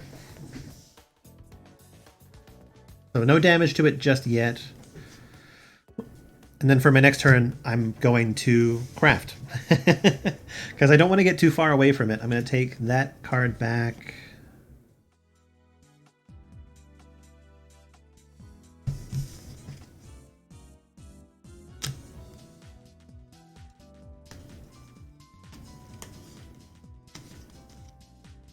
And 2 of my arrows. Because again, this thing could attack me and it could cause some trouble.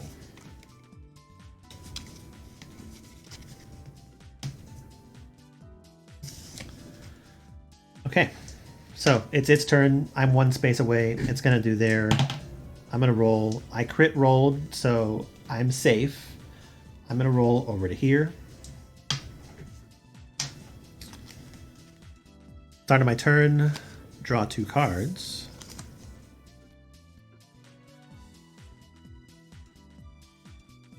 I feel like I'm just going to be like damage boosting.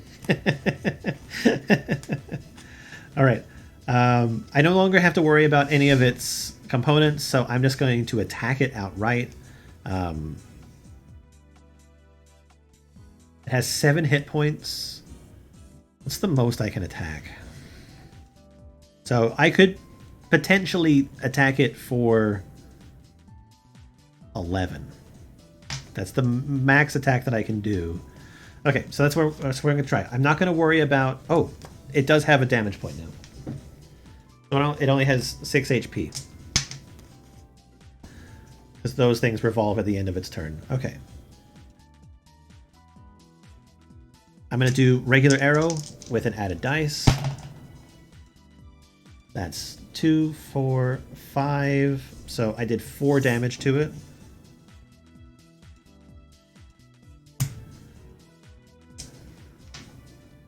So 5 hit points of damage. I'm gonna craft again.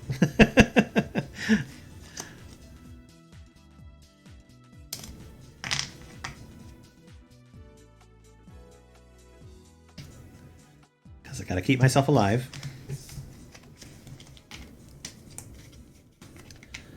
And hope that I can kill it on my next turn.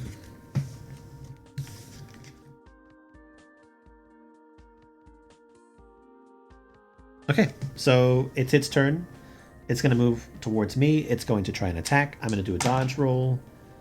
I dodge 3, but I take 1 hit of damage. I'm going to toss my fire arrow that I had in my hand, and I'm going to roll over to here. Start of my turn. Draw 3 cards. Kind of stacked my hand. So I have to do 2 hit points. Have to roll at least a 3. I rolled a 3. It's dead. Hell yeah.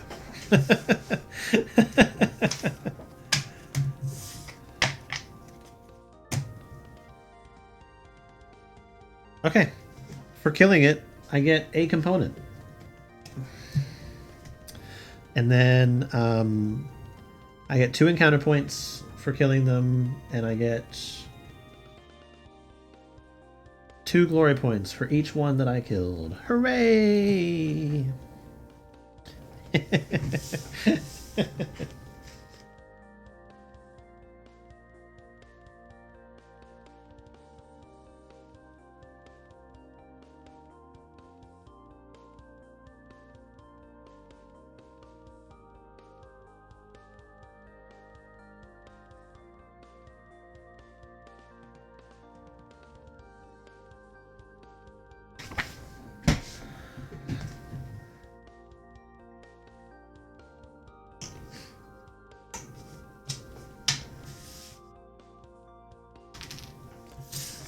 Okay.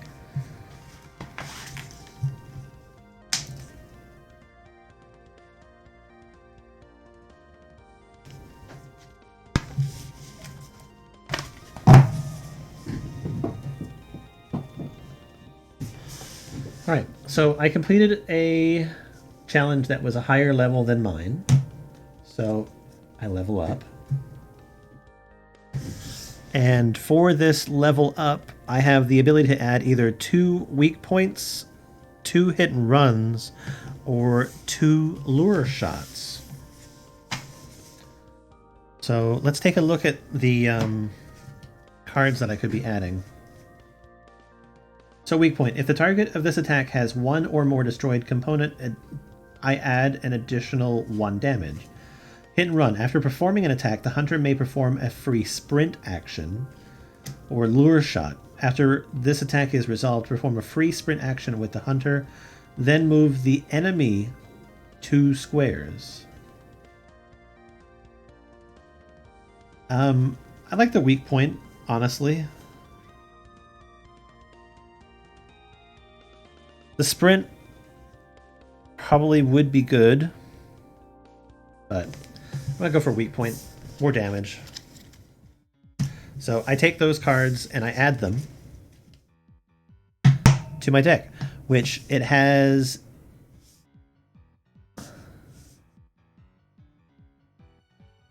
increased my max deck size to 20. So I now have 20 cards in there, which could make the merchant interesting.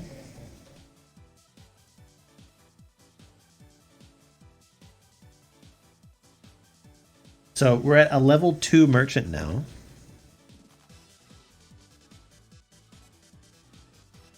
Oh, by the way, I forgot. I get 1 crafting material from defeating all the enemies. Okay.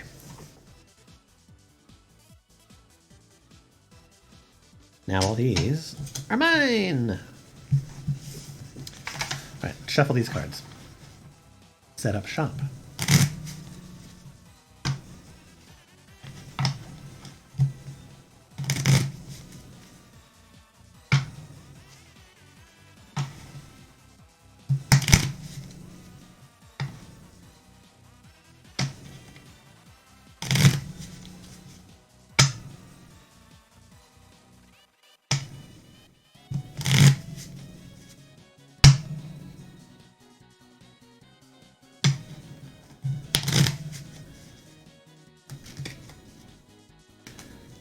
I'm hoping for something good that I can actually afford. I'd like a bow that allowed me to roll more damage with it.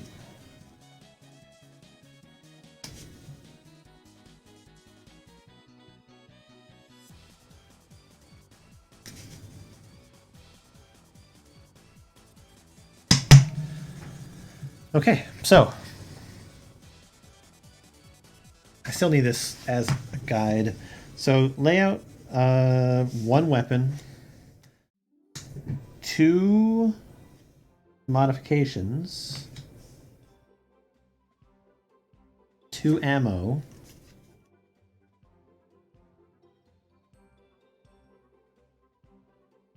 okay, so this is a weapon.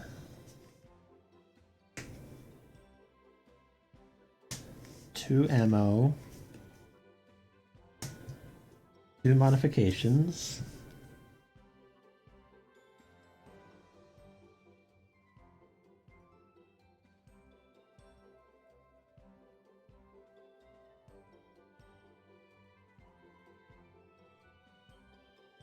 oh, that's interesting. This one technically just becomes a new weapon. Huh.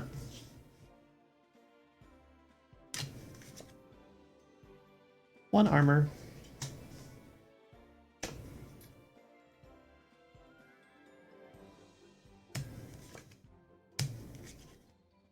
What am I waiting for? I'm waiting for a miscellaneous.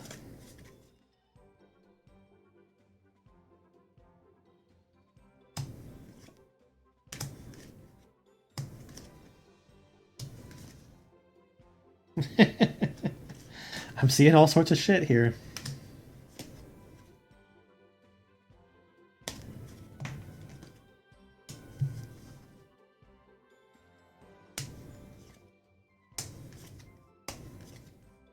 Okay, finally. A miscellaneous.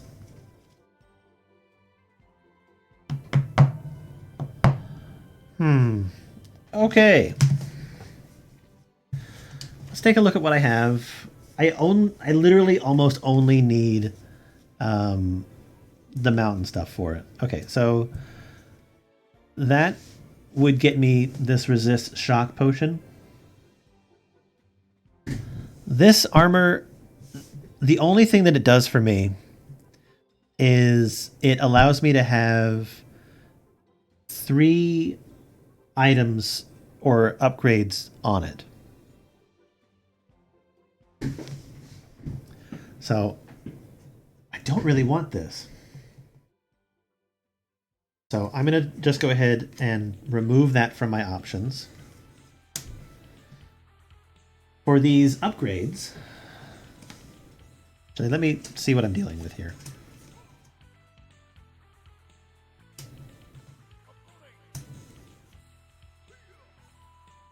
Oh shit. I got a trophy shot.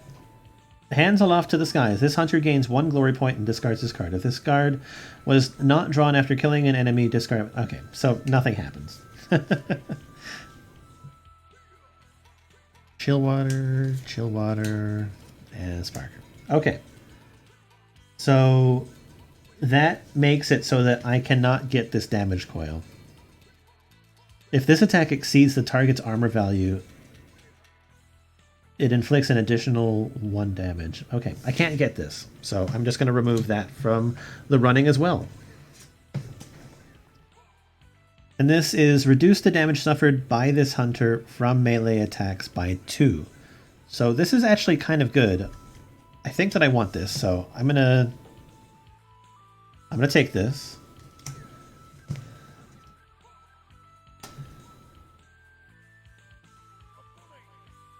That's an instant 2 points of damage just removed. Okay.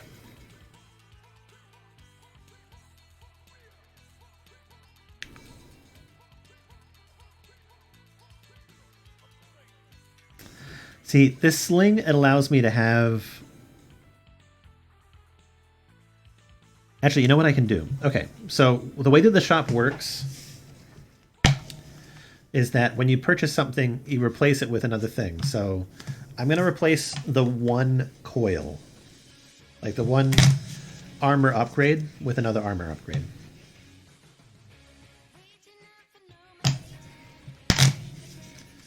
I at least get that benefit.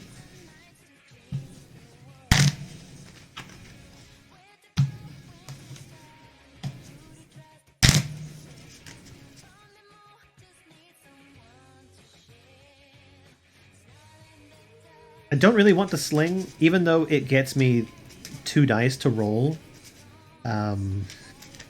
Its critical is worse.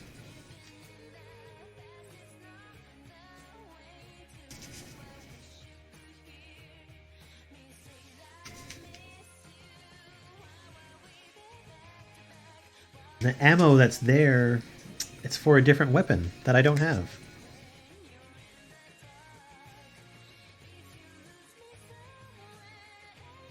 Okay. So I'm basically just rolling until I get another upgrade. I can't buy it, so that's okay. I'll remove that from the running.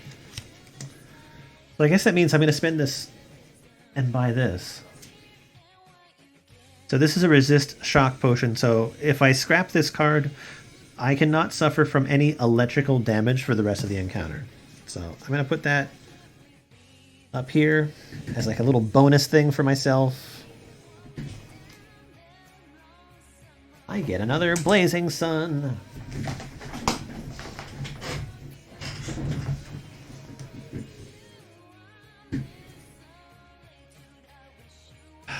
I'm really considering this.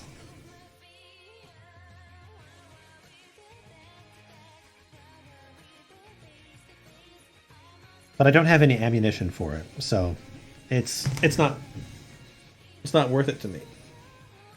At least I don't think that I have ammunition for it. I'm pretty sure I don't.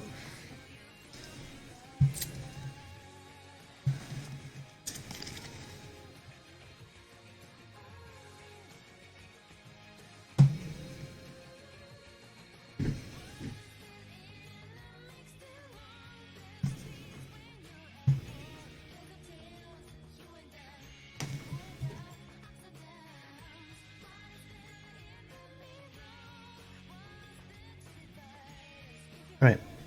All that scrap is still mine.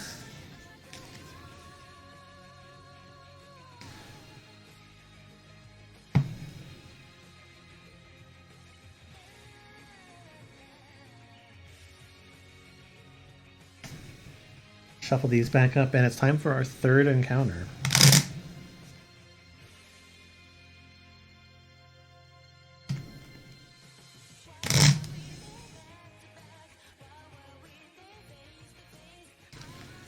I have 2 encounters left before I have to do the final. So when I draw this one, I'm going to have either 2 level 2s. I'm going to have a choice between 2 level 2s or 1 level 3. And then for the 4th encounter, it's a guaranteed level 3.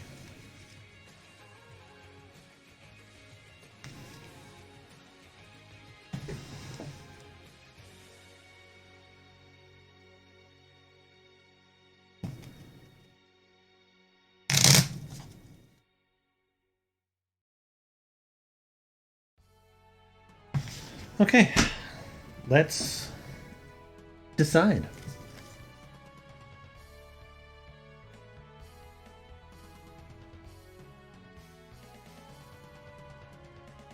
Okay, let me take a look at these first.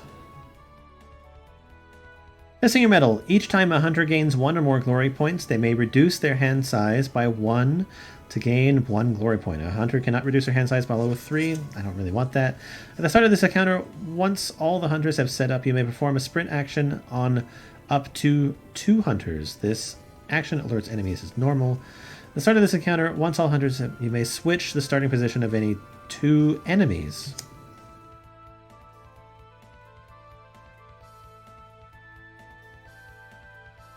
This could actually be useful. We'll see. Okay, so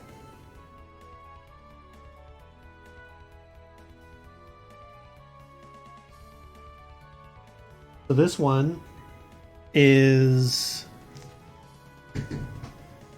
gonna be one of these guys.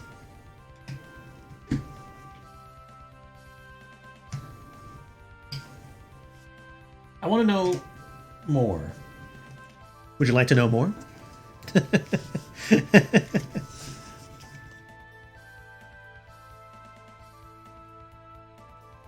If its cargo holder has been destroyed, increase all damage this enemy inflicts by 1.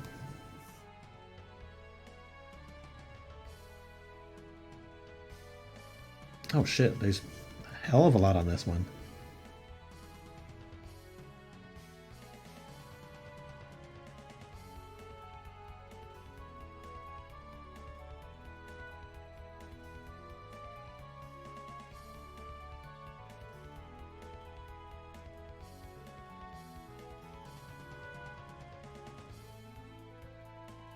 Okay, draw 3 salvage cards, reduce this enemy's salvage value to 0.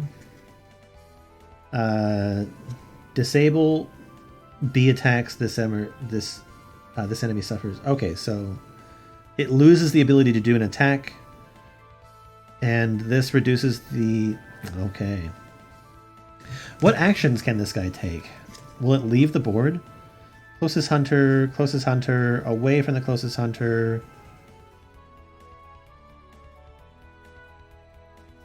Oh shit, this one has some crazy fucking attacks.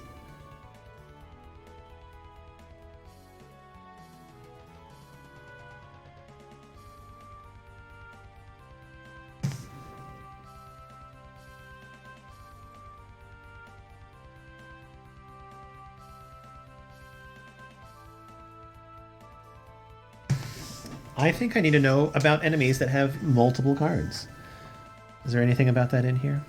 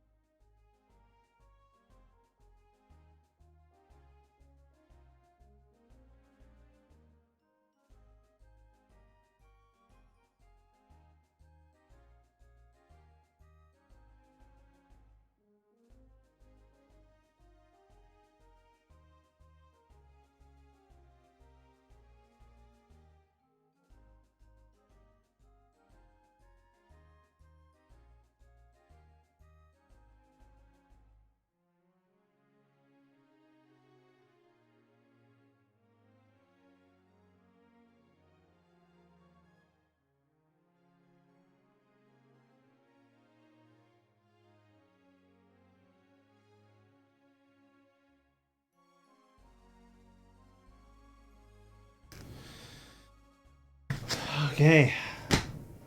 Oh wait, nope, that's not what I wanted.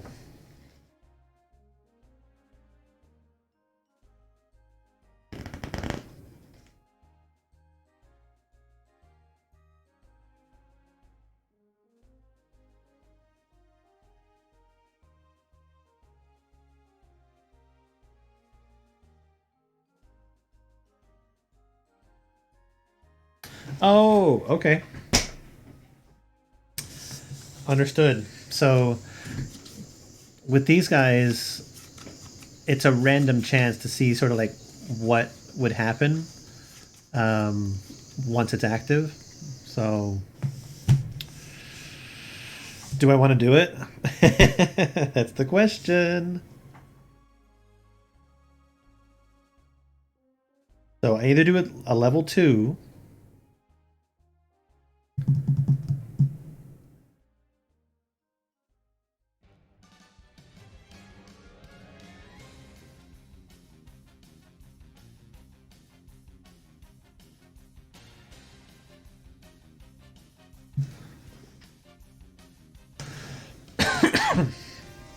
Oh, if I do a level 2 one that involves this dude, then they only have 2 boards, which means at most there's probably only 2 enemies for me. So that's 5A.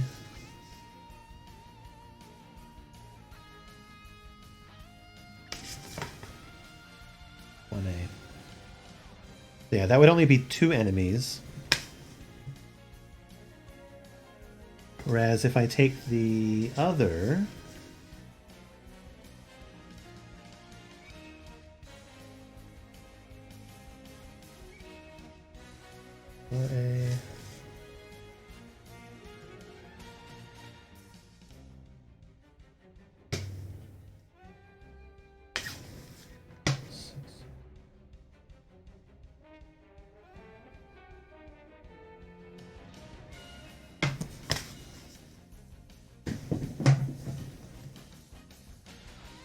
I take this one.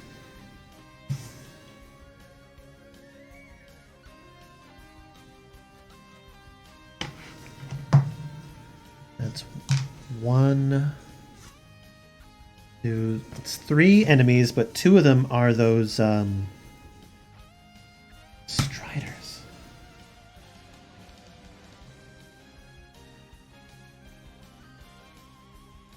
Striders have 6 HP.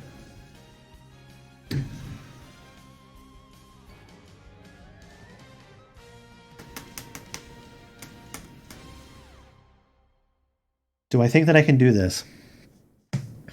That's the big question. I want to level up.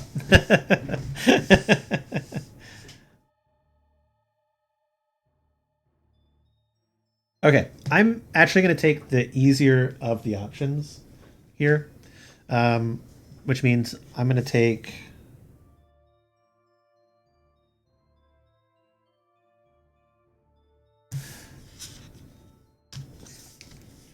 It might be the easier... Yeah, definitely the easier one. So I'm going to take this level 2 one. So I'm not going to level up in this particular match.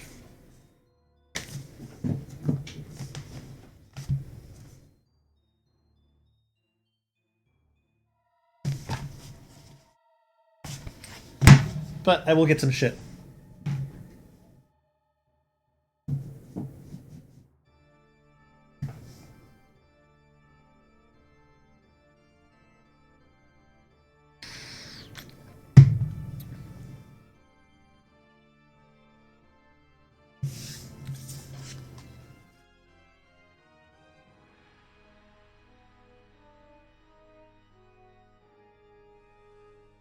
All right, we are going to deal with a Watcher.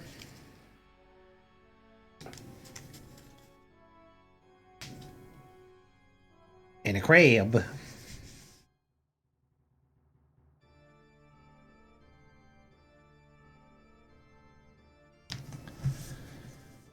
Okay, this is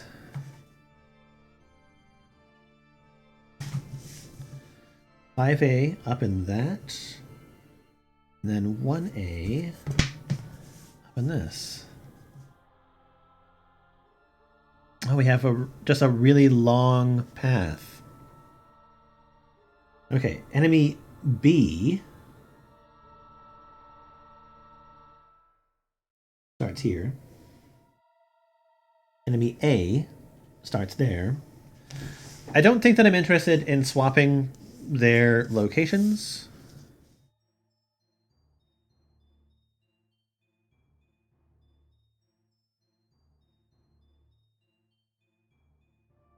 So I'm not gonna.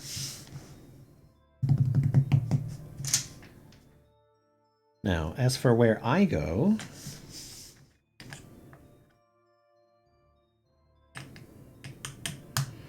I start over here. I'm gonna start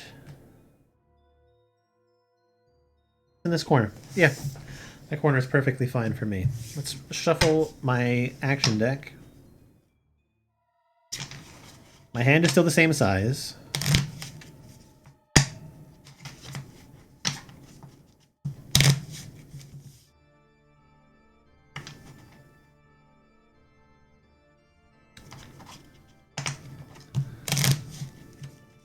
The way that this is set up, the crab tank is going to get to me, the shell walker.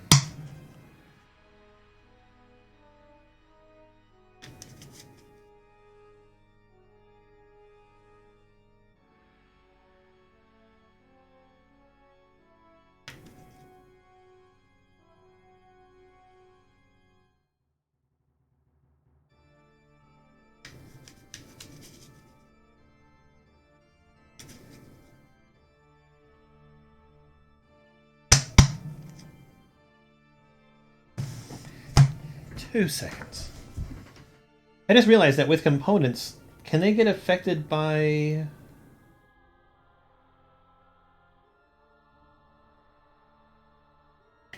statuses?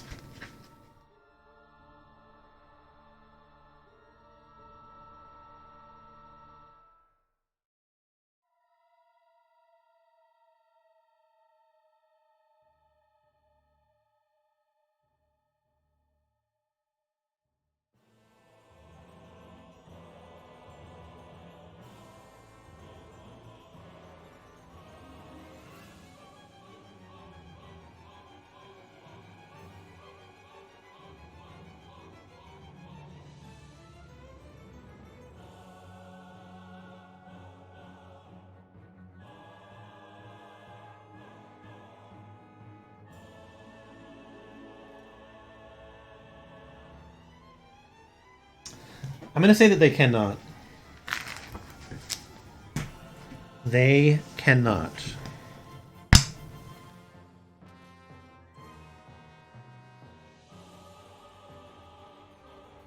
And because the damage from a damaged component doesn't transfer over, it wouldn't transfer over to the enemy as well. So we're just gonna, yeah, we're gonna call it like that. It is exactly just only going to affect the actual enemy itself. I don't know why I'm doing this. I don't care. 5 cards in my hand. Let's get started.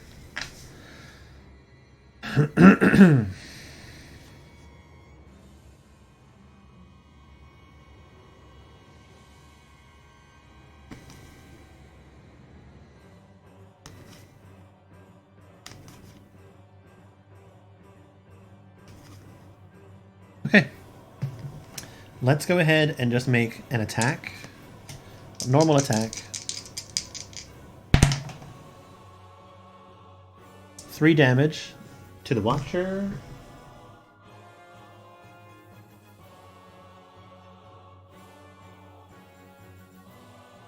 It's now alert, though.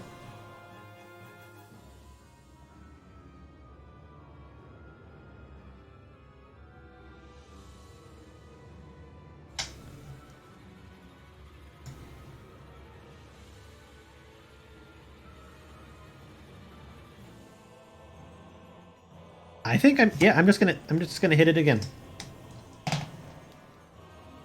I do 3 damage, which is enough to kill.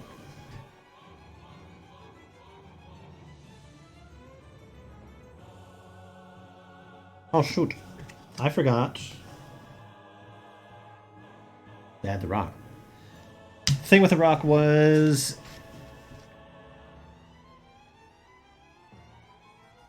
perfect position to launch a devastating attack, but the attention such boldness brings isn't always welcome. A hunter gains additional 1 glory point if they perform a ranged or melee attack while on the same square as a rocky outcrop, and either remove a component or kill the target. A hunter in the same square as a rocky outcrop always counts as the most recently activated hunter. So it's glory points. I don't necessarily need to worry about it in this particular case, but it is a thing. Okay. So that's it. This enemy is not activated, so it just moves this way, or it's not alert. I only have a range of 2, so I obviously have to get closer to this thing.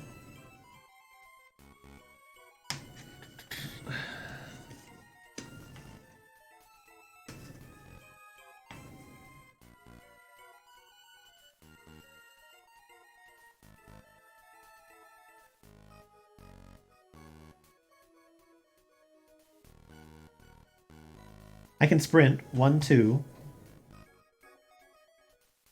It's not enough to alert this, so I'm safe. I'm curious.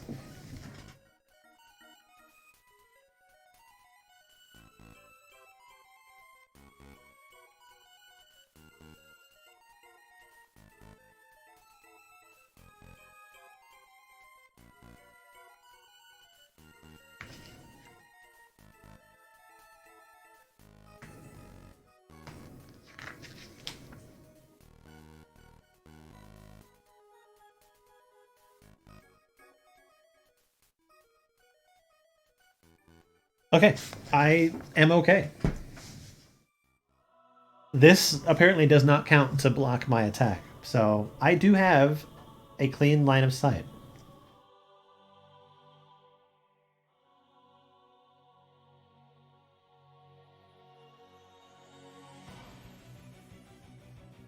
All right, ready to activate this creature. All right.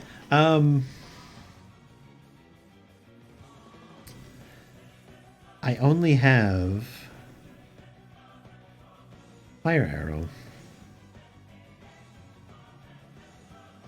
Okay, so I'm going to use a fire arrow, which is one of those, and my normal bow. I'm going to attack the component that it has, which is its shield claw. Because if I do that, then I reduce its armor value to 1. It currently has an armor value of 2. So, okay, it's a critical. It is definitely destroyed.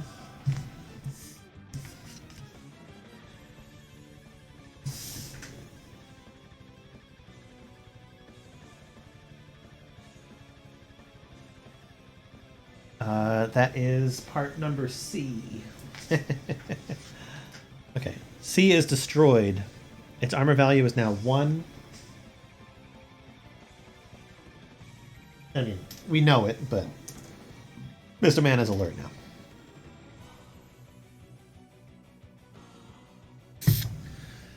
now. Okay. I play critical hit. Player has destroyed a component. Get salvage.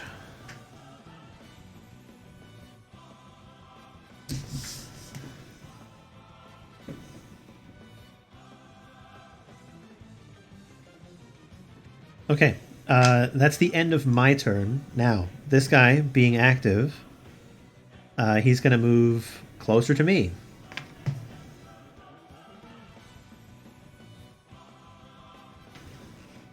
Now, well, actually, no.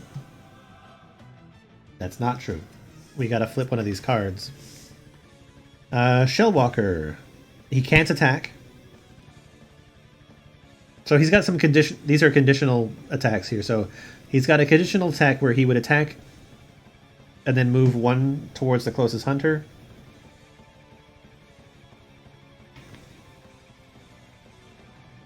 And then a guaranteed move 1 towards the closest hunter. Oh my god.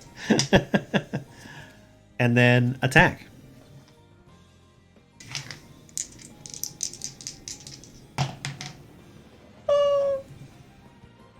So I only rolled a 1, and thanks to the upgrade that I did to my armor, that means that I only took 1 point of damage. So I'll discard a card. I do have to make a roll away.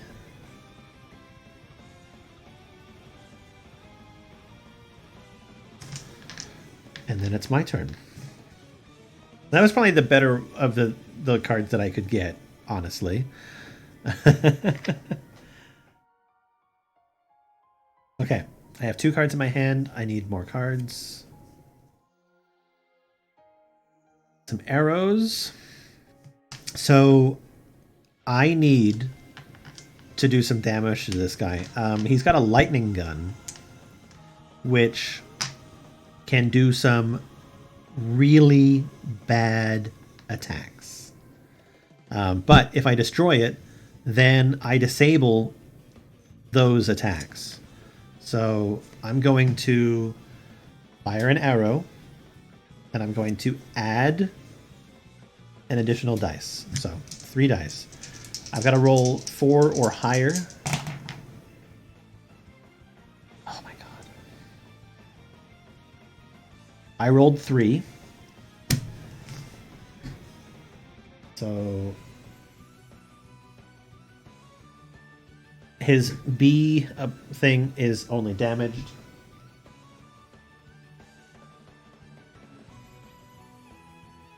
I'm going to put 3 on it just so that I remember.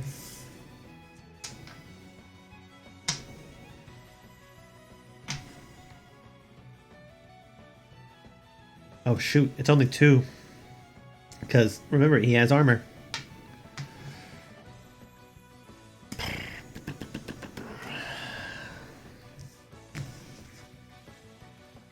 I really need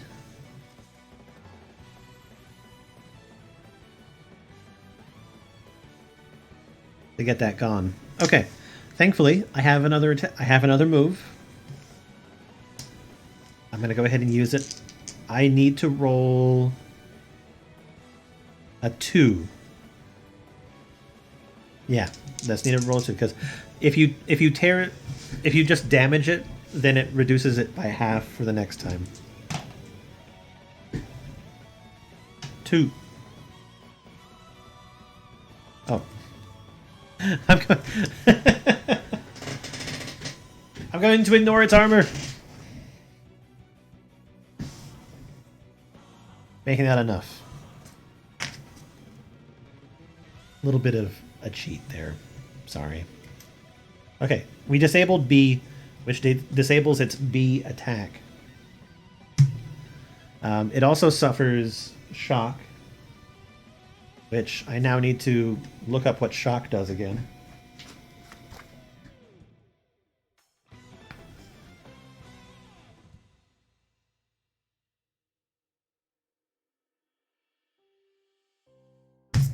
Oh.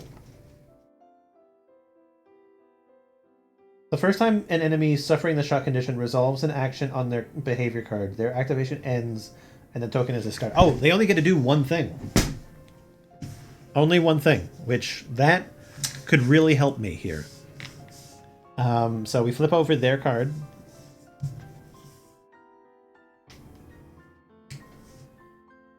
And okay. So is the hunter within 1 square? And then it attacks me with it. Yes. And it attacks me with its B weapon. Guess what? It doesn't have its B weapon anymore, so it can't attack. And because it's in shock phase, it can't do anything. Nothing else. All right, my turn. 1, 2, 3, 4. How many cards I got left? Don't really need to worry just yet.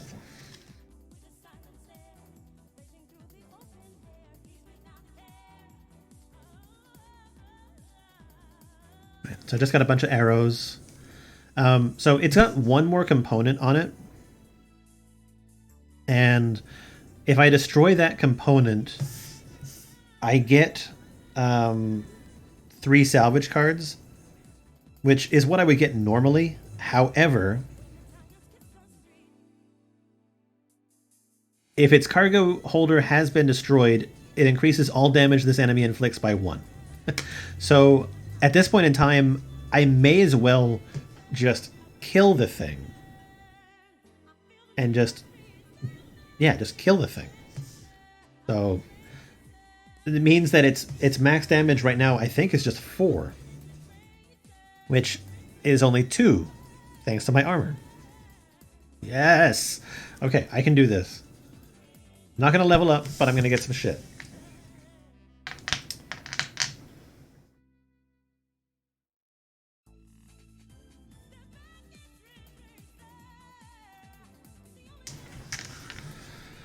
Alright, so let's do an attack. It's got 11 HP, so... Let's start off with a regular attack. Yeah, just a regular attack. It does 2 damage.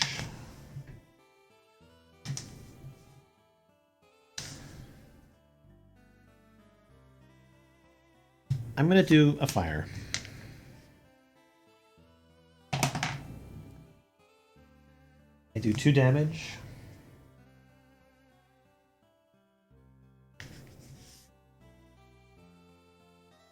And it's now got a blaze applied to it.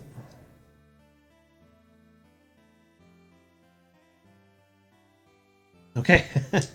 I'm going to leave it to chance and see what he does. Okay. Shellwalker final card. Cargo holder destroyed. No. So it's going to do a conditional attack, which is within 1 range. So it's within range of me. So I'm going to do a dodge roll. I managed to dodge all of its damage and then roll out of the way. And then it attacks with the B weapon, which it cannot. I love that. And then it says move away 1 from the closest hunter. So it's going to move back 1. A slight reprieve. Okay. 1 and 2 cards.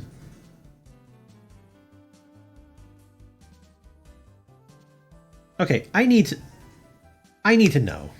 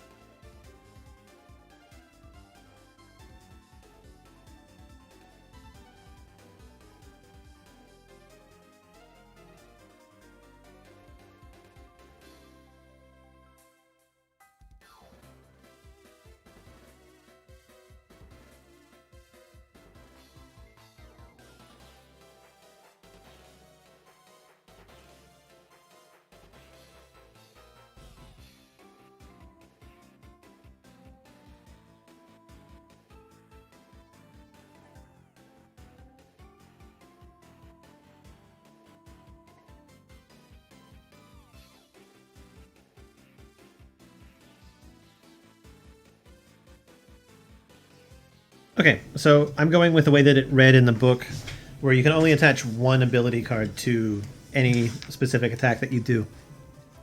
So let's take a look here. Oh, also it takes another damage. It now has 5. I was just trying to think about like what I'm going to do here.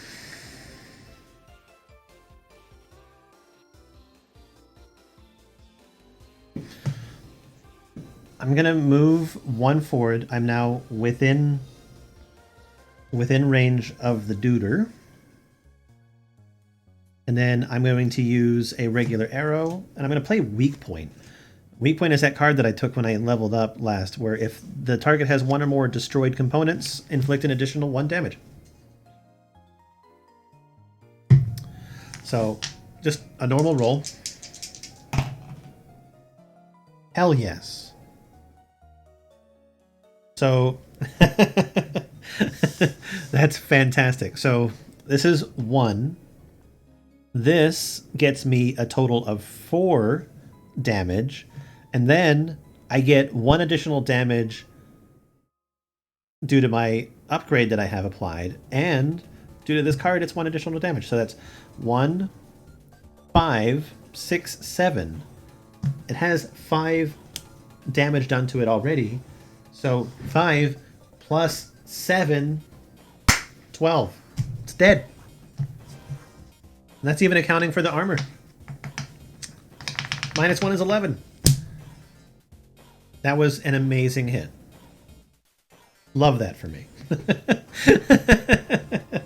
Anyway, I get 3 salvage from it.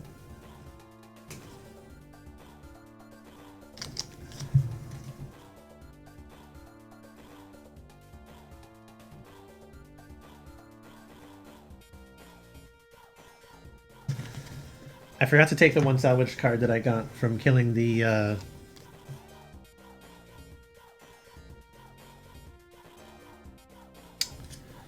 other dude too. And then, because I killed everybody, I get 3. It still breathes. You barely snatch your fingers away as the machine lurches once more to life. Return the enemy to the square it was killed in with any tokens it had gained before being killed, and an alert token if it did not have one. Add wound tokens until the enemy has 1 hit point remaining. The enemy does not count as having been killed. The player should retain any salvage cards they drew before this one. So, I didn't get this. I didn't get this from killing, so it's just a disregard as far as I'm concerned.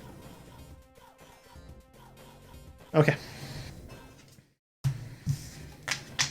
I did much better in that one than I thought that I would. I still think it was the right choice, though. I do feel that I am much happier doing that one than I was a harder one. Because I want the scrap.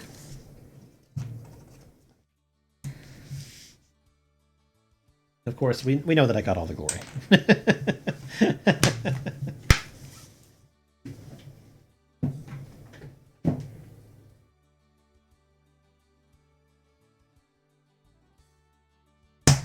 Merchant.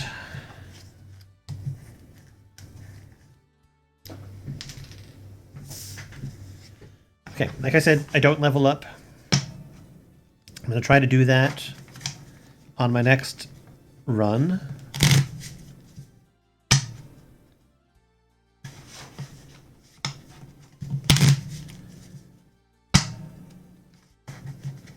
Technically, I'm going to have completed 6 encounters.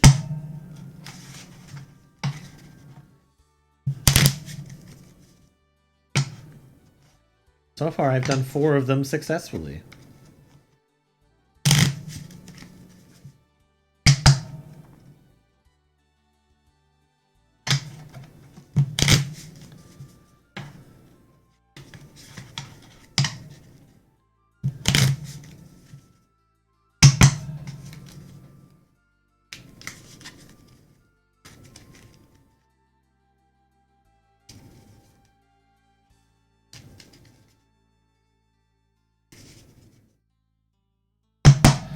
Okay.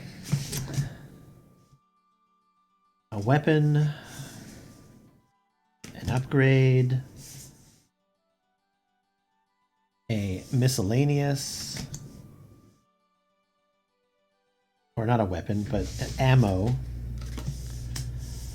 another upgrade,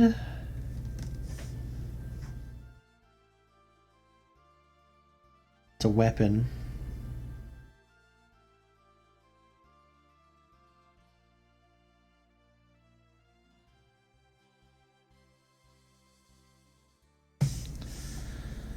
That's a bummer. And an armor. Okay. Wow, that's actually kind of cool. I drew everything that I needed I didn't have to worry about it.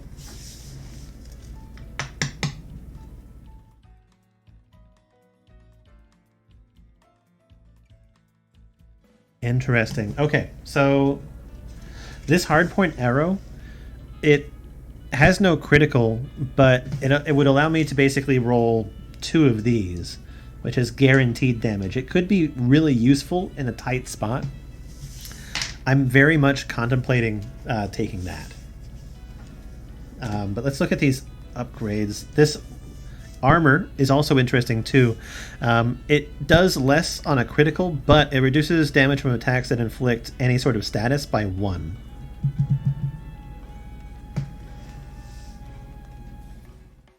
Which would be a nice improvement.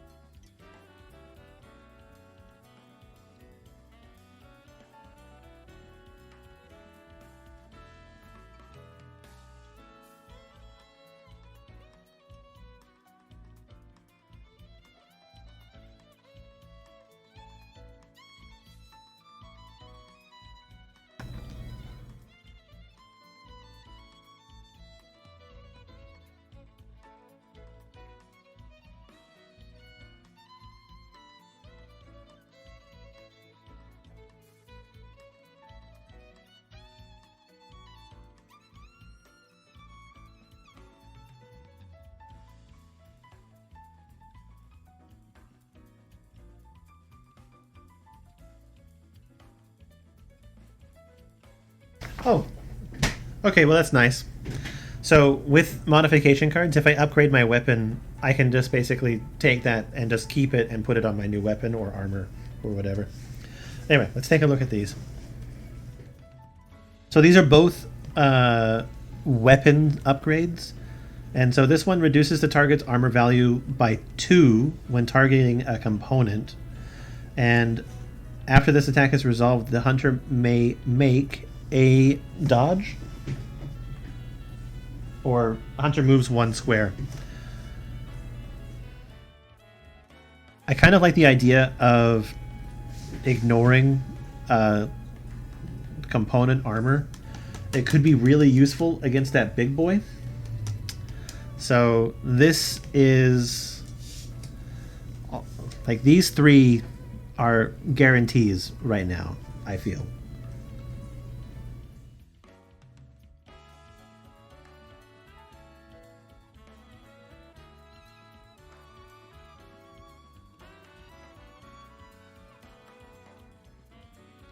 Do all of the cards just use the same ammunition?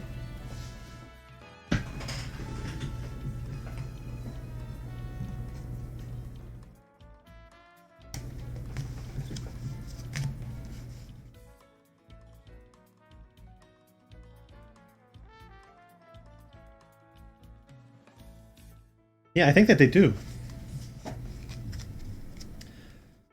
So aside from the trap,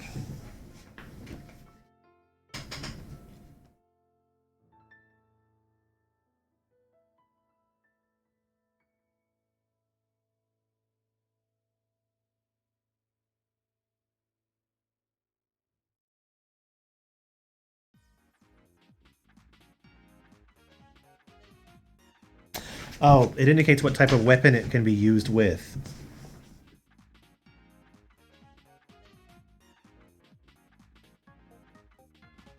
I haven't seen, like, okay, I'm curious, because I just legitimately haven't seen any other type of ammunition.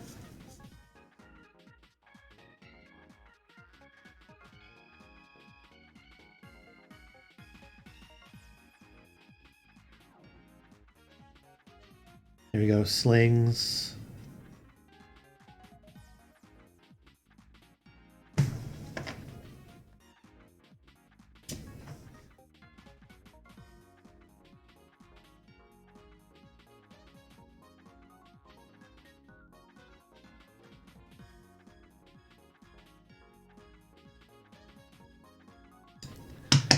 I don't see anything that marks that type of ammunition, though.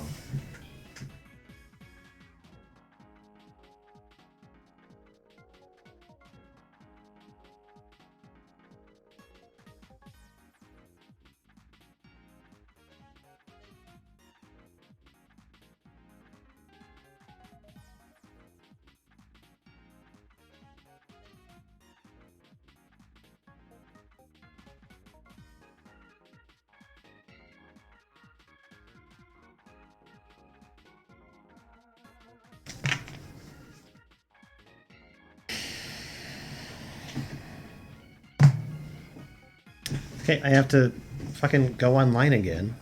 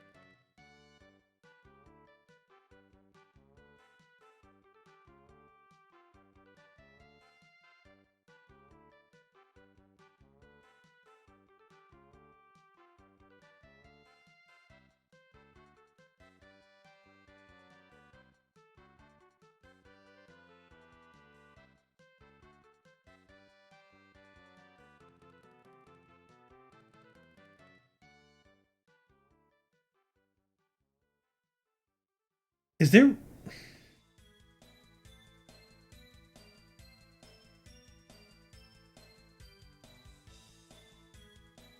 This is kind of bullshit.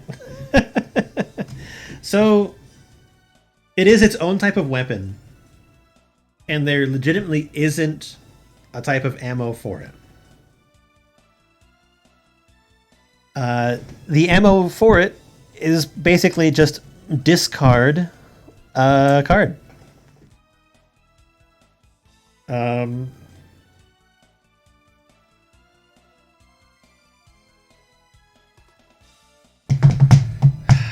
I'm tempted though, because it gives me another attack, and it gives me more dice. So let's think about this, shall we?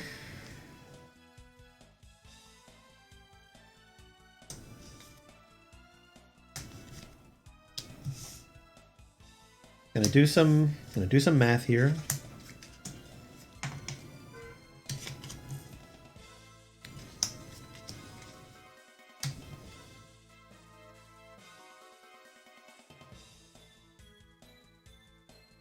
Oh, I didn't see this one. This one, it's Ancient Necklace. Discard this card to pay any 2 resource cost when purchasing an item during the merchant step. So that makes things affordable. And then this one was interesting because it's one of these and then any other one of those. So I think that ultimately I get what I want. I think I get what I want. So how many batteries would I need? Two batteries? Okay. So I need a battery and a chill water for this armor. I'm going to take that. I'm going to place that on me, and I now have a new armor. Just knock on the door. Seriously. Don't do the honk horn thing. Just knock on the door. Go say hi. Okay.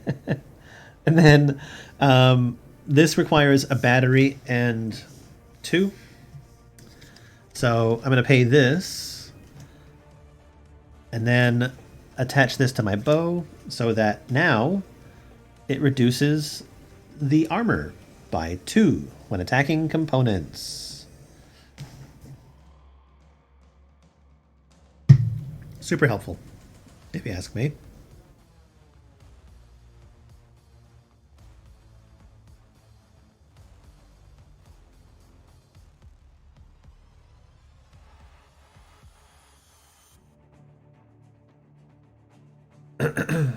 Okay.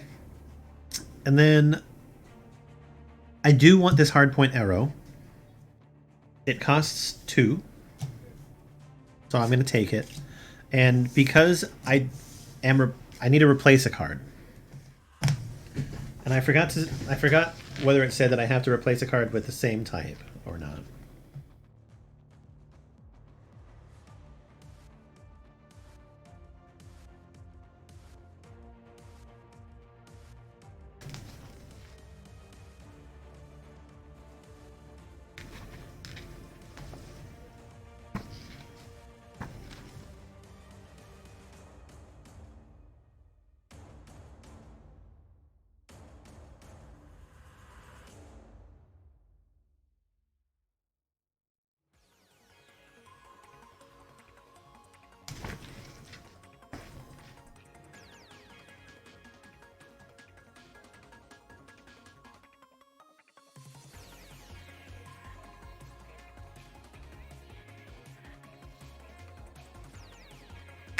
Okay, I don't have to replace the same type of card. So, those cards that aren't really useful for me, like this sliding shot, that is going to be discarded.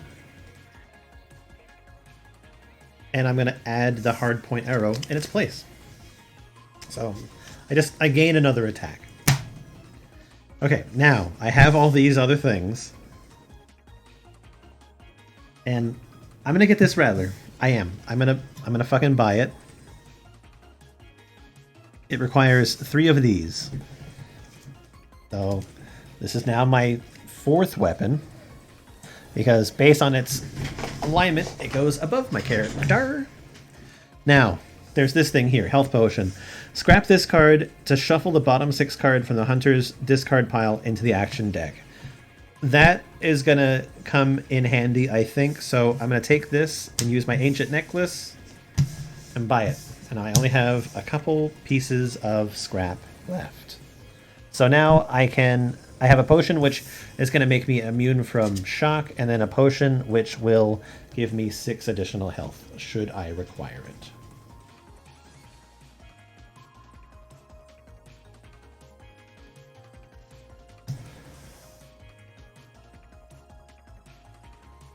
Okay.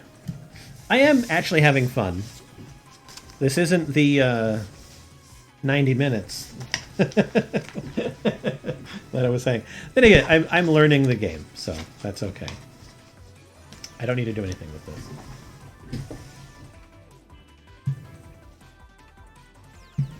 My next encounter is a guaranteed level 3.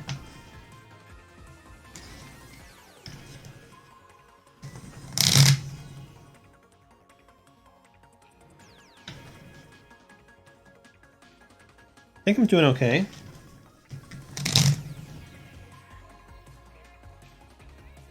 I still wish that I had a better bow. I think that's what I'm gonna go after, or hope that I can get in my next shop mode, because I only have one chance to upgrade it through leveling.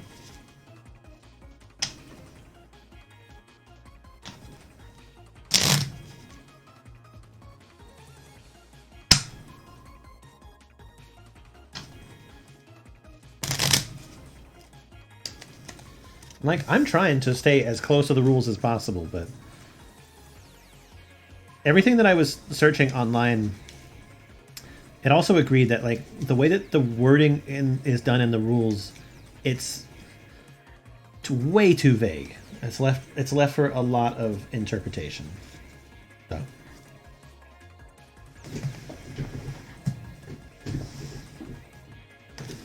One, two, three.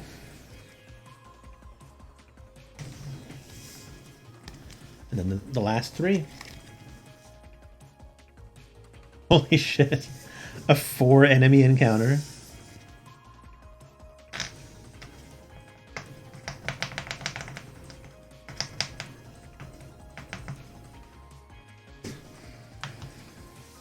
I like the looks of this one because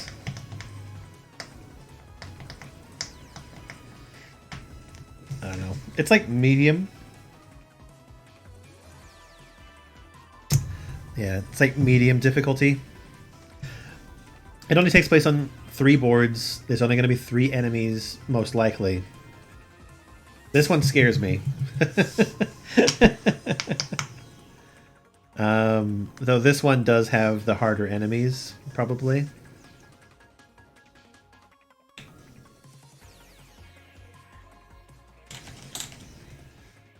At least in doing this, I will basically have fought all types of enemies.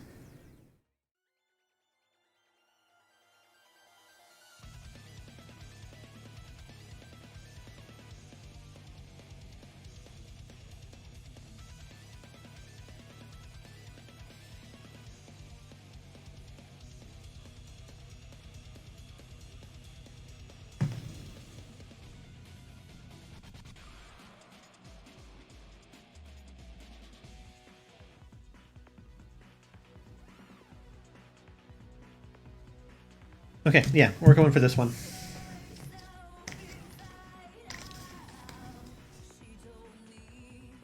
Let's set to see what these potentially could be. First time this hunter kills an enemy during the encounter, they gain an additional 2 glory points. Hunter may start next. This hunter may start the next encounter in any square. After another hunter performs an attack, this hunter may discard this card immediately, perform an attack against the same enemy after the attack is resolved. The other hunter may continue their activation. I'll take that one. So it says that I can go to any square. Also, the instructions don't clearly lay out a single player game, I think.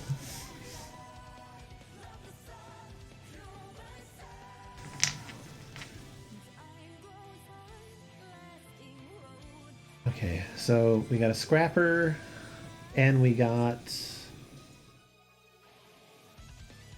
the grazer.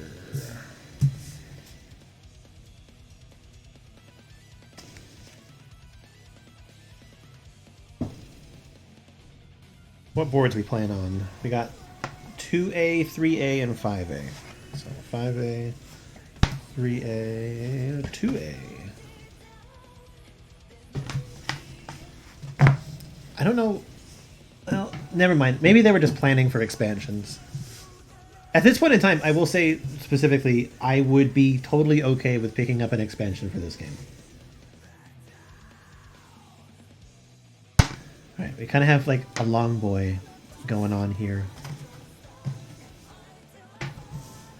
5A.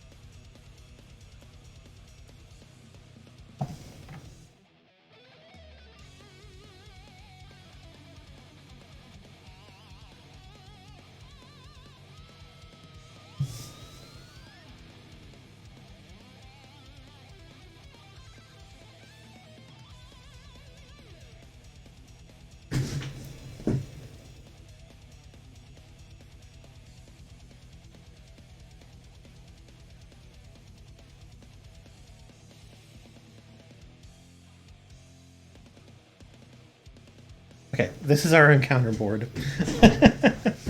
Sorry, it's a bit messy. My apology.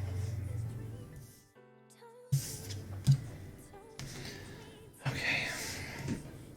Now,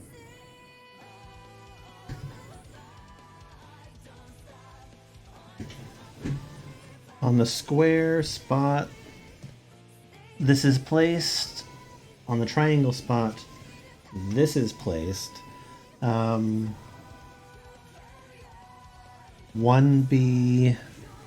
1A, 2B.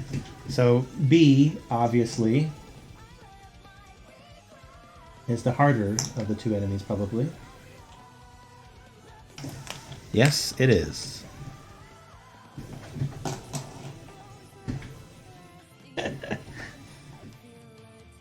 Okay. I need to rearrange a few things. I know that this is my last thing. I'm going to keep this here.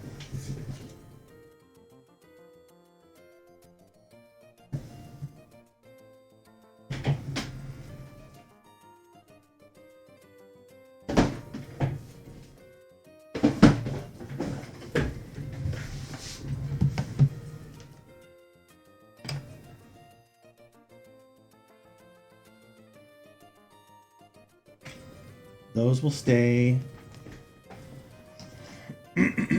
Those can stay. I just need some more space.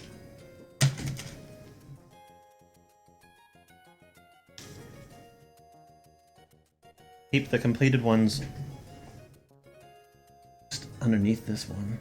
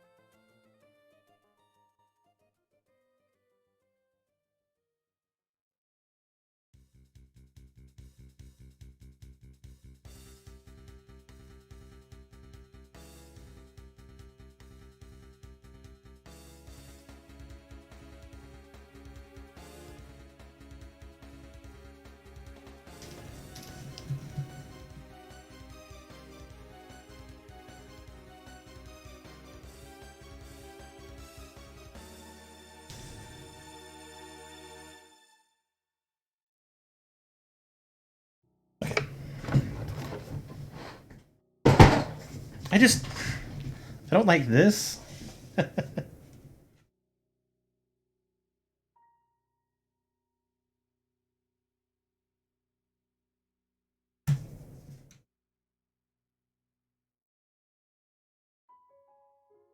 But I'm okay with this. Okay.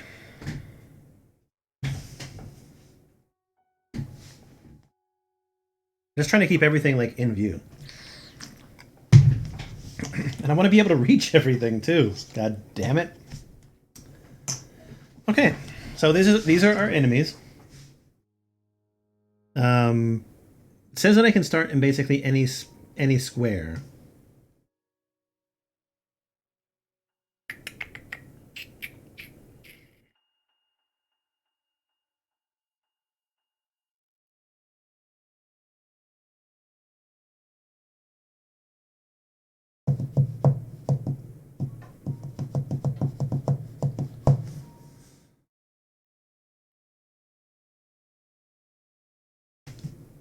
My question to myself is, do I start here? Actually, no, you know what?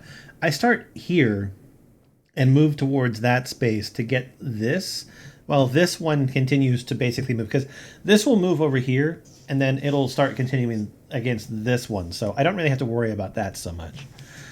Okay, let's shuffle my deck.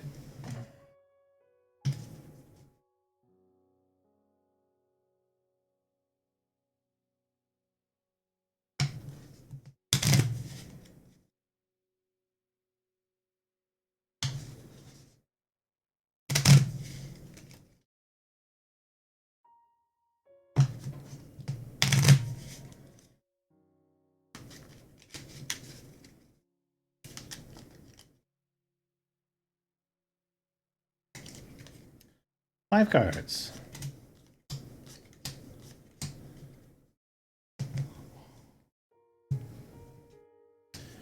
So this is a guaranteed higher level than I am, so it's a guaranteed level up after this.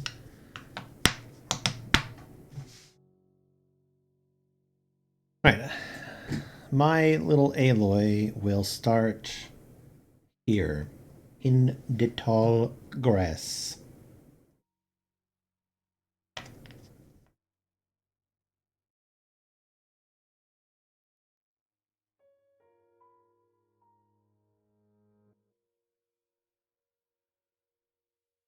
I need to just like, engage this thing.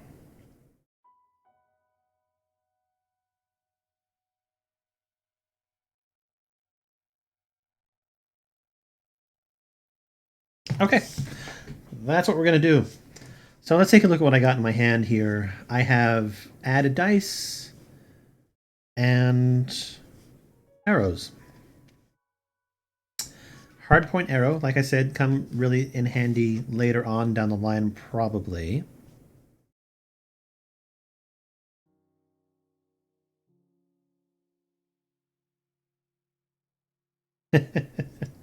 um,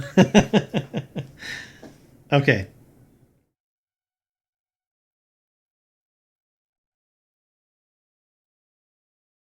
So I'm actually just going to attack it outright. That's what I'm choosing to do right now. I'm not going to worry about attacking any of its blades or anything like that. I just want to see if I can actually kill the thing. So I'm going to play a normal arrow and add a dice.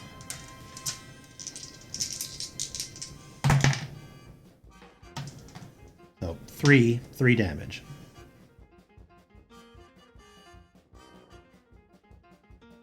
The guy is alert.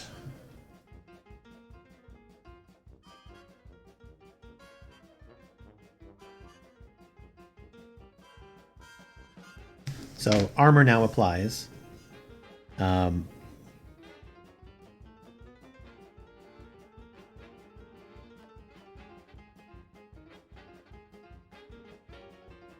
honestly think that I just take another attack.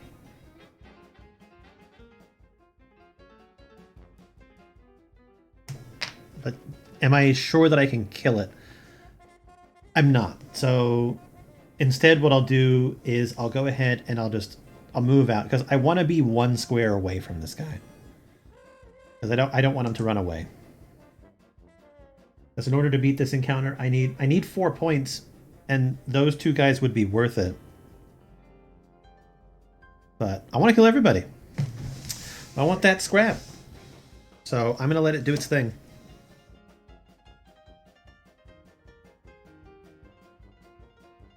Okay, because it is now awake.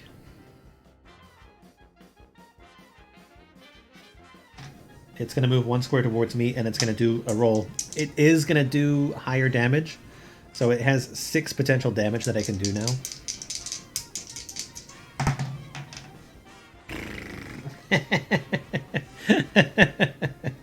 All right, I only roll out a 1, so I reduce it by 3 based on my armor.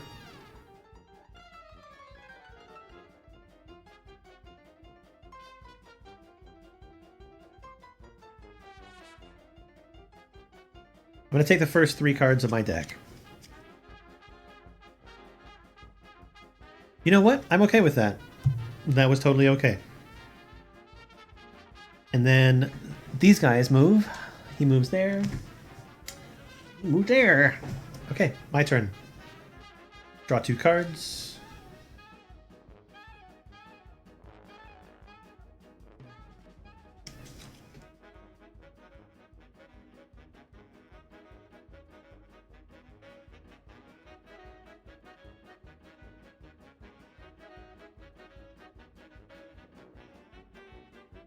I'm contemplating using the Rattler, but I'm not going to at this moment.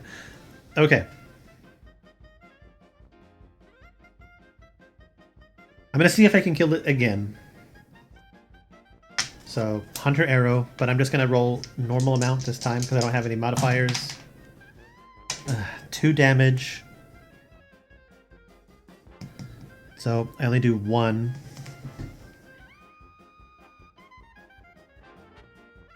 Oh shit, I forgot to like move away.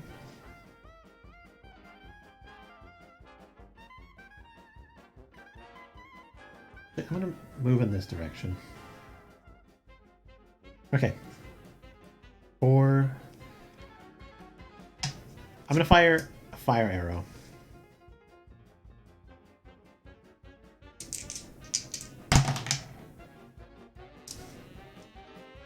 3.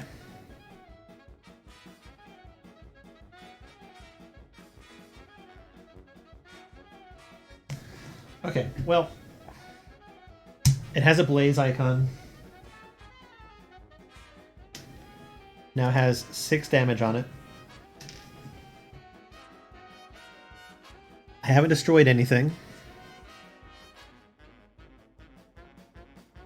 And it's coming for me. It's coming right at me.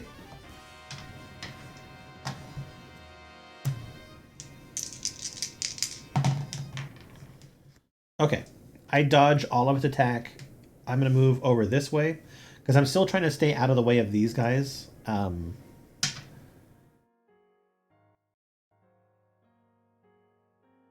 And this pops off. And it dies. I don't get any salvage from it, sadly. But it is dead.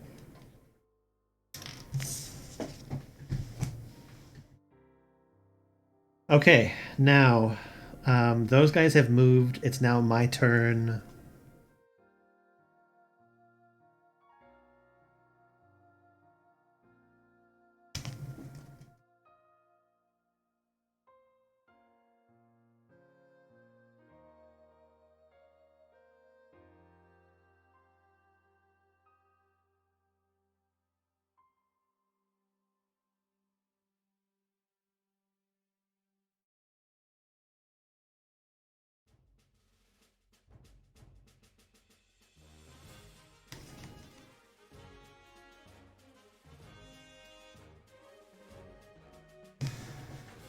Okay, I can't pick which cards I'm taking. So what I'm actually going to do is I'm going to draw 2 cards. I'm not going to move, but I'm going to craft. And I'm going to take 6 cards and put them back in my deck. Yeah, I'm going to save that potion. Because more than likely, I'm going to need that for the last battle.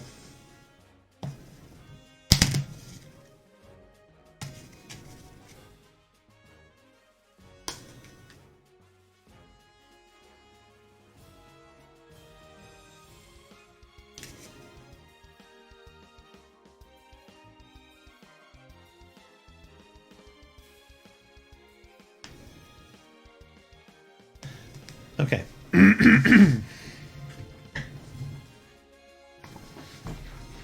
It's only going to get alert.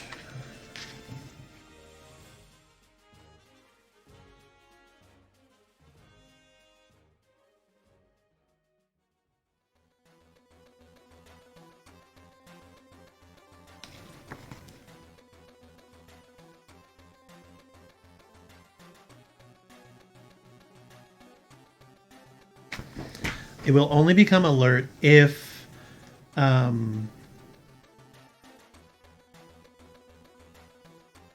oh shit, I need to attack it.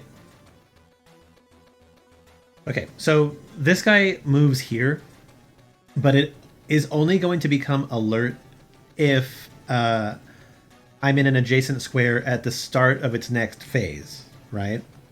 So, which at this point in time is a guarantee. Yeah. Okay. And then this guy moves forward as well.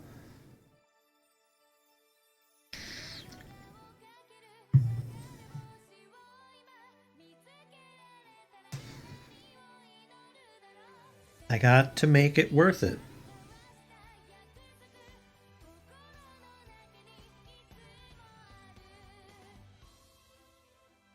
Don't need this just yet. But we are going to take out one of its components, I think. Okay, so I'm going to attack the Scrapper.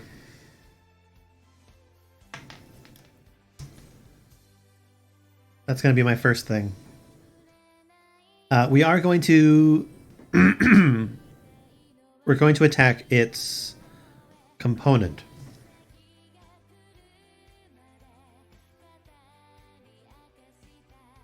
I really hope that I can roll a 4.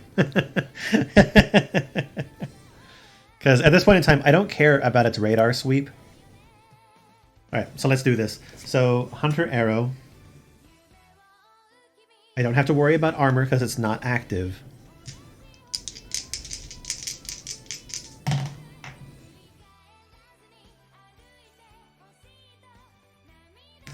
Okay. I didn't break it. Well, I didn't destroy it. I just broke it. So he's going to be alert now.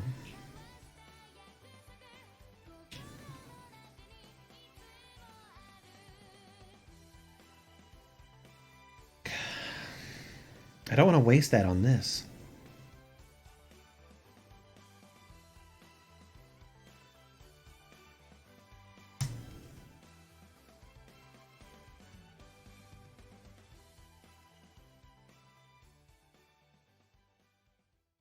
I'm contemplating what I want to do for my next move. You know what? You know what? I'm going to use that Rattler. I'm going to discard this card and use it as ammunition. I roll these 2 dice.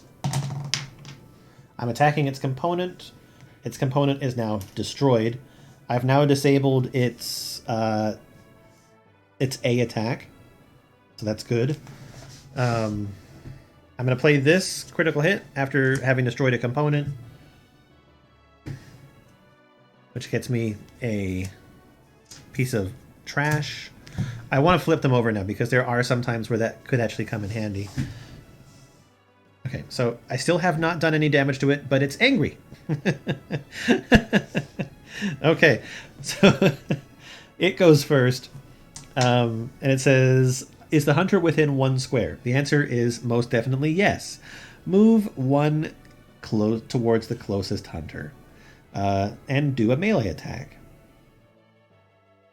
Interesting. Okay. So I got to roll for my dodge.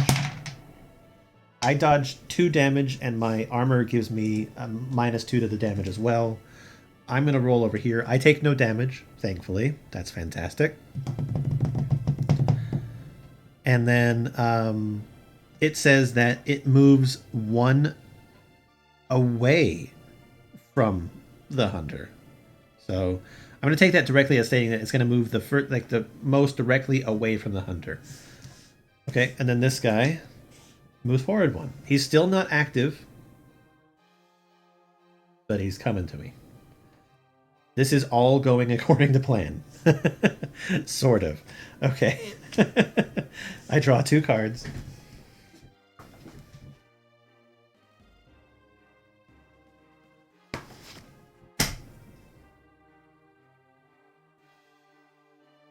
So this guy is angry now.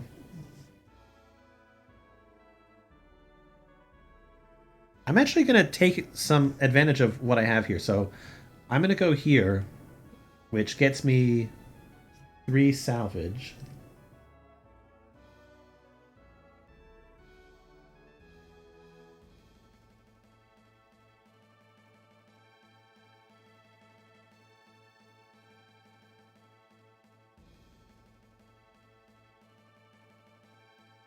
I got one of those salvage cards that says that if I discard this card at the start of a merchant step, I get to visit a different level merchant, but I don't want to. I want to visit the higher level merchant. And then that is my turn. Because that's an action, I just realized. So I can't do anything else. We move the alerted enemy first. Oh, that's funny. It's not going to alert this one yet. So we ask, is the hunter within 1 square? The answer is no. It does the A attack, which it can't, and then moves 2 towards the closest hunter. So 1, 2. So there we go. All right. And then this guy moves forward. He's now on a new path.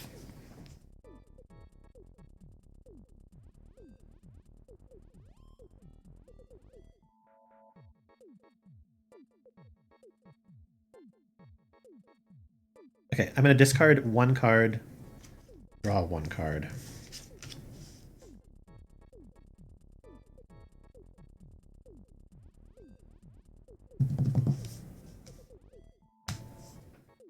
Alright, I really want to damage this dude, so I'm gonna use my hardpoint arrow. I'm firing directly at him. And then I'm also going to use the inventive to add an extra dice. So in this case, I have 2 blue and 1 orange. So this should be a high damage attack.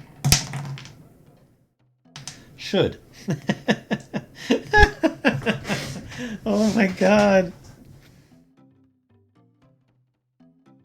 I did 3.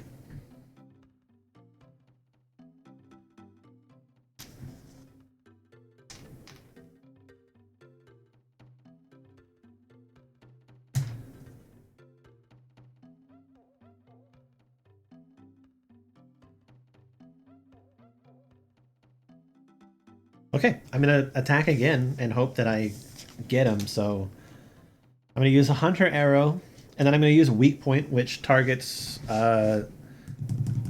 lose 1 additional health if they have a broken component, a borked opponent.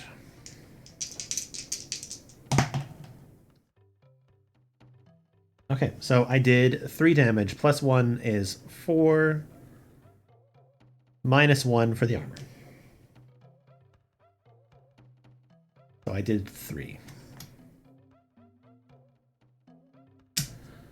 Okay, and it's their turn.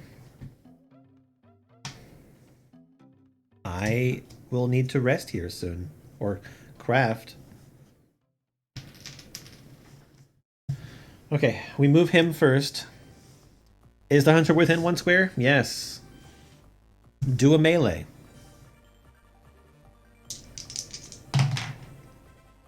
I dodge 1 of the damage.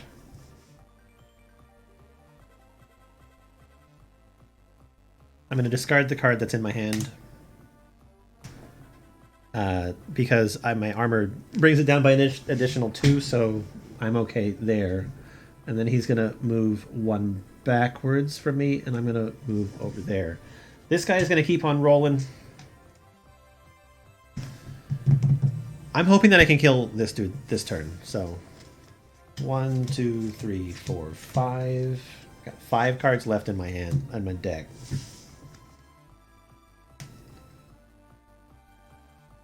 Arrow, arrow, inventive, fire arrow, arrow. Okay.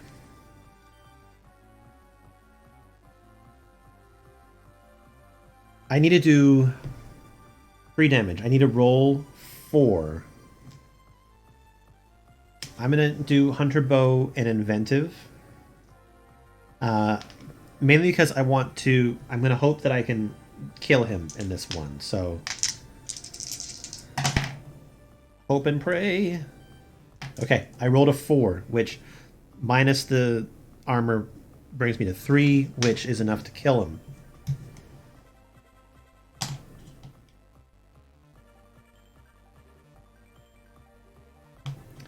He a big dead boy. Okay.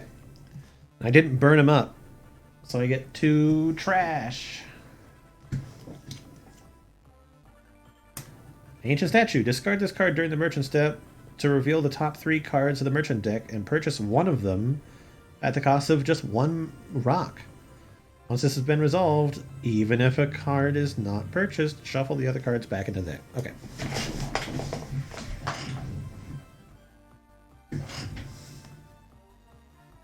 So I get a cheap item, which that's pretty fucking good. If it works out well for me. Okay, so he's dead. I have one more action left. I'm going to craft. Takes the bottom 3. Adds them to my deck. I think I'm actually just going to take the next turn to craft completely as well. Okay. So that's the end of my step. He moves forward.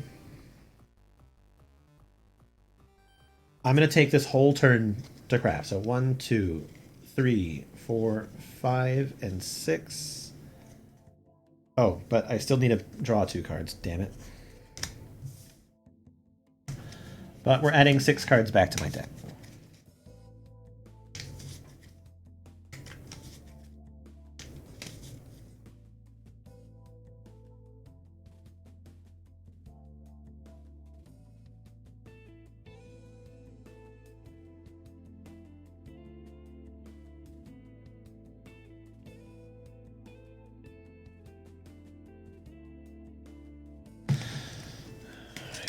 Do a cut.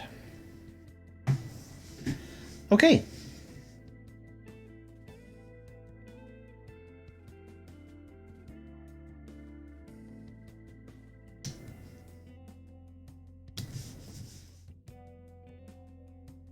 I need to close some distance now. I don't need to rest anymore or craft anymore, so we're good.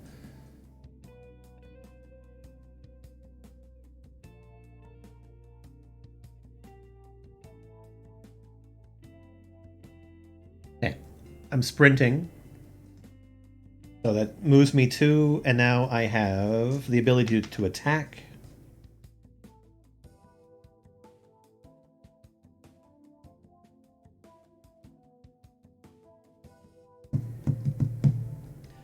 I'm going to attack his component because I'm going to try to destroy his power cell to disable that. I do need to roll a 4, of course. I rolled a 2.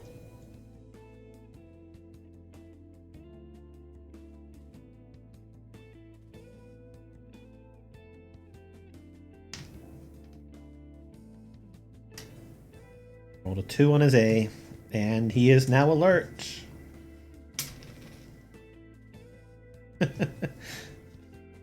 Fun. Okay, I have another attack. So I'm going to try that again. I rolled a 3, so even though he has his armor, we can ignore it now. And his A is now broken. Which is great. Now it's their turn. And then, is the hunter within 1 square? No. So he does his A attack. He cannot. And then he moves 2 towards the closest hunter. And stops there. Doesn't do anything else. All right. Draw 2 cards.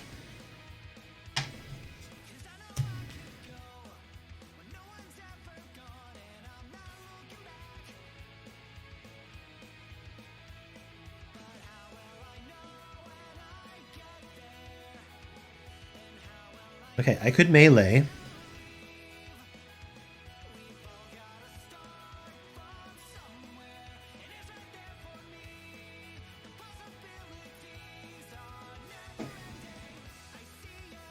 Okay. I'm going to do a fire arrow and use weak point. So I'm just targeting him himself. I don't want to destroy the radar sweep. I don't need to.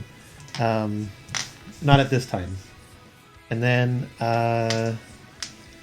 it's just normal dice. Damn it. So that's 2 plus 1. That's 3. So that's 2. 2 damage to the dude. And then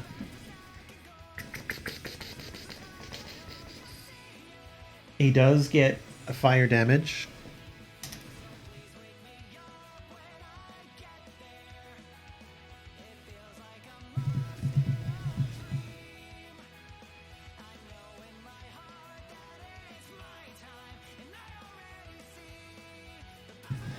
I'm gonna attack him with a normal arrow.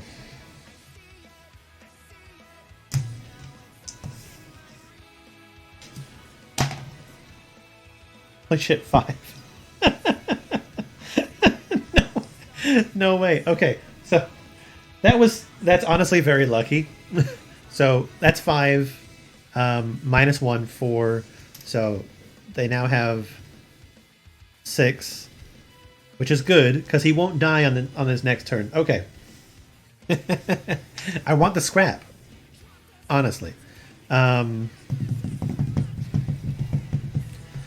right. Is the hunter within 1 square? Yes. Move 1 closer. Doesn't need to. Do a melee. Crit. Okay. That's good. That reduces it by 2 on top of the 2. So I take no damage. I'm going to roll over here. And then he's going to move 1 away. Okay. Then it's my turn. My Torgon. Draw 3 cards. Okay. I'm going for salvage here. So I'm within two spaces. So what I'm going to do is I'm going to use a regular arrow with precision strike to target a component to remove its armor. So I don't have to worry about that. I only have to roll a 2. I rolled a 2, and then after having destroyed a component, get a salvage card.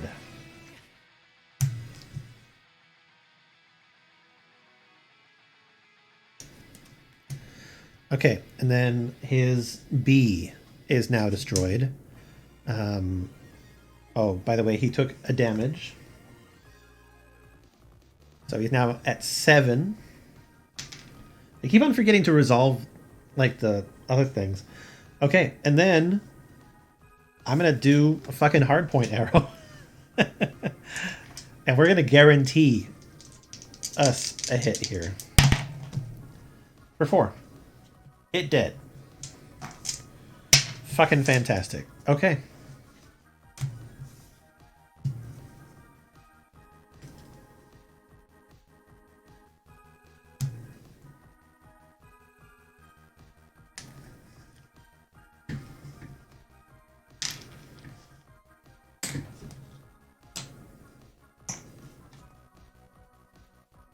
Finish our encounter. Put those away.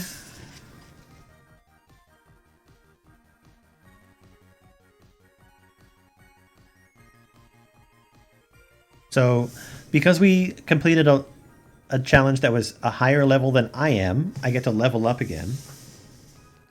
And so I either get the trait of double shot, which this hunter may play an additional ammunition card when they make an attack. So I can shoot twice. Or I've got Virtuoso.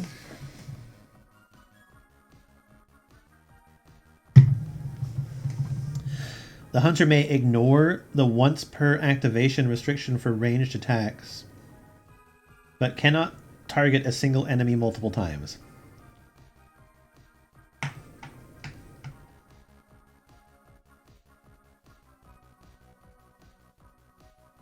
So I can basically target all enemies. Okay. On the fly is another trait. This hunter may shuffle the bottom 2 cards from their discard pile into their action deck after performing a sprint action. So I can sprint and just get 2 cards. Or I can add Crippled System. If this attack damages a target, the target does not activate this turn. Then you scrap this card. This card can't be used when targeting components. You know what? I like double shot. That's going to allow me to attack 4 times at maximum. So that just adds this trait to my character. I still have my other trait, which is accurate, which is just I get to re-roll any number of dice if I am doing a component attack with a ranged attack. Which, granted, I probably should have used that a lot more, shouldn't I? Okay, double shot. Now, let's resolve a merchant.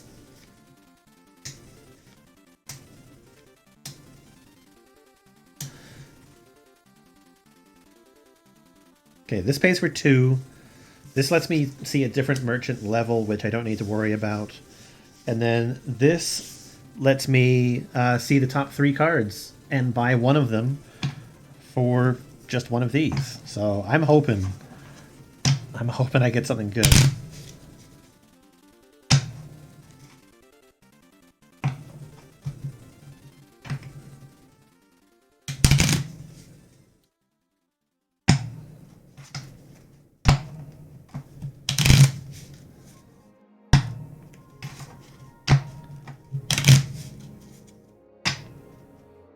And then we can move on to the very final. I got it. Winnie the Pooh. Winnie the Pooh. Winnie the Pooh music. Okay. Do 2 cuts and a couple folds. Just really randomize them, hopefully. Okay, so I'm going to use this. Show the top 3 cards. Oh, would you look at that? Okay, so this bow is a better bow. I get to keep both of the upgrades that I have. It adds back an orange dice, and it has a high critical. So we're gonna go ahead and pay our 1 for that for sure. Okay, the other ones are shuffled back into the deck.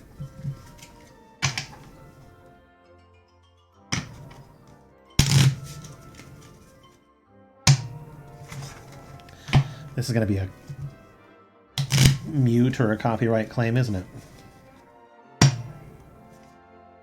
I really was not expecting Disney music to pop up in a video game. Music playlist, huh?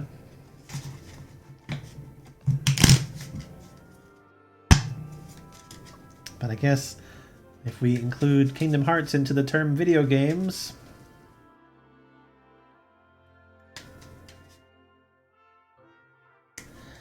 Okay, let's see what else we have the opportunity of buying. So, oh my god, a better bow.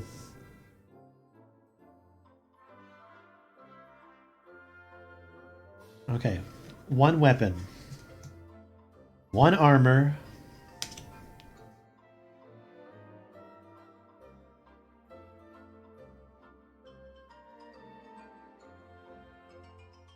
two upgrades,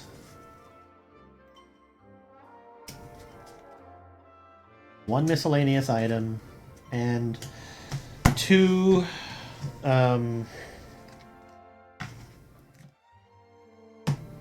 2 ammos. Okay, so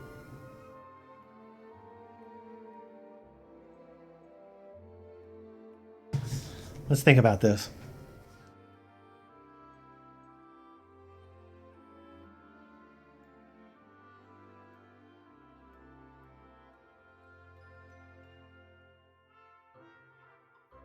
I get a critical, like, this will give me just another whole dice to get a critical hit. It doesn't do any damage. It can only roll criticals.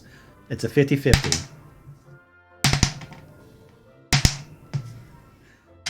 I'm tempted. Can I afford 2 mountain?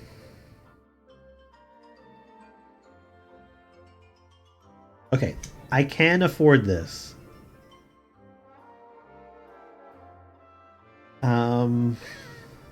Oh my god.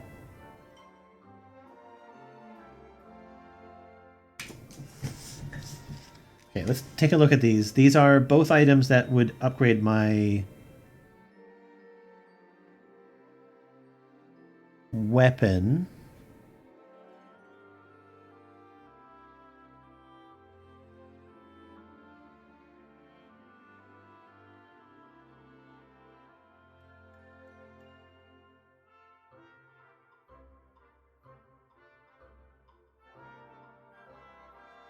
Oh my god. Okay.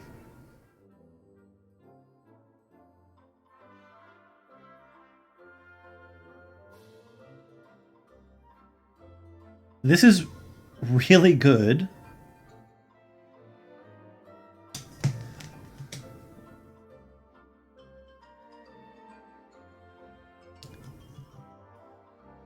I feel like I'm conflicted. This bow could be interesting.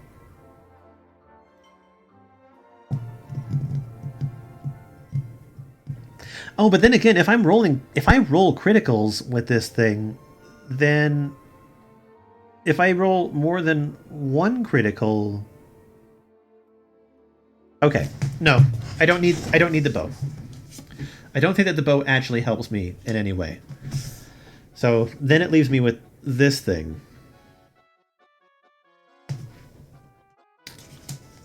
These are the three that I'm kind of currently thinking about, honestly.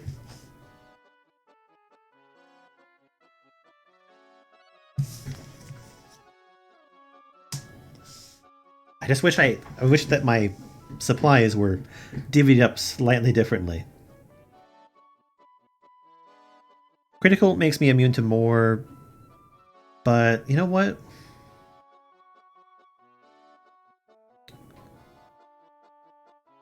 I don't think that I need this. So let's talk about these.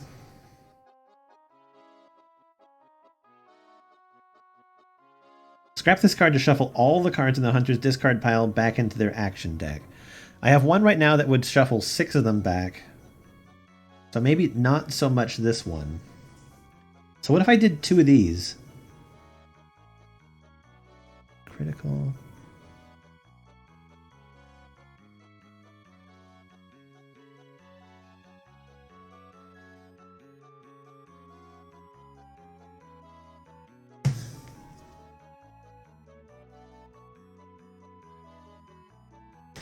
Okay, I would have to pay this for this and that for that.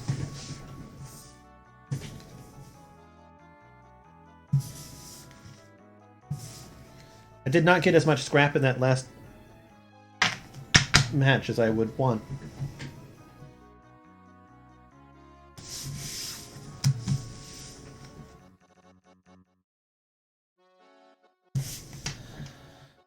Okay.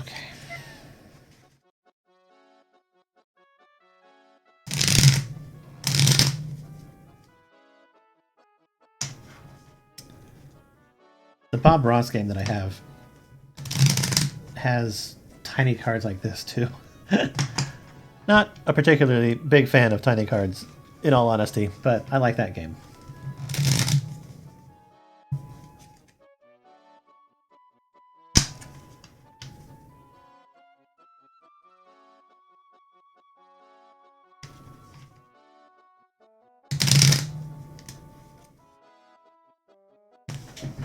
I guess I don't really need those, do I? Okay, so let's do some stuff here. So I'm going to take this critical hit thing and remove it from this one and add this instead. So basically, if I target a component, I reduce the armor value by 2. And then if I attack with this bow, which I will a lot, and if it exceeds the target's armor value, then I inflict an additional 2 damage. So basically, as long as I roll higher than the armor level is, it's 2 additional damage, which is a great bonus. Now, this damage coil,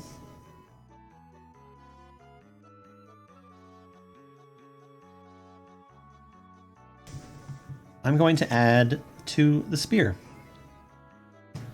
Make it so that if it does a critical, it does an additional damage. And then this hardpoint arrow is going to go in my deck. My deck size is also increased by 2.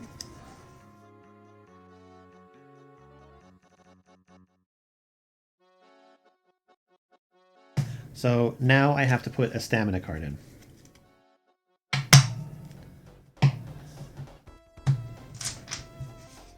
Let's just go ahead and shuffle this now.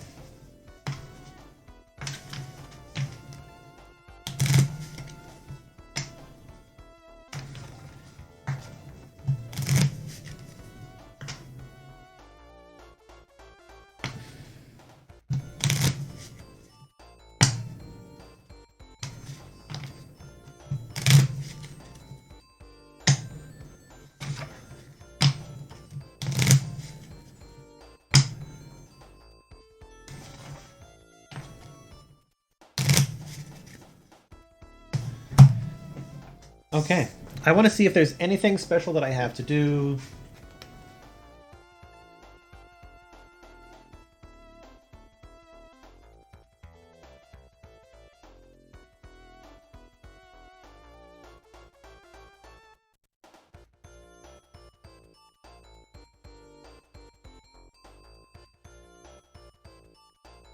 Okay, the tracking deck represents not only the trail followed by the hunting party, but also how much time has passed since the hunters claimed their quest.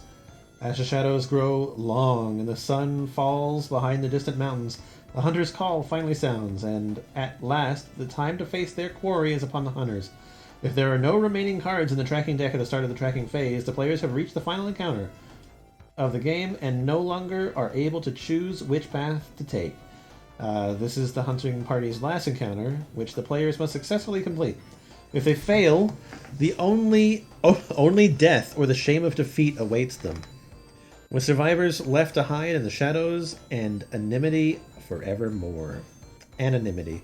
The player with a fledgling token still draws from the event deck and selects their cards as normal, but when it's revealed, the players must flip the Hunter's Call card and set up the encounter displayed on the card. During this encounter, if a player kills a quarry enemy, their hunter immediately gains a half-sun token. Note that in the game, for 3 to 4 players, there will be multiple half-suns available, one for each quarry enemy, and allowing a hunter multiple opportunities to prove their worth to the Hunter's Lodge. If the players are unsuccessful and don't complete the encounter, they collectively lose the game, having been defeated by their quarry and having lost all hope of ever joining the Hunter's Lodge. If the players manage to successfully complete the encounter, their quest is over. Immediately resolve the victory step of the campfire phase to establish which hunters are rewarded with sun tokens.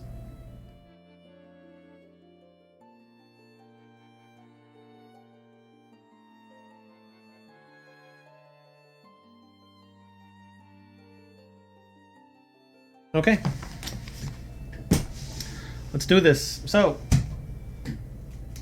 I draw 3 of these. And see if anything feels like it could help me.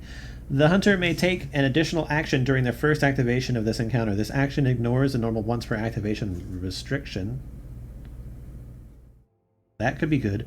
Hunter may re-roll 1 dice in every roll they make during this encounter. Oh my god, yes. Lucky break. I may need this. Okay, let's set up the map. I need 6A, 4A, and 2A. 6A, 4A, 2A.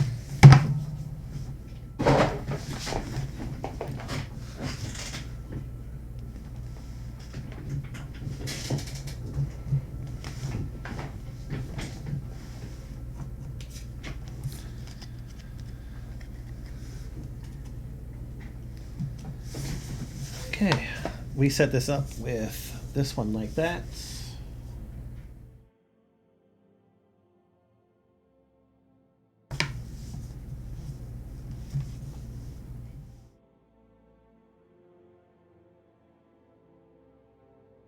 Okay, this is our map for this match. Now let's see what enemies we get, huh? We have B, A, A.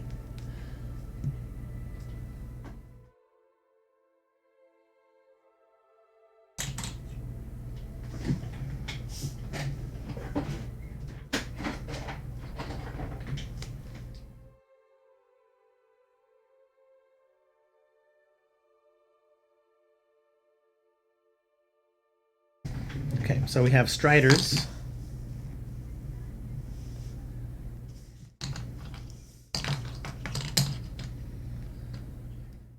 These are our A's.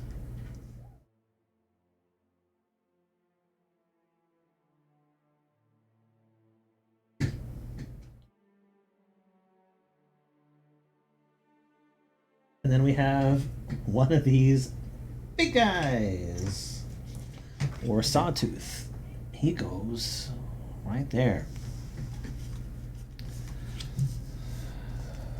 Nervous. Let's see. This guy says, Pursuit. After this enemy damages a hunter with a melee attack, move this enemy 1 square towards the hunter after they have made their dodge. So they're just always on me, basically. Once they start, they keep going. Fun. I just got to remember I can re-roll any one dice that I want to at any time during this match. Okay.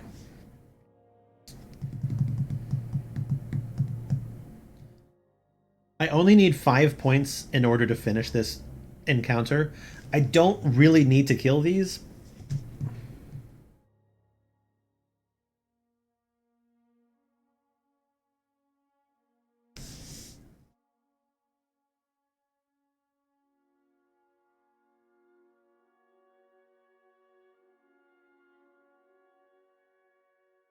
But they will probably become a problem. Okay. Okay, let's go. I've already shuffled my deck. I start in... I'm going to start here.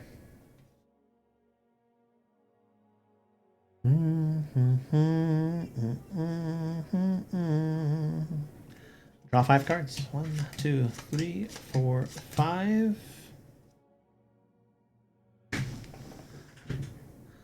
Okay, Hunter may play an additional ammunition card when they make an attack. So I don't get 4 attack. I don't get 2 attacks. I just get to play multiple ammunition. Okay. I'm glad that I reread that.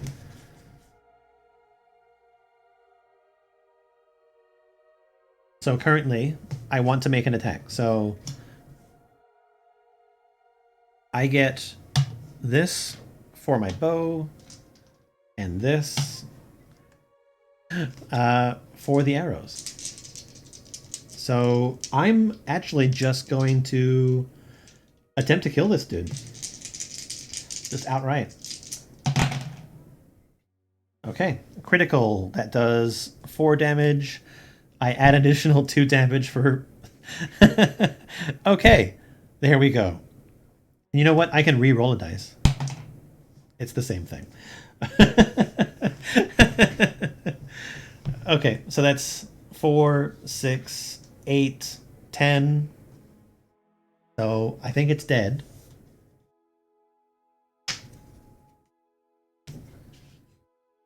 Dead. I'm still going to take the scrap. Why not? Okay. I'm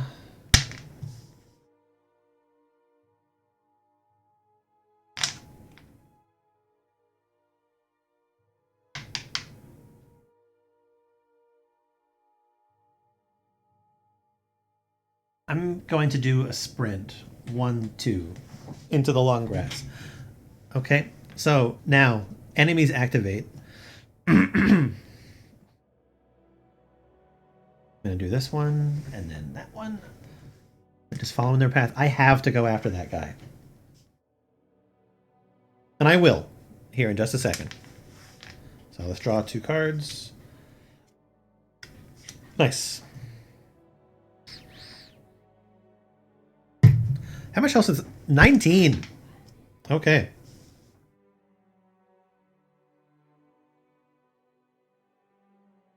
I'm going to move myself over to here. And then I'm going to attack this dude. In this particular case, I'm going to just attack it with a normal arrow, but I'm going to add inventive and add an extra dice to it. So back up to these 3. Okay, critical, 4 damage, +3, +1. It is dead. Holy shit. That was a very lucky go.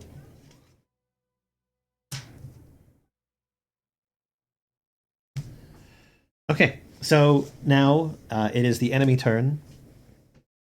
Enemy's going to move 1 step closer to me, so it is now within range. I draw 2 cards.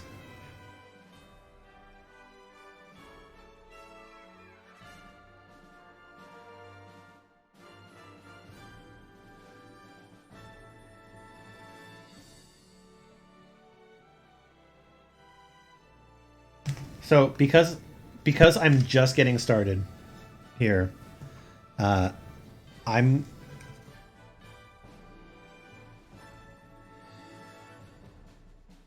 should I do it or should I just make 2 attacks? Or do an attack and run? Okay, I have an idea.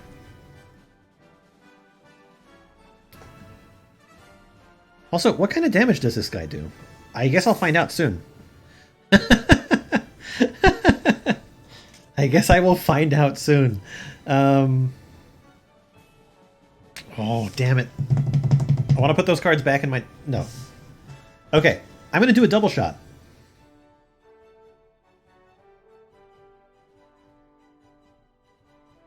Actually, no, I'm not.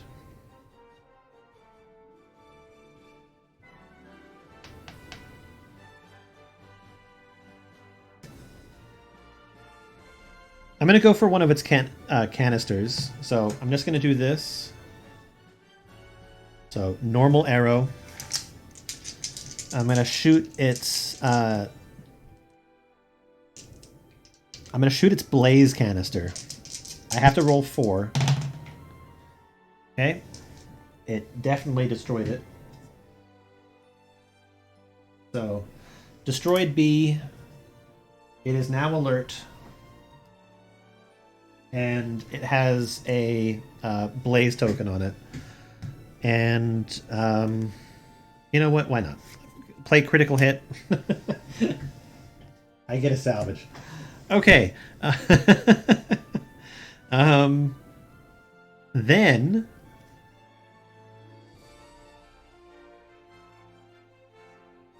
Oh. No, I'm going to attack. I'm going to attack. I was thinking I would sprint away. But I'm just going to attack. But I'm going to do a double shot, and I'm going to do a hard point arrow and a fire arrow. And I'm going to play weak point. So it now has a destroyed component, so I get an additional damage. I get 1 blue dice for the hard point arrow, orange dice for that, and then I get an orange and a blue for my bow.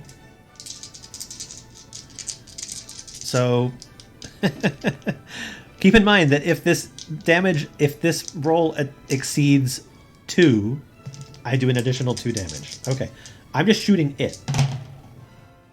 So 2, 4, 6, 7. I have to remove 2 for its armor.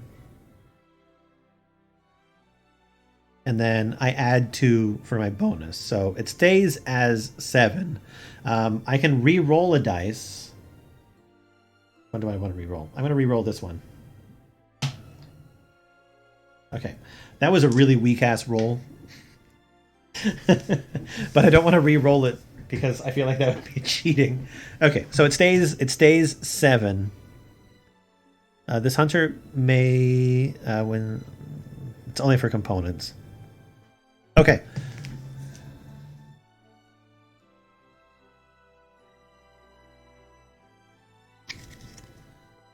And now I'm going to use my health potion.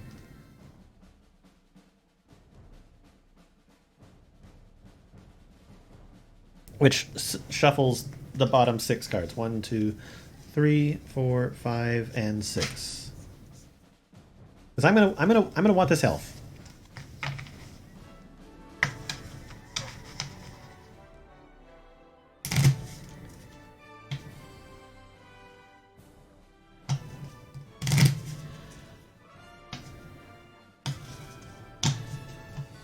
Gotta remember to put down my damage tokens.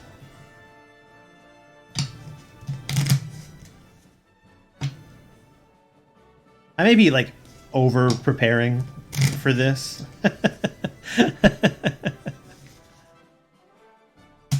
Or over-expecting what it's going to do to me.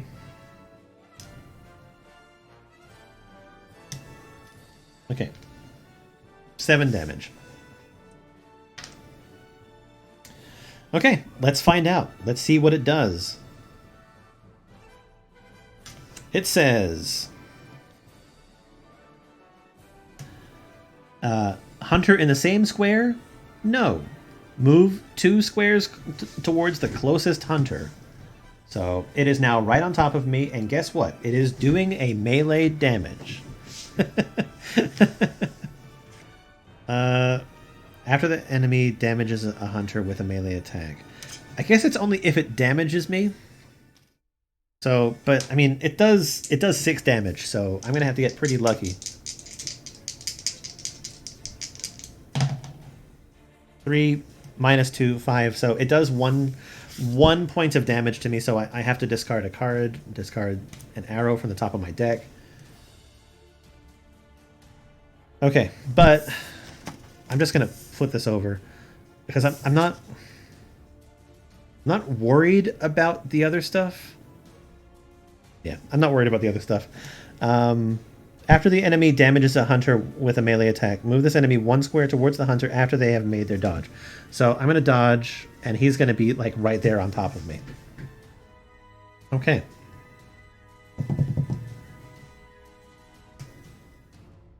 One, two, three, four, 5. I'm hoping for some good luck here with this draw.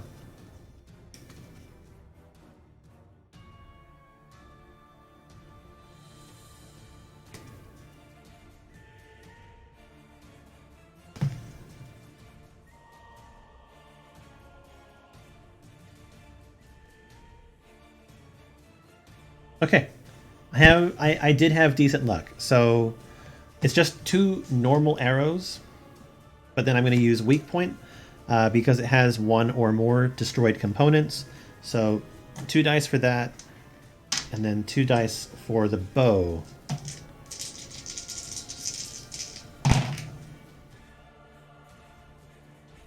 I can re-roll a dice. Why am I having the shittiest rolls on that? Okay, so this is 4, 6, 8, minus 2 for the armor, plus 2 for my bonus. So that additional armor or weapon bonus is really helping. So I did 8 damage.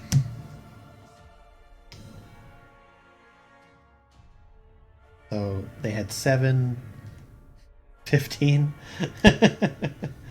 Okay, they're almost dead. Holy shit. I could finish this turn.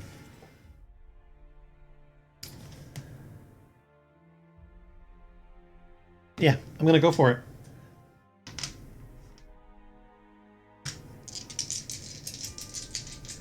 Use a hunter arrow, fire. That's 5 minus 2 plus 2. It's dead. Did I make that too easy on myself? I don't know. I rolled what I needed to roll.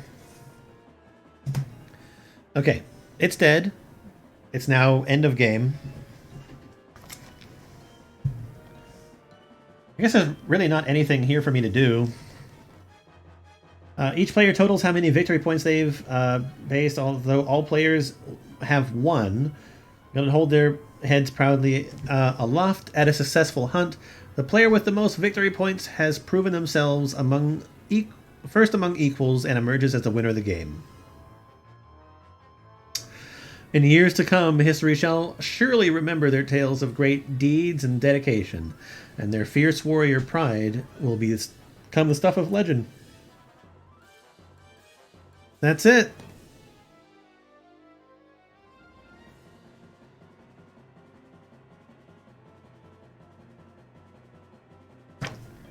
Okay, well, I guess there's not much if you're just playing it single player. Like, you can, but there's... a lot of the rules don't matter. It's just you're out there hunting, and then you fight a big bad. But yeah, it's a good game. Okay, let's clean up.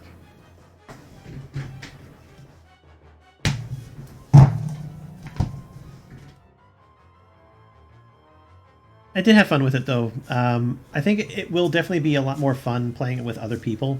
Now that I've learned how the game works, it'll make it a lot easier for me to teach other people how to play.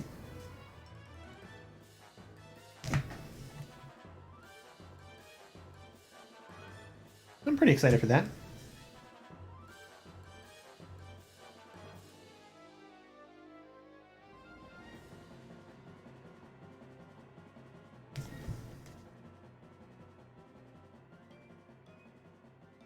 And honestly, the hardest part was just the ability deck.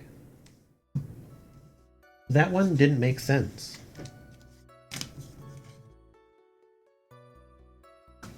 I don't know why. I do kind of want to get the expansions.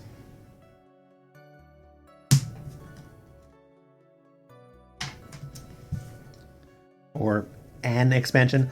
I know that a new expansion came out, but I only know of the one. I'll have to do some research on it to find out like how many of them actually exist. If there's more than one.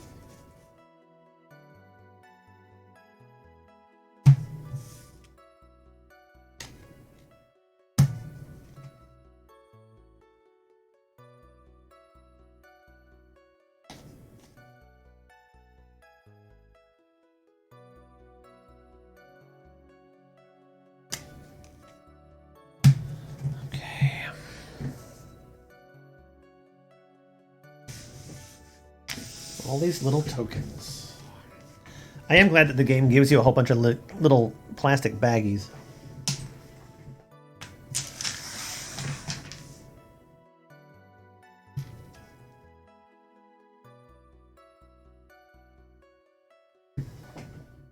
I wonder, would I have... Okay, I'm curious. If I was playing this in 2 or like 3 or 4 player mode, there would have been how many enemies here? 2, 6, 2, 4, 6. Yeah, there would have been 2 of those big creatures and 4 of the. Oh, sorry.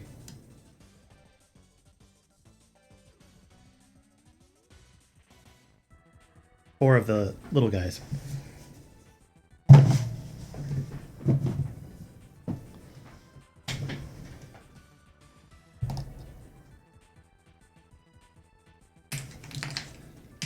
I almost need like deck dividers.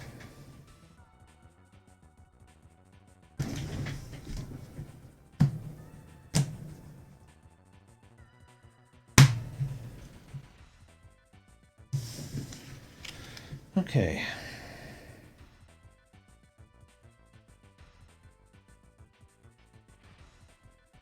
Well, that's right. Some of the cards that were in my action deck are upgrades.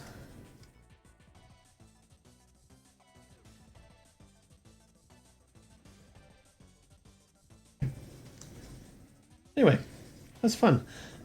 It only took almost 7 hours. 7 hours to teach and play myself in a game. I guess it's not that bad. It's Christmas, whatever. I don't have anything else to do.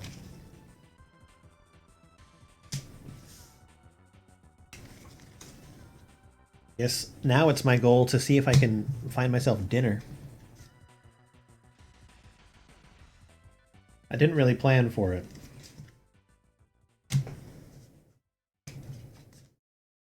I have to defrost something out of the fridge.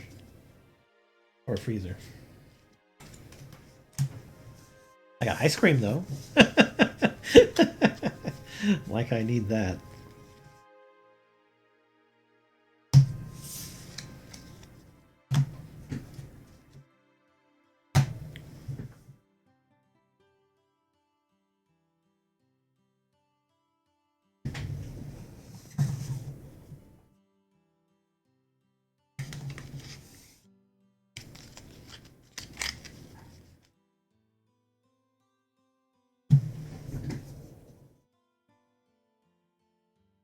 I was contemplating playing a different board game after I was done, depending on like how much time I had left.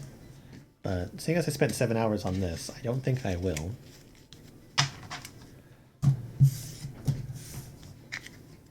I might do something else later, though.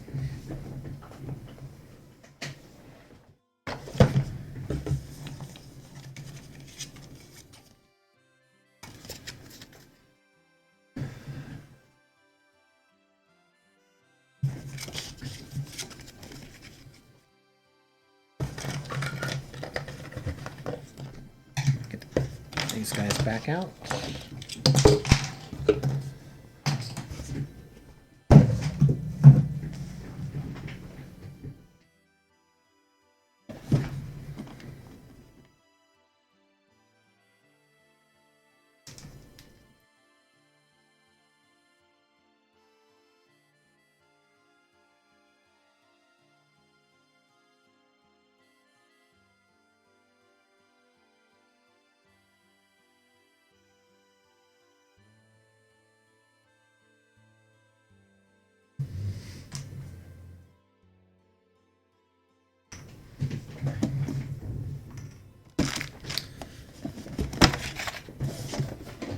It is a bit of a bummer that one of the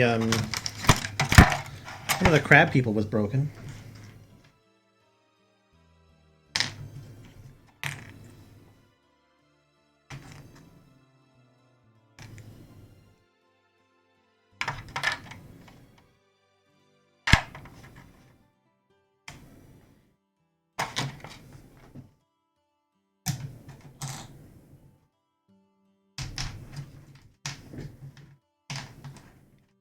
But thankfully, it was just the on the feet where they attach to the base, so it should be a nice, easy fix with some super glue.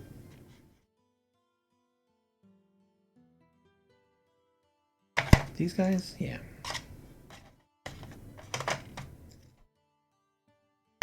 And I am happy that they have these little cases for or slots to put the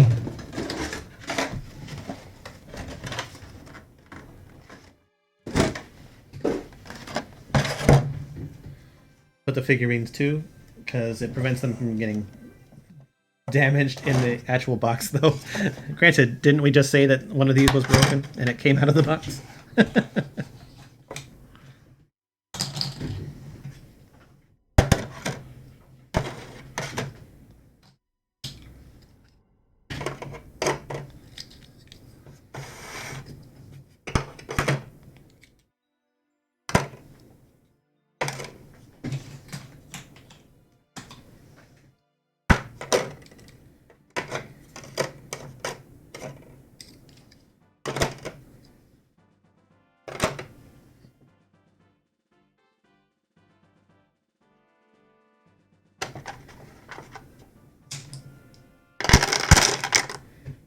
Wait 2 seconds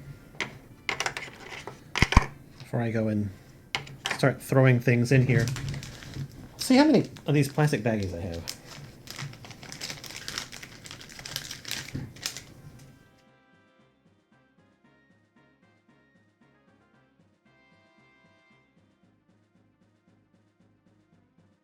They're fairly generous with them, I will say that.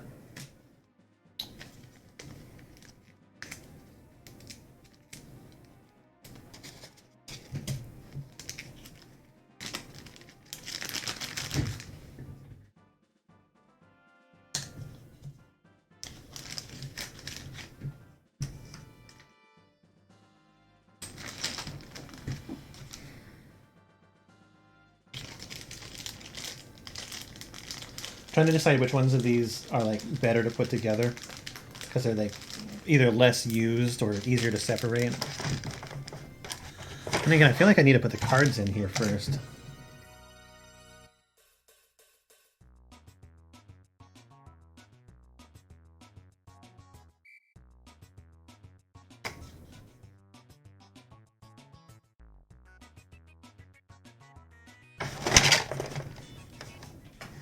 Having card separators would actually be very helpful.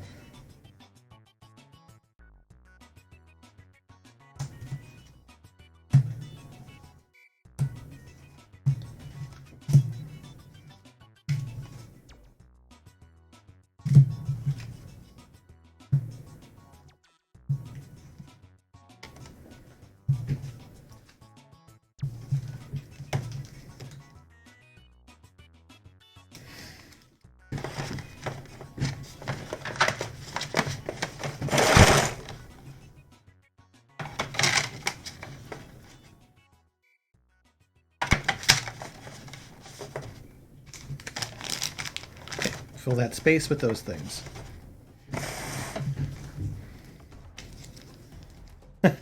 So many people came and joined, and I'm just finishing up. I kind of feel bad.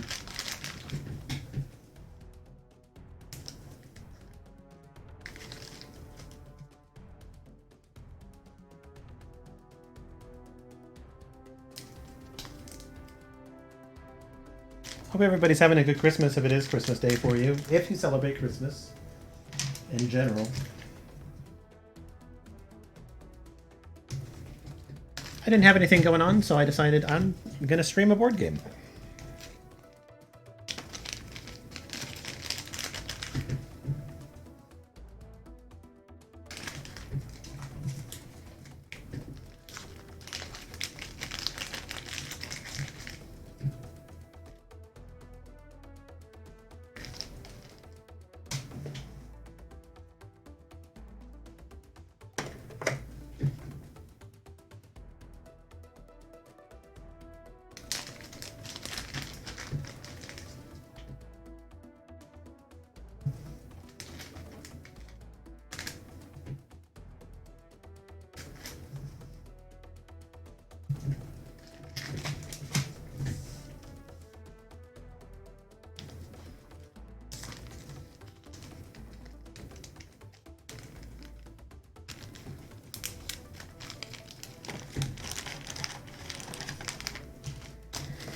Okay. Let's actually get this in the box.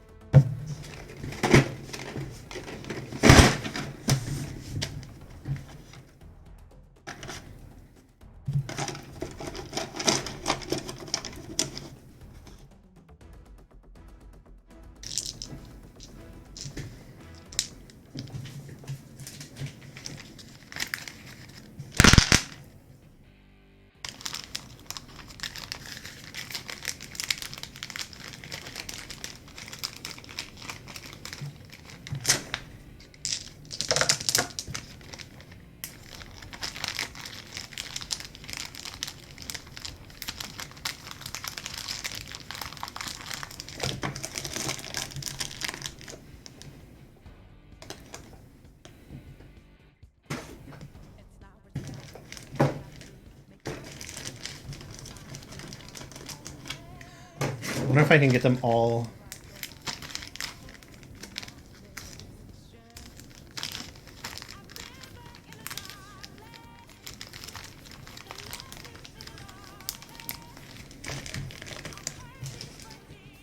All down in this little section here.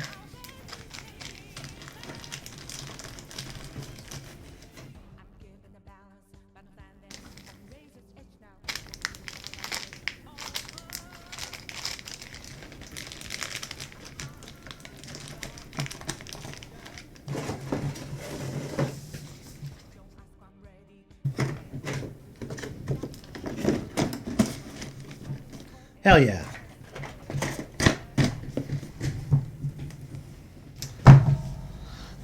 I love a board game that packs up nice and clean, and I have the stuff that I don't need in there. Okay.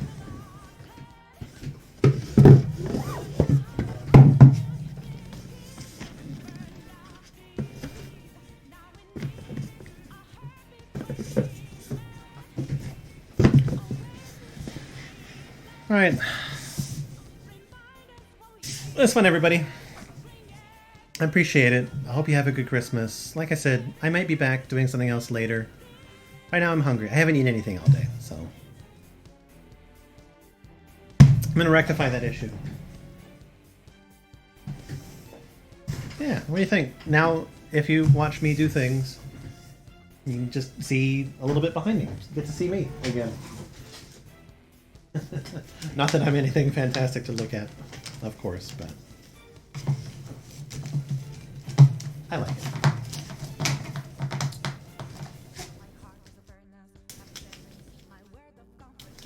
The more my face is on things, the harder it is for people to steal my content.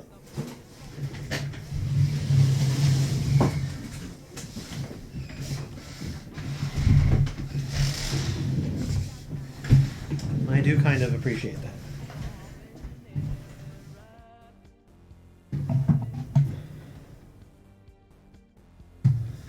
Okay, again, thank you. We will see you another time. Bye-bye.